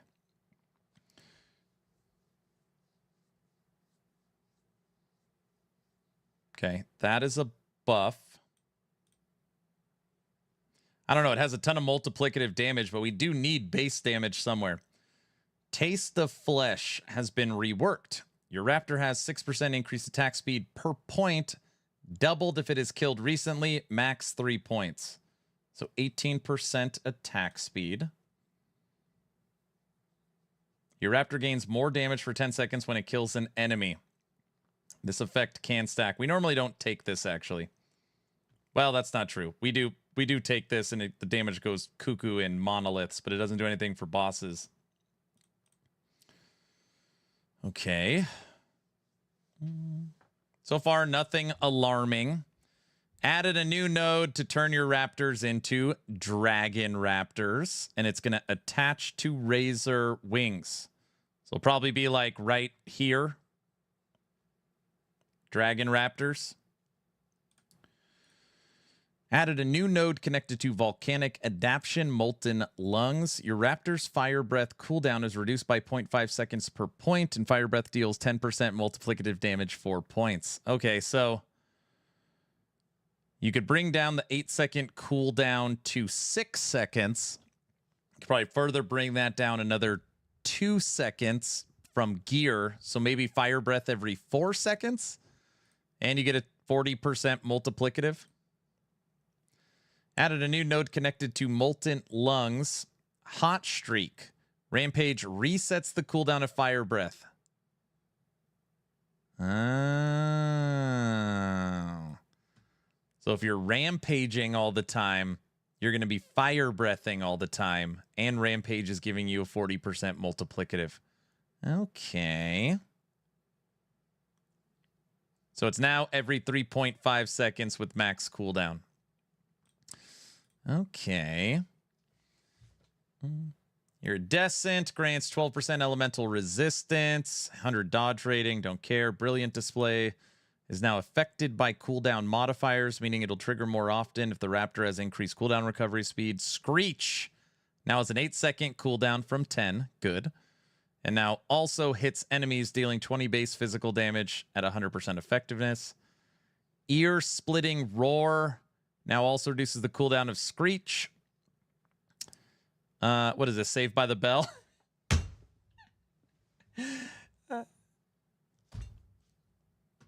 Never mind. Added a new node connected to Screech and Volcanic Adaption. Clever Girl.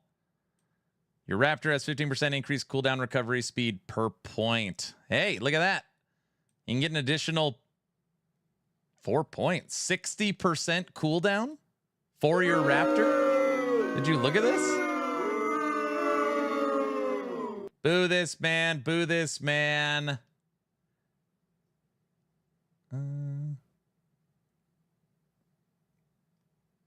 What? You guys didn't like my joke? Squirrel's gonna be crazy. They're all gonna be crazy. That last one is nuts. 60% cooldown? Well, if you're bringing it to 6 seconds, that's bringing it to under 3. And then you can also use it when you use Rampage, right? Single Dragon Raptor is going to be huge. Imagine squirrels with the T-Rex. Imagine 11 raptors with the T-Rex. What is your starter build for Season 3? I haven't decided yet. It was going to be Necromancer, and I just don't think I can do it. I don't think I can do it. Season of choose your OP build except for Necro. Very funny.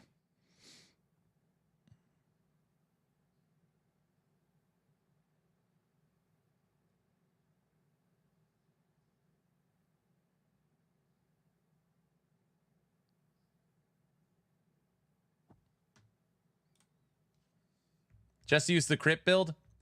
In what order are you most excited for companions? What an excellent question.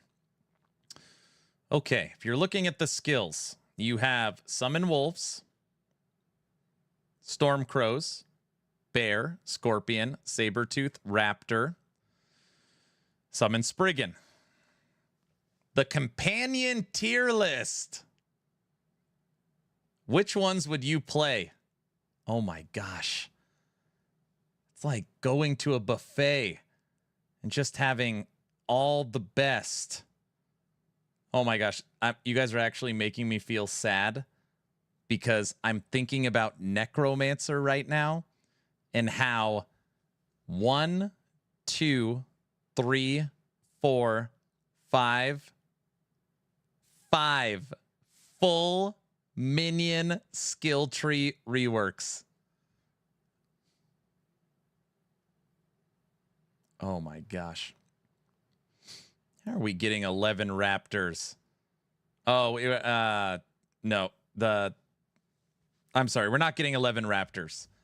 I forgot. We're not using that idol with +4. You're going to have 6 or 7 raptors and a T-Rex.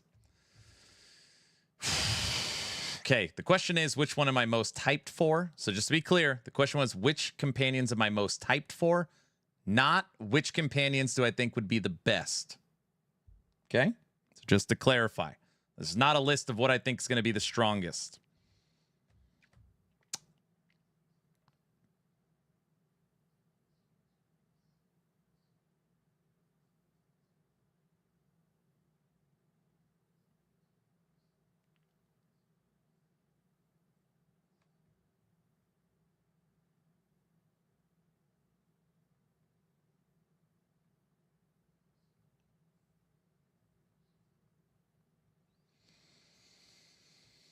Okay.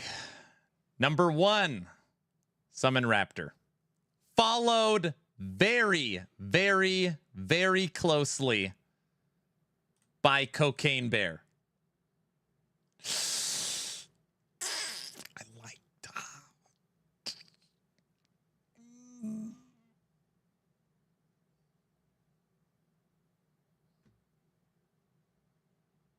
I can't decide. Cocaine Bear and Raptor are so close.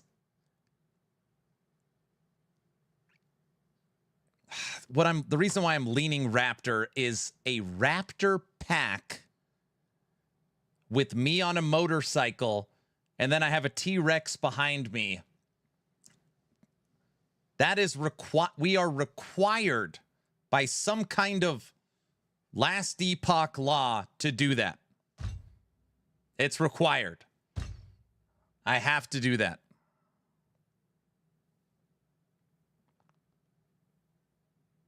The aesthetics alone, I have to. Can you combine T-Rex and Necro minions, right? Yeah. Yes, that's 100% required. Correct. Correct. So just because of that visual, I give Raptors the nod. Now, you know what? Raptor pack compared to Summon Bear, I bet you Summon Bear's better.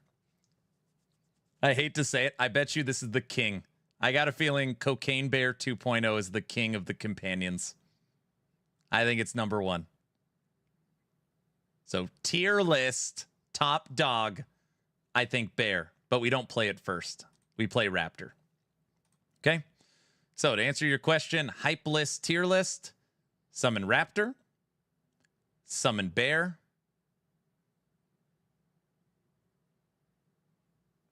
scorpion, saber-tooth, squirrels, wolves, Spriggan, last place Stormcrows.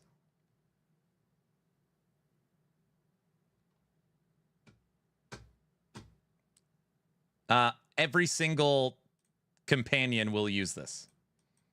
I can't see a world where you are playing a Primalist build without T-Rex. There would have to be another item. Like, for example, let's say your damage is through the roof. Okay, follow me for a second. Aaron, my damage is through the roof. I don't need T-Rex. Then you put in like this. Then you put in like Blossom for insane damage reduction, right? So you'd only take out T-Rex when you're like, damage is no longer a factor. I don't need it. I don't need it. Or if you're trying to supercharge your damage, you can use this Catalyst. This new ancestral pack. Bear is king, but fireball blurping raptors will be more fun.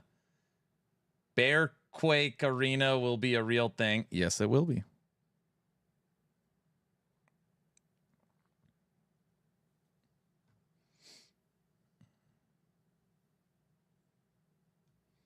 What we need are undead raptors. I really want to see the Scorpion build proccing Avalanche and Maelstrom. Again, don't fall for that. I told people this earlier. You can only use the skill Avalanche as a shaman. So Scorpion in its cold version is a shaman build. People are going to miss that. People are going to miss that. They're going to say, I want to play a Scorpion Beastmaster. And be like, why can't I use Avalanche? It is a shaman build. Primalist needs new movement skill. Yeah, their movement skill is the worst. How often does T-Rex roar? It has 100% uptime. It has 100% uptime.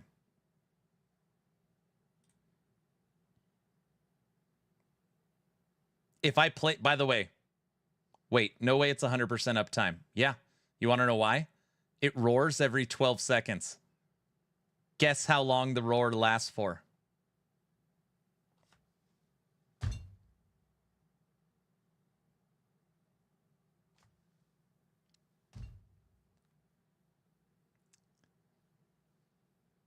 Yep, 12 seconds. It roars every 12 seconds, and the buff lasts for 12 seconds. So the only time it wouldn't be up is if you are playing a build where you constantly were resummoning minions like forged weapons or ballista or totems. But if you have permanent companions, it's 100% uptime. That is so dumb. Yeah. It's also a level 36 item. The T-Rex also auto summons, so when it dies, you never have to worry about bringing it back to life. It also gives 3 to skills. It also gives, what is it? Endurance. It's so ridiculously good. What else does it give? Yeah, multiplicative damage, health, 3 to skills, all attributes and endurance. T-Rex is gonna get nerfed next season. Mung, please tell me you have seen this. Have you seen this yet? Thicket of the Blinding Light.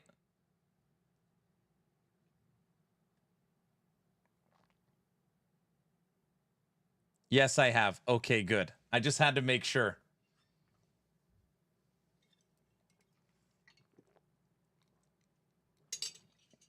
The new King chest for Reflect, correct.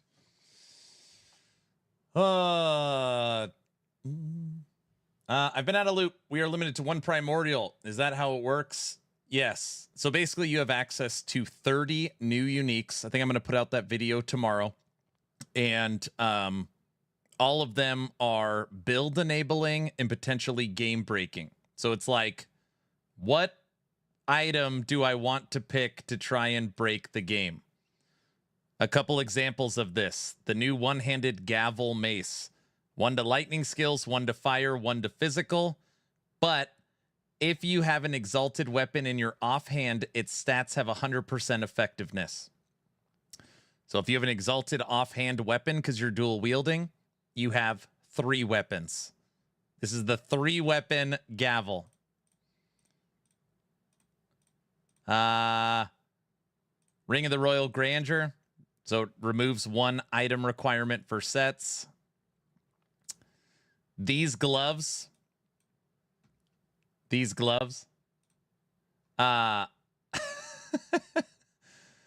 are, this is probably ranked number 1 broken. It's at least top 3.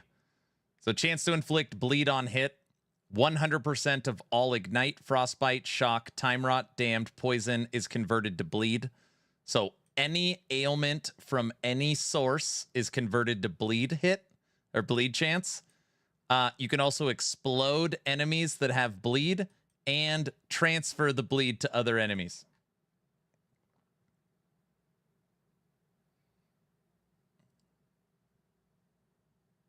Break the game. You have this set of gloves. Stats from legendary affixes have 50% increased effect. So now all of your legendary affix on all your gear, your boost. There's so many. That's like, you know, there is 54% less spell mana cost. Meteors, avalanche. Triggering abilities from movement ability with your new freaking Triceratops shield. Insane new low life body armor. What about making a build based upon different idols sizes? There's 2 different idol items. You get the idea. There's a lot of juicy stuff. There's a lot of juicy stuff in there. EHG really threw up their hands and said F it. They said they kind of did. Those bleed gloves is the explodey chest from PoE. Is that what it is? Yeah, we only use last Epoch tools for build planner, so we have so much stuff to cover that it's totally fine. Okay, we've officially finished all the skills, all the passives, all the crap for classes. Oh, I know the reading us patch notes is not super exciting. Item affix and enemy balance. That's not very fun. Endurance.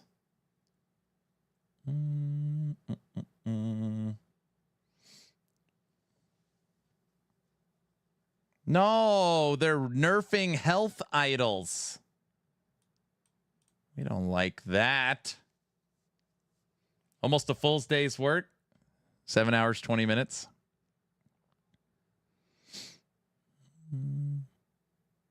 Spine Idol grants 8 to 20% chance to summon a Thorn Totem up to 3 times per 5 seconds from 4 to 10% with no limit. Oh, they're limiting how often you could trigger the Thorn Totem on hit. But it has a higher percentage chance to happen. That's actually not too bad. Didn't Sentinel get crushed this patch? No. If you ask me what got hit the hardest this patch, it is Falconer. Falconer got hit the hardest.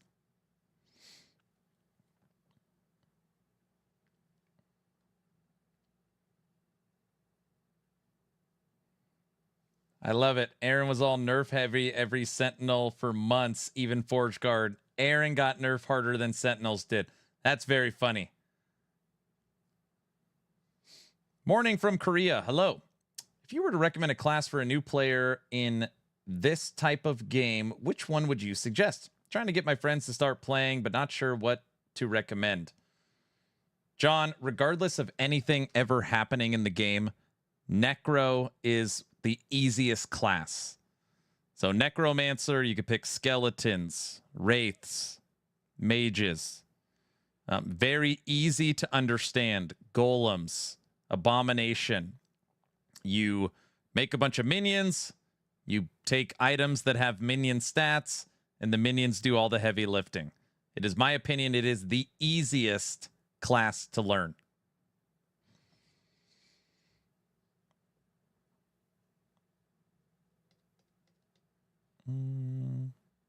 Unique sets and items. Oh, Brow wants me to look at MTX stuff.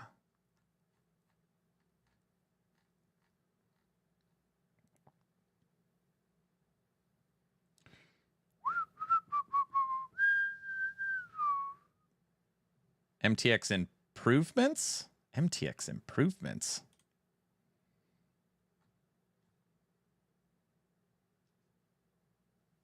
Oh, this offline mode. Supporter packs retiring. Abyssal supporter packs will be removed September 8th. New Epoch store point. There's no pictures. You want me to read these store items?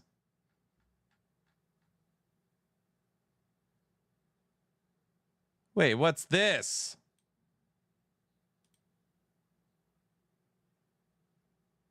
Oh, skill effects. Guys, I found it. I found it. This is the Necromancer update we have been waiting for. We got a new Summon Skeletal Mage MTX. A new Bone Golem MTX. A new Summon Skeleton MTX. Another Summon Skeleton MTX. A new Abomination MTX. We found it. Those are big buffs. Yes. New visuals, no mechanics. That counts. We also got a new Raptor skin. A new Summon Bear skin. 2 Summon Raptor skins. A new Summon Sabertooth skin. 2 Summon Sabertooth skins. Okay, hold on a second. If Primalist got more skins too. Now, okay, wait. 1, 2, 3, 4, 5, 6.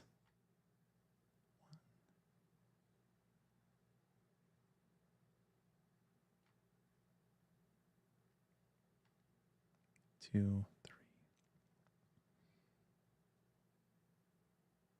Aaron is farming drama.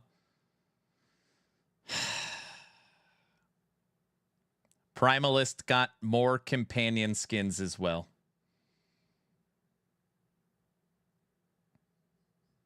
Reaper form forever is horrible. Primalist got all the love. I know. All right, what else do we need to look at? I can feel myself getting tired. All right. Freaking patch notes. Check out the Super Crit song. No, I don't want to listen to new songs. I'm trying to save all the new songs for Subathon. Okay, new unique items. We covered all 30. All right. Oh, existing unique item changes. Okay, let's cover this. Existing unique item changes. Needle.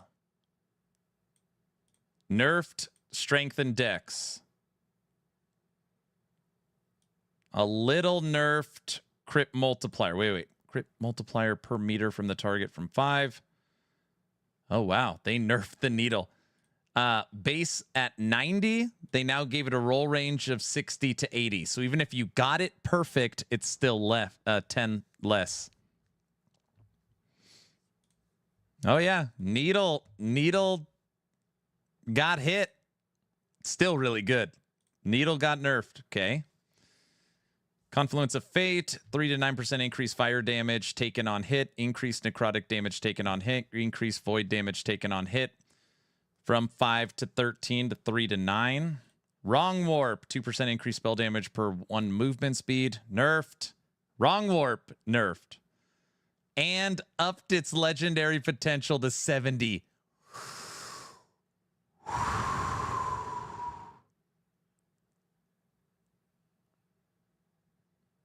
Okay. So Fate nerfed, Needle nerfed, Wrong Warp nerfed. This is a big deal. So your ability to get 2-3 LP Wrong Warps just went duty. That's a big difference. Viper Tail. Poison chance. Buff. 20 to 30% chance to slow on hit. From 50 to 70. Never mind. Nerf. Sphere. Grants 20% increased cold and lightning damage for each water orb that's cast in the past 12 seconds from 30%. Nerf. And now it's an effective legendary potential of 30 from 20. Small nerf. Water orbs have 80 base damage and 400 effectiveness from 60 to 80. Buff. Okay. But that's not what people care about. They care about the boosted damage. Okay. Today I went from give me spoilers to release the season early. Talons of Valor. Now with an effective legendary potential of 50 from 30. Nerf. Blood of the Exile grants 5 to 8 strength, dex, and intelligence. Damn. I know people that literally, it doesn't matter what the build is or the character. They find a 2 LP, good rolled Blood of the Exile, slam a T7 movement speed, and that is their pair of boots for literally the entire season. Blood of the Exile nerfed. That's a decent one. Me? Is that how you play? Is it true the Death Fence is core? No. Flames of Midnight grants 7 to 11% fire, necrotic, and void penetration from 11 to 17. Nerfed. It's funny. Like so far, every item is like all of these, like super meta builds items. Countenance of Majasa, the shield, 20 to 30%. They said they were going to nerf this before it came out. Block effectiveness, damage over time, nerfed. Block effectiveness, nerfed. Damn! 300 to 600 went to 100. 150 to 3. Oh. Countenance got beat up. Yeah. Yeah, it's a shield.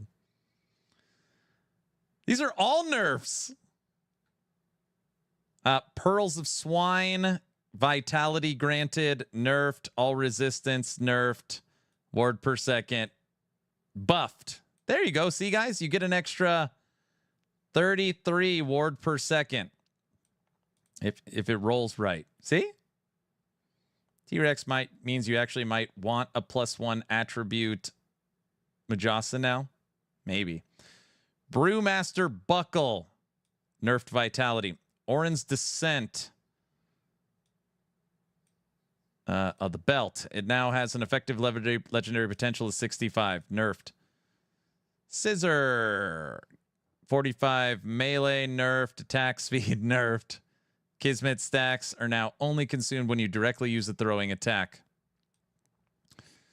Holy smoky. Transcriber's Graver. 12 to 20% penetration. Nerfed. Chance to cast fire aura each second while standing on a glyph of Dominion. From 40. Wait. Transcriber's Graver grants 12 to 20% elemental penetration. That's a nerf. 80 to 120% chance to cast fire aura each second while standing on a glyph of Dominion. Buff. 6 to 10 spell damage from Flame Reeve per fire aura. Buff. Okay. Hey, that was kind of a buff. Well, they killed the. That was a halfer. Vessel of Strife. Uh-oh. Vessel of... Actually, that's fine. They can nerf Vessel of Strife. We use this on every build for Primalist. We don't need it anymore. We have a T-Rex. Vessel of Strife. 20 to 30% health regen applies to ward from 20 to 40. It's actually still going to be really strong. Black Blade of Chaos grants 6 to 60% chance to inflict time rot on hit from 12 to 120. It's no big deal. World Splitter. 0.2 to 0.3 critical strike chance per melee attack per 1 mana cost from 0.3 to 0.5 per 1. Nerf. Season 4 T-Rex nerf. What? Yeah, that nerf was needed bad. Black Blade. Ashes of Mortality. Chance on hit. Wait. The slab now limits block chance to a maximum of 75%. Are people abusing the slab? One of the oldest items in the game that is in the damn Kickstarter video. Ashes of Mortality chance on hit to gain ward per ignite damned on you. And the target is now limited to 2,000 ward from no limit. Nerf. Bloodkeeper's Nest. Wait a second. Bees? They end it with bees? Bloodkeeper's Nest grants bees plus 12 to 16 health per attunement.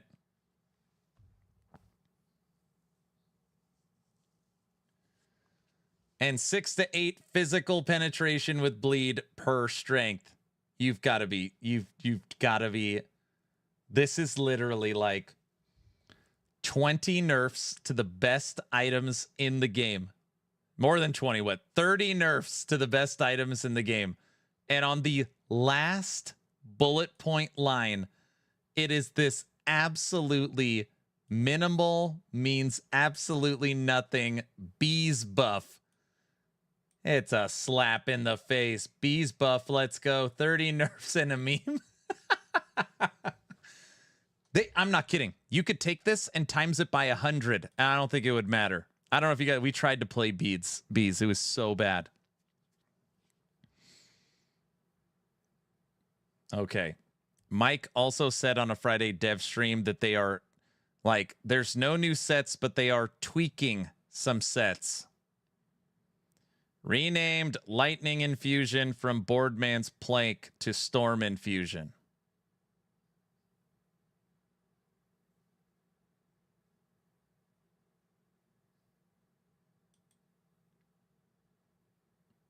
Huge. Those are game changing right there. That's a buff. This is one of those, like, just hear me for a second. Everybody knows that sets probably need a little bit of a buff, right? I think most people would agree with that. You could just make at least 10, maybe 20 bullet points of just turning like 5s to 10s, 10s to 20. Like, yeah, we took the knob and we turned it up just a little. Just a little. Like, set items, set affixes are going to be a little better. Set items are in the game to hide them from the filter. It's actually not true. The only set that I use is the bear set. Bear set gives 30 to strength and endurance threshold per strength. The bear set I like, even if you just take the helmet and the gloves. Also, the glove affix is broken. It's absolutely broken. I was also using the Lightning Meteor set, but you hear what I'm saying, right? You could take the sets that are literally never used, which are most of them, and just turn the 20% damage to 30%. So you could start, like how hard, you could start moving the needle. 0. Not one singular change to existing sets. Nothing. Wow. Okay. Item faction. Oh, this is going to piss people off. What did Circle of Fortune get? Increase the amount of favor you gain for joining Circle of Fortune.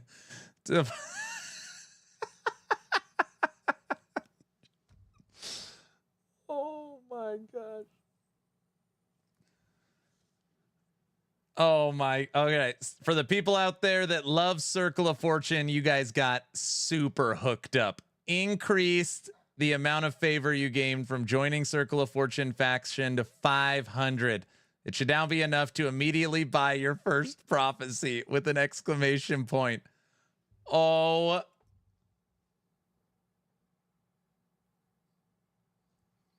Real funny, EHG. Poor COF. The rage is real over here. I'm going home. Crafton is throwing us a penny. I really don't want to go MG. Hanging out at the market is not an idea of a good time. It's the best time. That is, this is, so you can immediately buy your first prophecy! Exclamation point. Oh, man.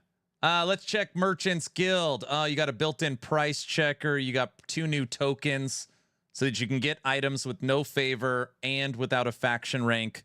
You no longer need that. You have a built-in price checker. You can now easily put up items, and you have built-in roll ranges on all of your uniques so that you could search by exactly what you need.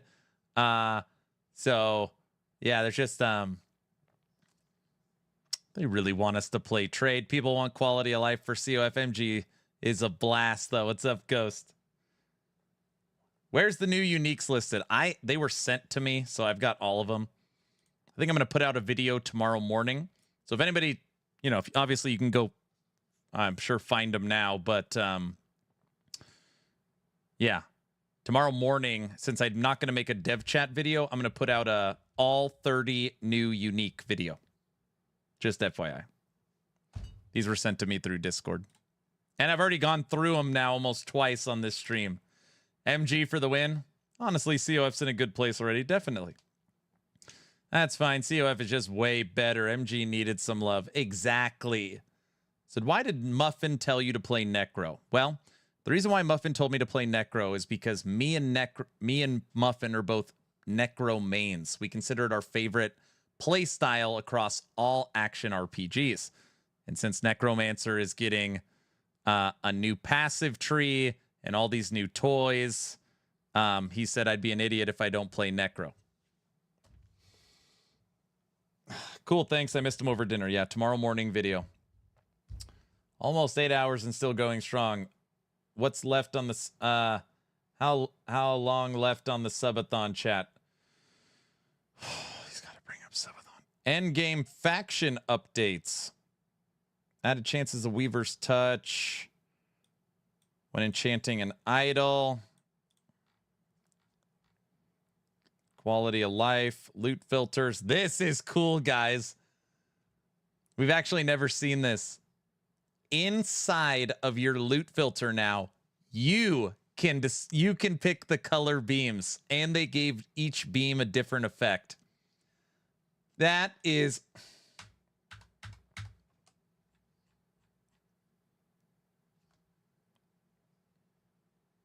That is pretty cool, man. Now, I like that. Cool, dope. Aaron's Will plus A-Bomb, King Kong. If I was going to play Necromancer, I would season start Abomination, Eating Golems for Stomp. That's what I would play. Long live David Brevik for loot colors. That's pretty neat. So yeah, loot filter wise, you can now put in the beam you want and put in the sound you want to drop. You can't, they have a list of like, I don't know, 10 or 12 sounds. So you can't put in your own, but yeah. You also have this new UI for crafting. So it tells you the results and what happens and exactly the chances. It's very neat, too. This is the kind of stuff where, like, okay, maybe this is why we didn't get any set changes, because they're, like, perfecting the UI for this. Beam MTX coming soon. Beam MTX, they have it in, what, Torchlight? Controller support. Hopefully Medic isn't here. Player's movement is now disabled if any panel is open while using a controller. Okay. Added controller navigation for the chat window. It's accessible from the menu wheel on the controller. Second page. In the vendor UI, when you sell an item with a controller, your cursor will move to the next available item instead of defaulting to the now empty slot where the item you sold had been. You can now click or use left or LB, RB on the controller to swap between faction panels. Both the passive tree and the skill tree menus can now be navigated with either the directional pad or the left analog stick. That's nice. Adjust the navigation of character creation screen with the controller to be more intuitive. Look at that, Medic. So I spoke to Mike. He said he's going to add you saying rigged as a sound for the item drops.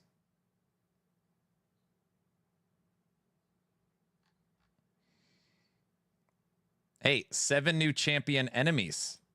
Wait a second. Where's the new champion affixes? Did I miss it? If there's new champions, there has to be new champion affixes, right? All new uniques can be found in Aaron's Discord, yeah. If you guys aren't in the Discord, uniques are posted there as well.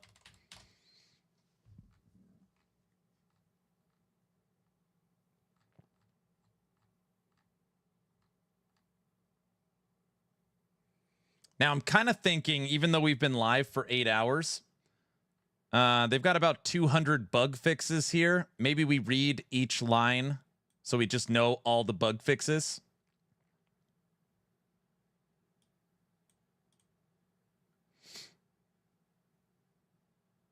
Also, no champion nerfs. Oh, they're still going to be dang. That's a nap time? What? Yeah, let's really dig into each one. Okay, wait. What? I did see 2 I want to read. Skeleton Mage bugs. Fix an issue where replacing Skeleton Mage ability in the ability bar would unsummon one Skeletal Mage instead of all of them. Snapshotting? Summon Skeletal Mage. Fix the bug where Summon Skeleton Mage did not display unilluminated cold and fire tags in the skills panel. That is fixed bugs to Reaper that nobody will play. What? Oh, necro buffs. Yeah, we also got bone golems. Fix the bug where bone shatter from bone hail node. What a bonehead.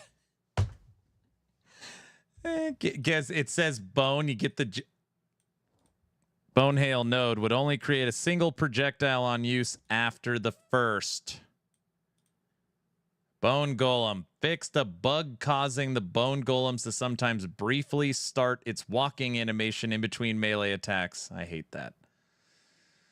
It's a lot of Reaper form fixes.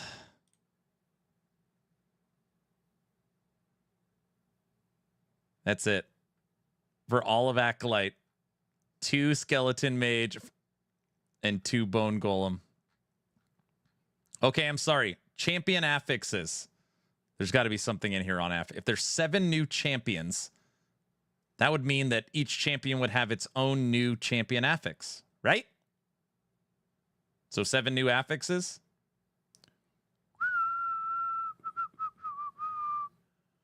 I think that's the last thing I want to look at. Macros for stash. Beams, loot filter. Why fix bugs since they are just food, right? Or those 7 new champions are sharing the affixes with the older ones. That would be so lame. Each champion has its own unique champion affix. That would be so lame if they just like, well, +2 to companion is on 2 champions. That'd be lame. Affixes.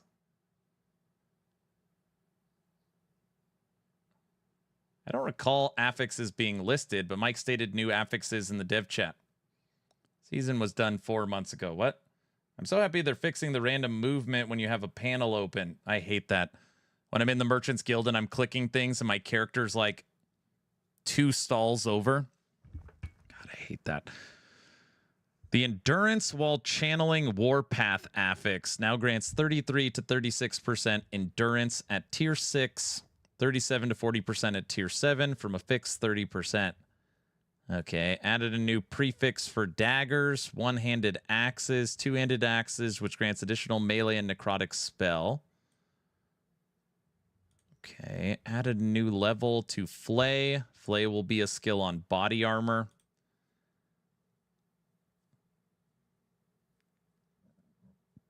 They've nerfed the Sentinel idol for block effectiveness. Yeah, they've reeled in block effectiveness. They've reeled in Fate Weaver's penetration idols. They've reeled in ward. They've reeled in health. They've reeled in health and health regen. They've reeled in health and effectiveness. Yeah, they've nerfed the idols. Where is the Thorns one? Loom, ward. Oh, good. They left this one almost unchanged. They reeled in health regen a little. I like that. The vitality and health regen base one.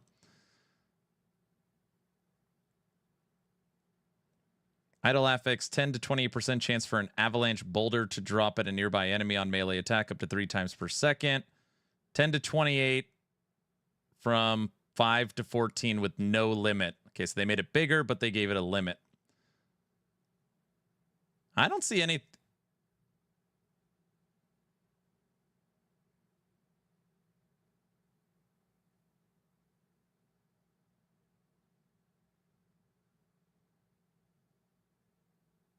Thorn Totem idle nerf. It's not that big of a nerf. It depends how you're abusing it. So your chance to summon a Thorn Totem is way higher. So, you know, you'll be able to get 12 to 15% chance to summon it. And you can summon up to 3 times per 5 seconds, which isn't bad. Instead of no limit. It might actually be a buff in more situations than you think. So it's going to be way easier to bring them up. And normally you're using the Thorn Totems to give you more attack speed, more cast speed, more armor. You're using Paylocks so you could transfer the DR to the totems. I don't think it's a big deal. Yeah, this one I'm okay with. I was told that the Reflect idols were nerfed. I do not see that in here.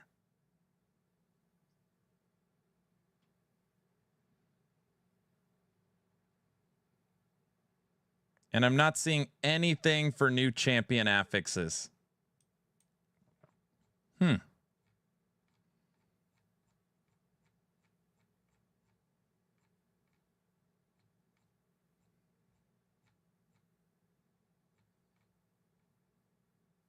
I think we did pretty good today on the patch notes. I think we did pretty good. 8 hours. They nerfed most of the Weaver idols. Just use the Primordial uniques on idols for totems. Somebody said they nerfed the Reflect 1x1 idols. There is the Enchanted idols buff, where it's easier to enchant because you can go straight to the vendor.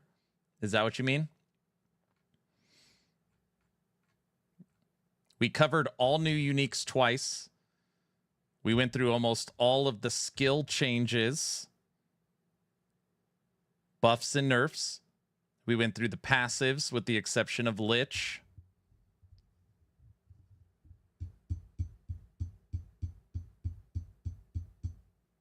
Let's do it a third time. I got an idea. Right now we're at 7 hours and 51 minutes. I think what we do is we're going to end the stream how we started the stream. I feel like that's very poetic. Okay. We'll watch the YouTube trailer one more time, and that'll give people a chance to join the giveaway. No! Another hour? No, I'm not going to pause it. As long as you are following the channel on Twitch or subscribed on YouTube, type in !giveaway. Okay? You have until this video is over to join the giveaway. I'm not going to pause it that often. Well, I'm gonna. Welcome, travelers. I'm Judd Kobler, founder of 11th Hour Games and game director for Last Epoch. And today, I'm excited to share with you all the awesome new updates coming in Season 3, Beneath Ancient Skies, which is launching on August 21st. This update introduces a new campaign chapter where we'll be going back in time to explore the ancient past. A new system built around hunting evolving Rift Beasts and powerful new rewards. It also includes a rework of the Lich Mastery and improvements to the Necromancer, Beastmaster, Minion AI, and a long...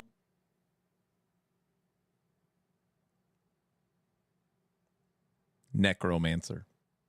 List of quality of life changes across the game. Let's take a look at what's new in Season 3 Beneath Ancient Skies. Chapter 10 expands the campaign following the events of Majasa's defeat. Players will continue the story by pursuing Apophis into the Ancient Era. As you chase Apophis down, you will traverse through a prehistoric realm filled with monstrous wildlife and flora. You will explore beautiful areas such as lush jungles and vast forests filled with dinosaurs, as well as crystal-filled caves and giant insect-infected mountains. As you get further, you will find dragon layers, and even the floating temple of Atera in the sky. You will meet some unlikely allies and find Nagasa, Osprix, and Wingari peacefully coexisting. Next, we'll take a look at the new encounter system, the Primal Hunt. Throughout the campaign and in-game, you'll encounter mysterious rifts, gateways into the Ancient Era. On the other side, players will dive into deep caves where they will find the rift beasts and their nests. After defeating the beast, players choose one of the hatchlings to spare, which grants future rift beasts a new evolution. Evolutions add new abilities, body parts, and rewards to the next generation of rift beasts. As you continue on your journey, you will be ambushed by the evolved rift beasts until you eventually find another rift back to their lair, where you can continue to evolve the current lineage. By defeating evolved rift beasts, you will earn... There is a new item that drops an amulet that when you kill the rift beast, it drops an amulet, and it's like a genie lamp, and it stores the rift beast in that amulet. And when you wear the amulet, the rift beast that died will jump out and fight for you. Trophies in the form of primordial materials, ancient bones, and, rarely, one of a few select primordial unique items. You can also trade your primordial materials with a friendly Wingari hunter, Scarven Bloodhorn, for primordial uniques and runes of evolution, a new rune used to craft primordial exalted items. Primordial items are so powerful that each traveler may only have a single primordial item of either kind equipped at a time. Over 30 new uniques have been added in this patch, including 25 primordial uniques. Some highlights include Carrion of Creation, gloves which convert 6 other ailments into bleed chance. True Sight Glass, an amulet that unlocks access to a second tier of critical strikes.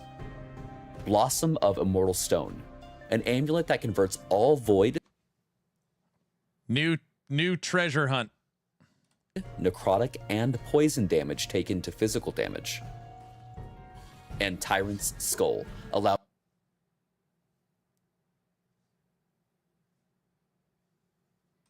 any wearer to be accompanied by a look at that roar! Powerful T-Rex minion. These primordial uniques are very strong. EHG is wishing you good rolls and good luck hunting.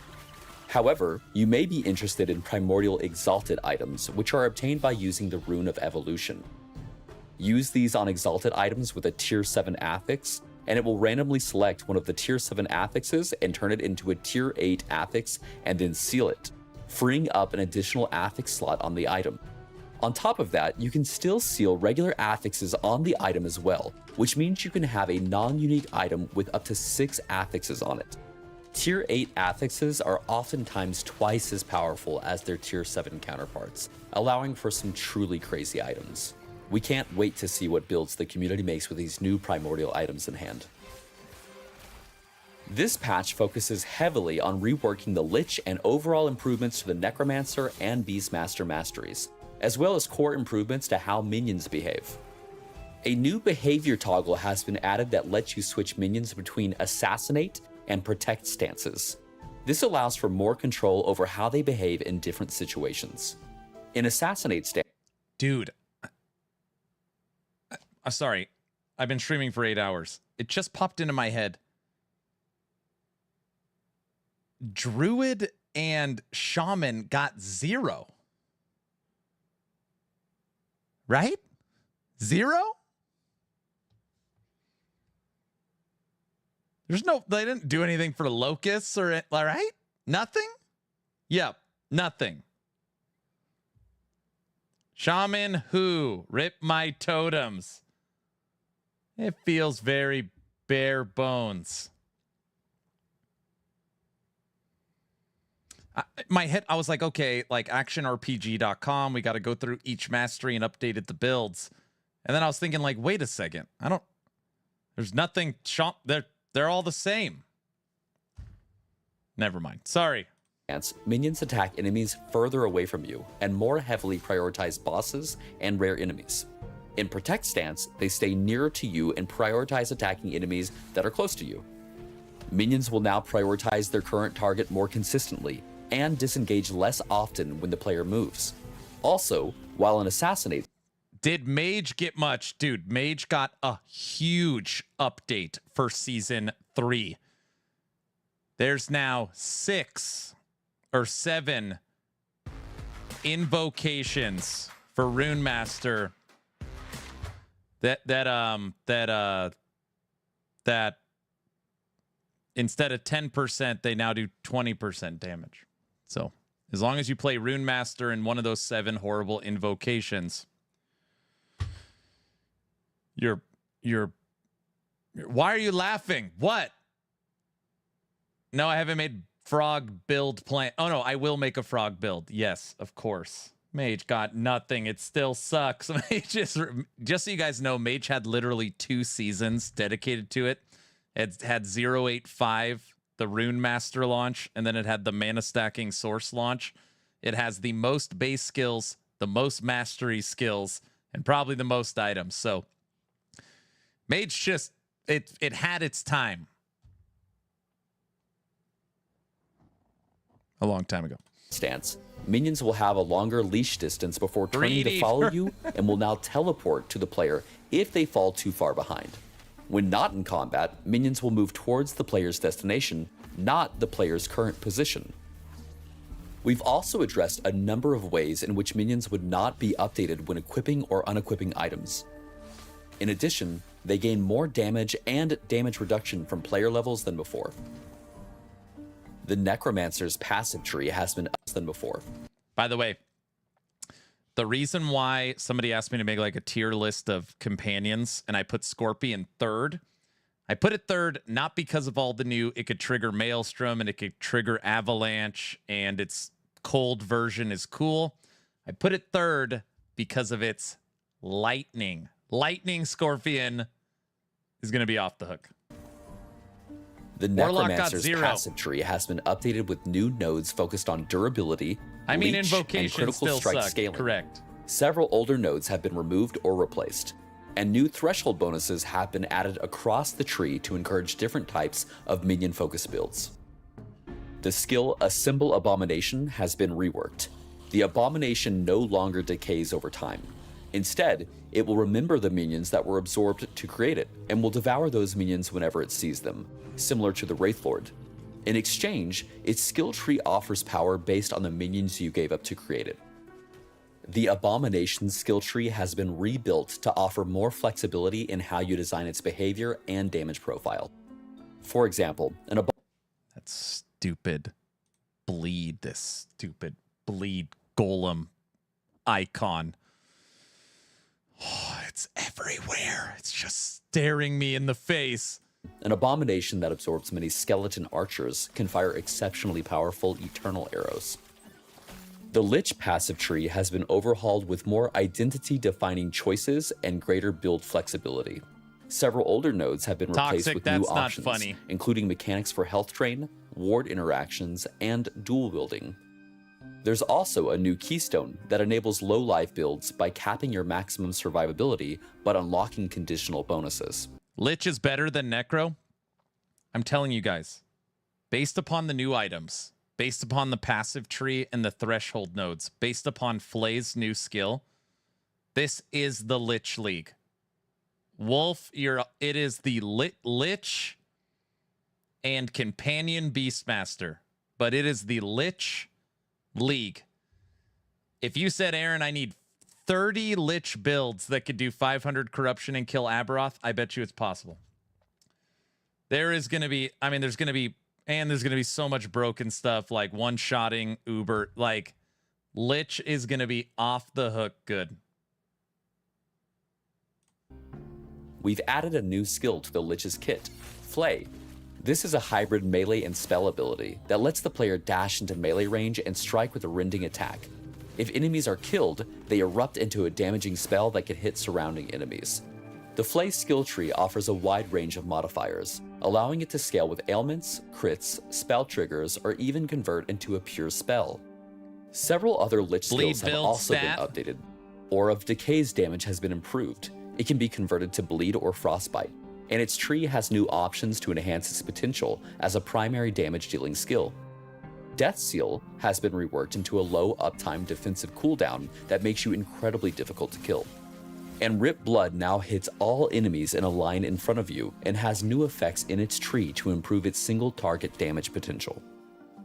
One of the updates coming to the Merchant's Guild are new tokens designed to streamline and enhance your progression and I hope he also covers the update to Circle of Fortune that we got.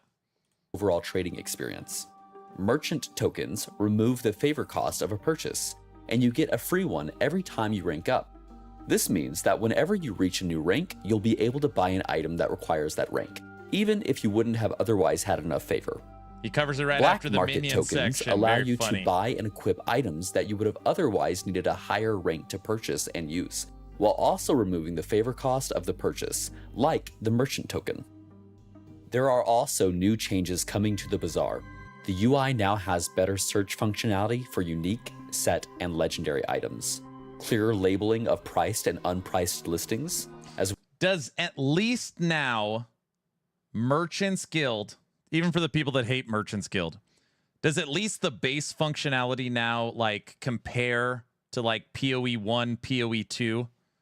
Is it at least in the conversation now, or does it still suck?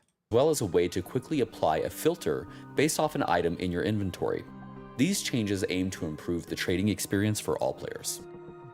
Next, let's go over quality of life improvements coming in patch 1.3. Visuals and audio have been polished across the board. Dozens of skills now feature improved VFX and sound design. New voice acting has been added for major NPCs in Chapter 9 and 10, as well as updated sound sets for many enemies. Loot filter updates now let you customize ground beams and item icons per rule. In addition, you'll now have the ability. PoE 2 doesn't have in-game trading. The fact that you don't have to message people and wait to get a response is already 1,000 times better. Well, you don't have to go to a website and try to arrange trades with players.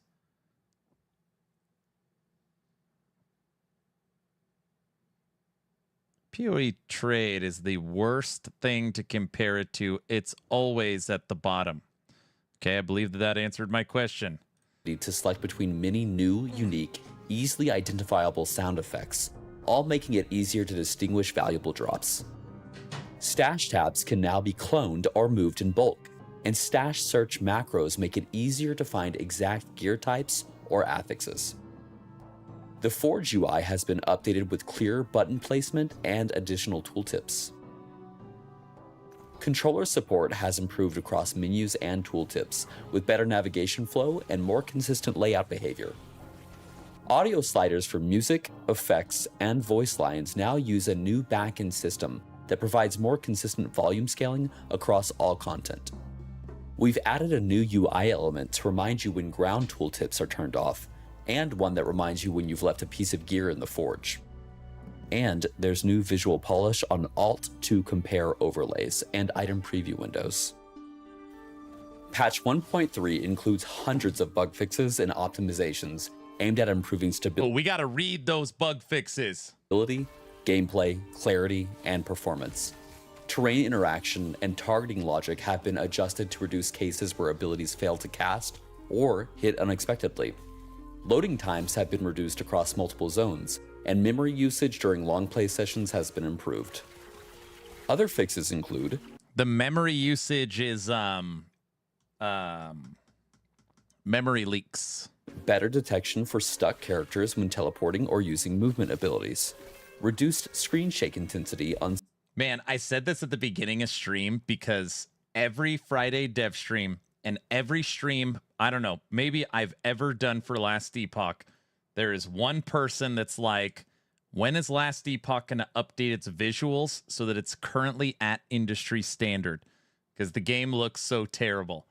And I just always think I'm taking crazy pills, or maybe I'm just so big of a shill and so far gone that I can't. Like, dude, I play Torchlight and Diablo and PoE and Inquisitor Martyr and Chaos Bane and all these games. And I'm always like, why does Last Epoch, like, yes, it's not up there with PoE 2. Yes, it's not up there with D4, but I think it's third. I think visually, well, unless you count Wicked. If you count No Rest for the Wicked, then it's fourth. But I always feel like it's not, is it really look that bad? I don't know. They've done more visual improvements, more audio improvements, more environment effects, and more ambiance with all the performance improvements for this season.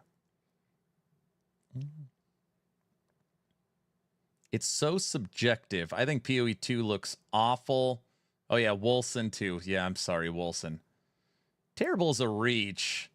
But in my opinion, the art style doesn't help in comparisons. Well, normally people are like, hey, can you just put it on Unreal Engine 5? And I'm like, the more I actually play Unreal Engine 5, I don't know if that would be the right thing. And they said it would take them 3 years to do it. Game looks better every patch, but you know what the problem is. Most people are stuck in the old look of 1.0. Unreal Engine is junk. Certain abilities and improved filtering options for screen effects. And we fixed several issues with skill cooldowns, minion responsiveness, and chat filters. Also launching with Season 3 are the Primal Supporter Packs, our newest set of limited time cost. By the way, this is going to be the last time I pause it. Okay, that was a lie. It's probably not true. If anybody has played Season 2 and played a minion build, right now the minions do the minion slide, where like they like slide off the screen and then come back in a circular motion. It is the weirdest. I've never seen it in any previous version of Last Epoch. The minion slide. Minions are jank. I am going to be so sad if somehow whatever bug that is isn't fixed. Cosmetics. As always, everything here is cosmetic only, no pay for power. This is a way to support the game and unlock some really cool visuals in the process. Let's start with the Primal Traveler pack. This pack. The worst part is D4 looks terrible. For some people say LE looks bad. Most people think D4 is the best looking action RPG. Plug the store, Aaron. Oh, everybody, announcement as we are at the end of the stream. If anybody plans on supporting EHG, getting one of their supporter packs, okay? You could support EHG. You can get some awesome cosmetics. You could also support me if you want. It is always an ask, not a tell. On YouTube, in the description, or in Twitch, linked in the pinned comment, or you could type in !Nexus is my Nexus store. All the supporter packs are available, just like you're purchasing them through Steam. Supports me, supports EHG, and it supports the subathon. So any supporter pack purchases, I'm putting that stuff towards the subathon clock. So even if you get it now, we did that last subathon and it was crazy. So just know, if you want to support, Nexus is there and it's awesome. So here's all the supporter packs. Pack leans into the spirit of ancient exploration, with cosmetics that feel right at home in the wilds of the ancient era.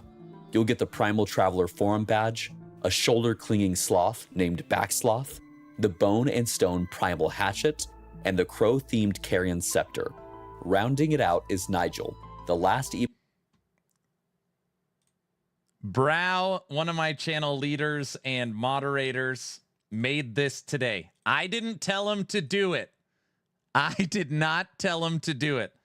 He's like, Aaron, I made the polka toucan. This is going to be a new emote. This is a new emote coming for the subathon. He told him. I didn't tell him. So this is a new emote. Why isn't it in already? I love it. Dude, make that a hoodie or t-shirt. Oh, brother. Anyways, it's a new emote coming. The last Epoch toucan who has arrived from his exile to the remote islands far to the east. Next is the Primal Templar pack. So that means we're going to be able to have a toucan and a capybara following us at the same time. Which includes everything from the Traveler tier, plus a lot more. I'd buy a polka You'll get the toucan Saurian hide shirt. cloak, Okay, made here from we leather, go. feathers, and bone, and the fossilized portal, formed from the remains of an ancient dragon. There's the Primal Slicer, a jagged one-handed sword, and the full Wild Hunter's leather armor set. You'll also unlock the Primal Soul Evade effect, which leaves a spectral dragon tail trailing behind you, and the Earth Shaker footprints, with each step pounding the ground into golden tremors. And of course, it includes the Primal Templar Forum badge, and a bundle of Epoch points to use in the cosmetic store. The Primal Vanquishers pack expands your options even further and includes everything from the Traveler and Templar tiers. This one takes a darker turn. Think ritual magic and forgotten power. It comes from the Carrion Caster two-hand staff and complete Carrion Herald armor set, and two. You're going to need this for your bleed lich. Most people say this is the best looking armor set for the supporter packs. Effect cosmetics, the Dark Pursuit Evade, which trails Crimson Energy. That's my favorite evade. It's like unlimited power, Star Wars. Behind you, and Ritual Footprints, which inscribes glowing runes into the earth. You'll get the Carrion Caster's Cape, a low-hanging back cosmetic with crow feathers and a rune-marked shield. Wait, Raven? Crow feathers? Look, it's got bird stuff on it. Sorry. And the Dark Ritual Portal, pulsing with ancient sacrifice. You'll also get the Vanquisher Forum badge and more Epoch points. Finally, the Primal Legends pack. This pack contains everything from Season 3's supporter packs and gives you even more exclusive rewards. It's pets in this. This looks like it's from StarCraft. It's Protoss, and this is a Roomba cat. In addition to all the content from the Primal Vanquisher, Templar, and Traveler tiers, the Primal Legend pack contains the Marble and Gold Temple Nightwing. I said it earlier. I ain't wearing these damn wings. I hate wings in game. I think they're so dumb. That's not a knock on Last Epoch. I don't like them in any action RPG. I ain't wearing them. So, sorry. Oh, yes, you will. Subathon, you are. No. Terra Portal, and the Crystal Edge Temple Authority Sword. You also unlock 2 exclusive pets, the Curious Disc-Riding Temple Familiar, and the Floating Sentinel, known as the Temple Attendant. Protoss! Yes, you will. No wings, no Subathons. What? I love that sword. First Subathon gold, wear wings. Oh, brother. And it doesn't stop there. You'll also receive the massive Temple Aegis Shield, the full Temple Knight armor set, the Whispering Wind Evade effect. This one looks pretty cool. Whispering Wind Evade pets, the Curious Disc-Riding Temple Familiar, and the Floating Sentinel, known as the Temple Attendant. And it doesn't stop there. You'll also receive the massive Temple Aegis Shield. Shield's okay. I wish it was bigger. The full Temple Knight. This is pretty cool looking.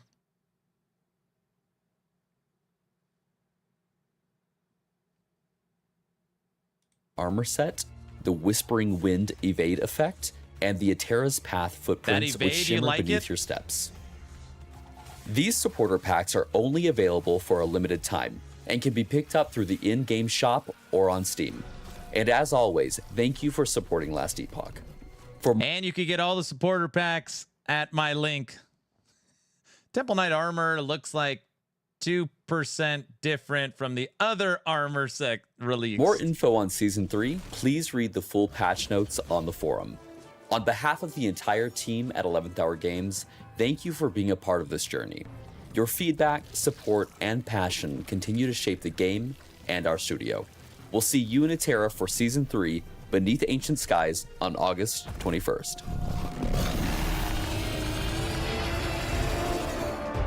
Dude, this is Season 3. What is Last Epoch gonna look like at Season 13?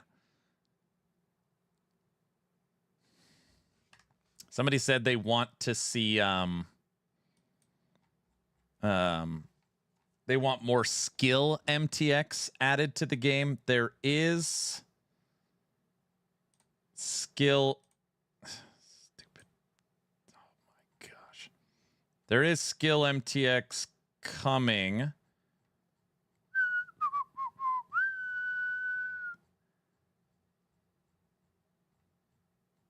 Oh, forget it. There's a bunch of I don't want to read this anymore. There's a bunch of them coming. Thanks, Aaron. See you tomorrow, I guess. Finally gave skeletons an update. Oh, yes. Oh, that's what'll happen in 10 seasons from now. All right, everybody. Let's do this. 8-hour and 18-minute stream. Watched the video twice and broke it down. Decent reading of the patch notes and last Epoch dev stream.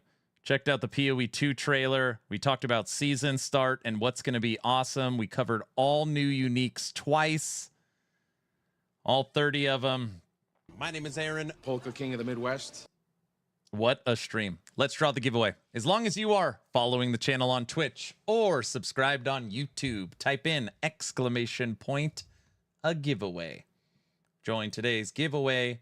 Yay. Hey. Okay. Or it added 400.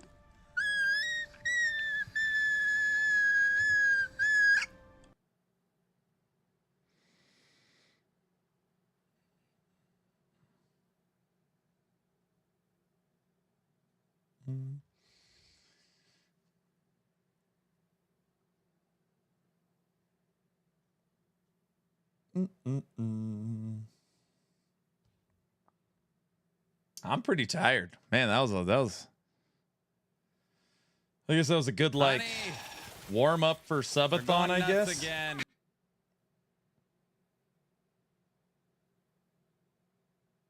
Congrats, Muffin Man. That's real funny. That's funny. Giveaway as always is not rigged. Exactly. Yeah, it's the same giveaway. All right. Starting the countdown right meow. As long as you are following the channel on Twitch or subbed on YouTube, costs you nothing. Type in !giveaway. If you are the winner, all you got to do is send me a DM on Discord, and I will take care of the rest for pick your Steam key. 10, 9, 8, 7. You guys will stop it. After 7 comes 8. No, 6. 5, 4, 3, 2, 1. And entries for this giveaway are officially closed. Okay, you have to listen to my announcements before I hit the pick a winner. Tomorrow I'm undecided. Tomorrow's supposed to be a day off. I'm going gold panning with my kids, and I'm seeing a movie, and I'm going to dinner. So we'll see. It'll either be a short 2 to 3 hour stream to do some theory crafting on last Epoch tools, or it'll be a day off. If that is the case, I will be on bright and early Sunday morning. Okay? So we'll see. I'll let you guys know on Discord. Subathon kicks off August 21st for Beneath Ancient Skies. It is an unlimited. It is an unlimited, non-capped subathon, so it'll go until the clock hits 0. We're expecting 5 to 8 days on the subathon.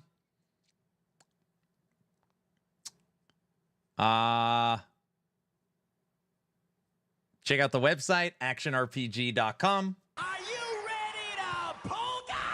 And,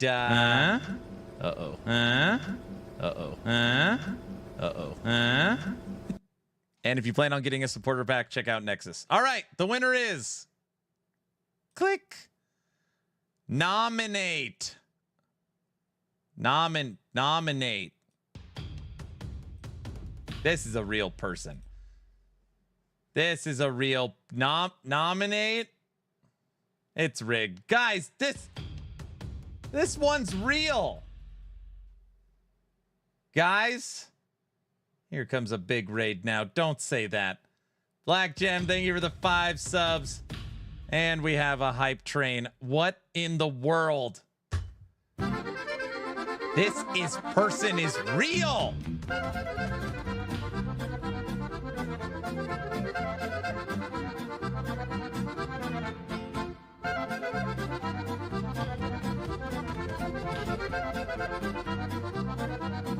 At this point, I'm numb to everything, so it doesn't matter.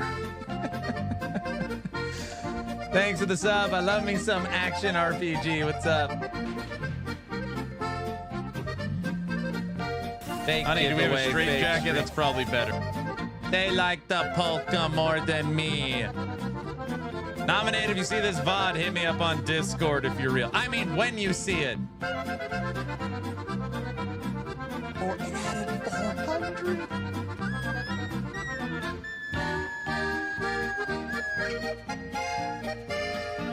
Honey, do we have a straight jacket? That's probably better.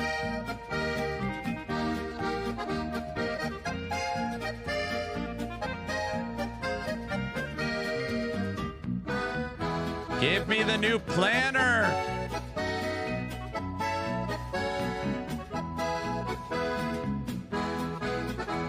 If you guys are new here, anytime there's a level 2 hype train, the polka must flow until the hype train is over. I have no control over the rules. So just, if you're, what the hell's going on? Since there's a hype train on Twitch, there's polka.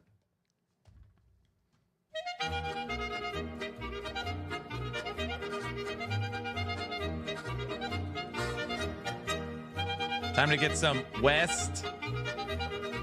Just getting warmed up for the subathon. I see.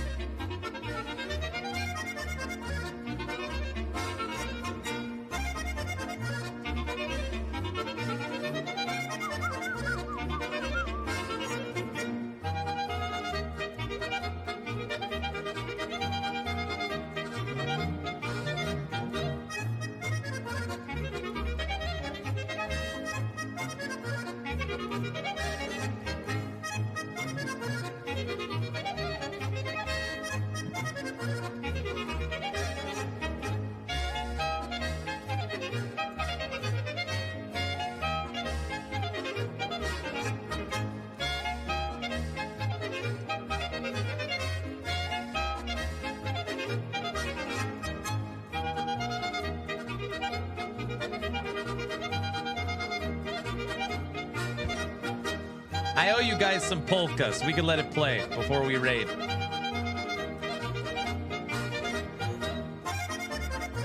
We need the yodel. Oh, brother. Fire away. Thanks for the gifted sub.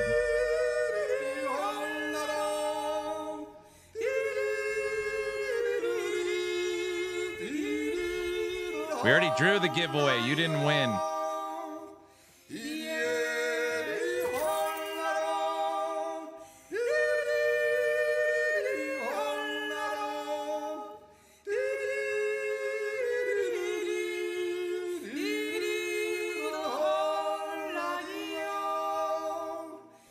I can't listen to that right now.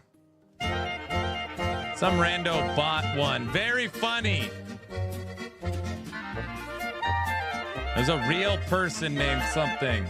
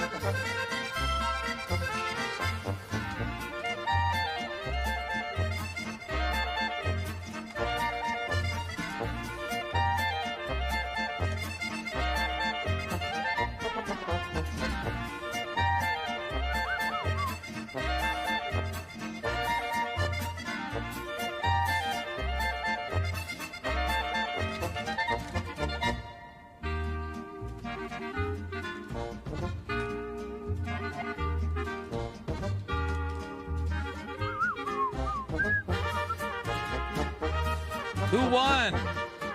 A bot. It wasn't a bot.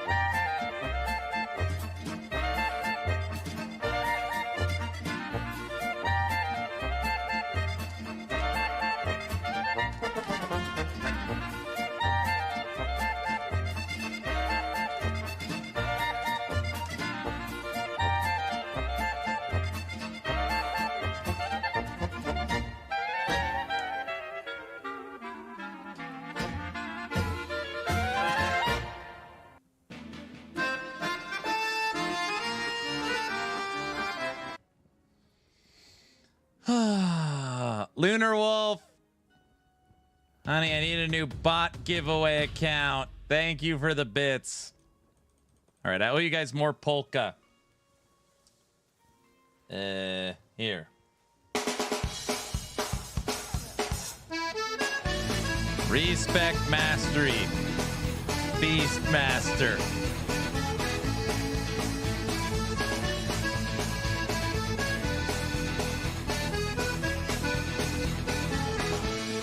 Wait a second.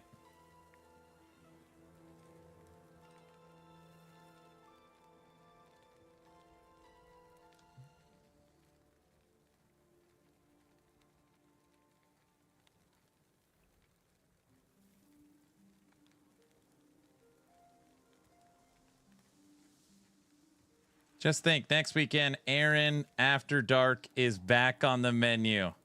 But wait, there's more. I don't know why I'm still sitting here. We were playing Polka, so I figured I'd log in. Oh, by the way, there's a ton of new skill MTX. 1, 2, 3, 4, 5, 6, 7, 8, 9, 10, What year 11, is it?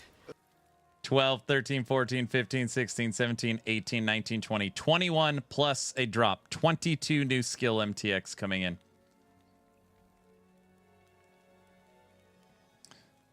Did they not nerf cleaver solution? Just feels like no freaking way. On all of those 400.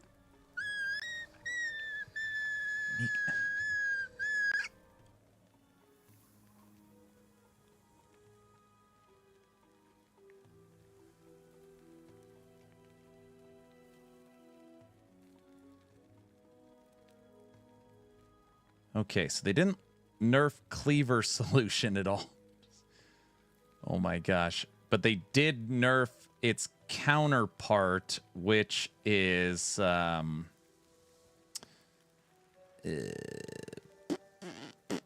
Vessel of Strife.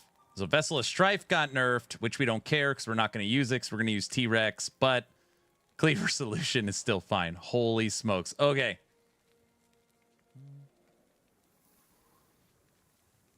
I don't need Control F. Cleaver solution is God. It's so good. Not gonna use it. I can't because Vessel of Strife is a relic, so I can't. Which class are you gonna play first in season 3? Right now, I'm leaning towards Beastmaster. Right now, I'm leaning towards Beastmaster.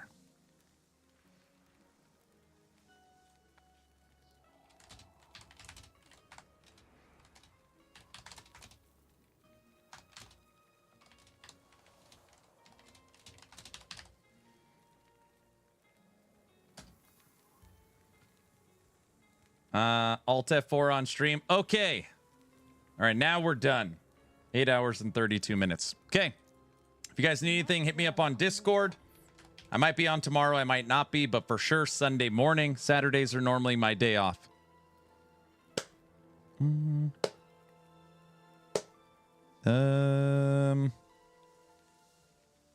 We need Subathon. Subathon kicks off in 5 days. Oh my gosh. 5 days. I've got the timer ready. Don't look at the timer. It's just, I got to set the timer, but it's working. We've got the subathon Muppetized extensions.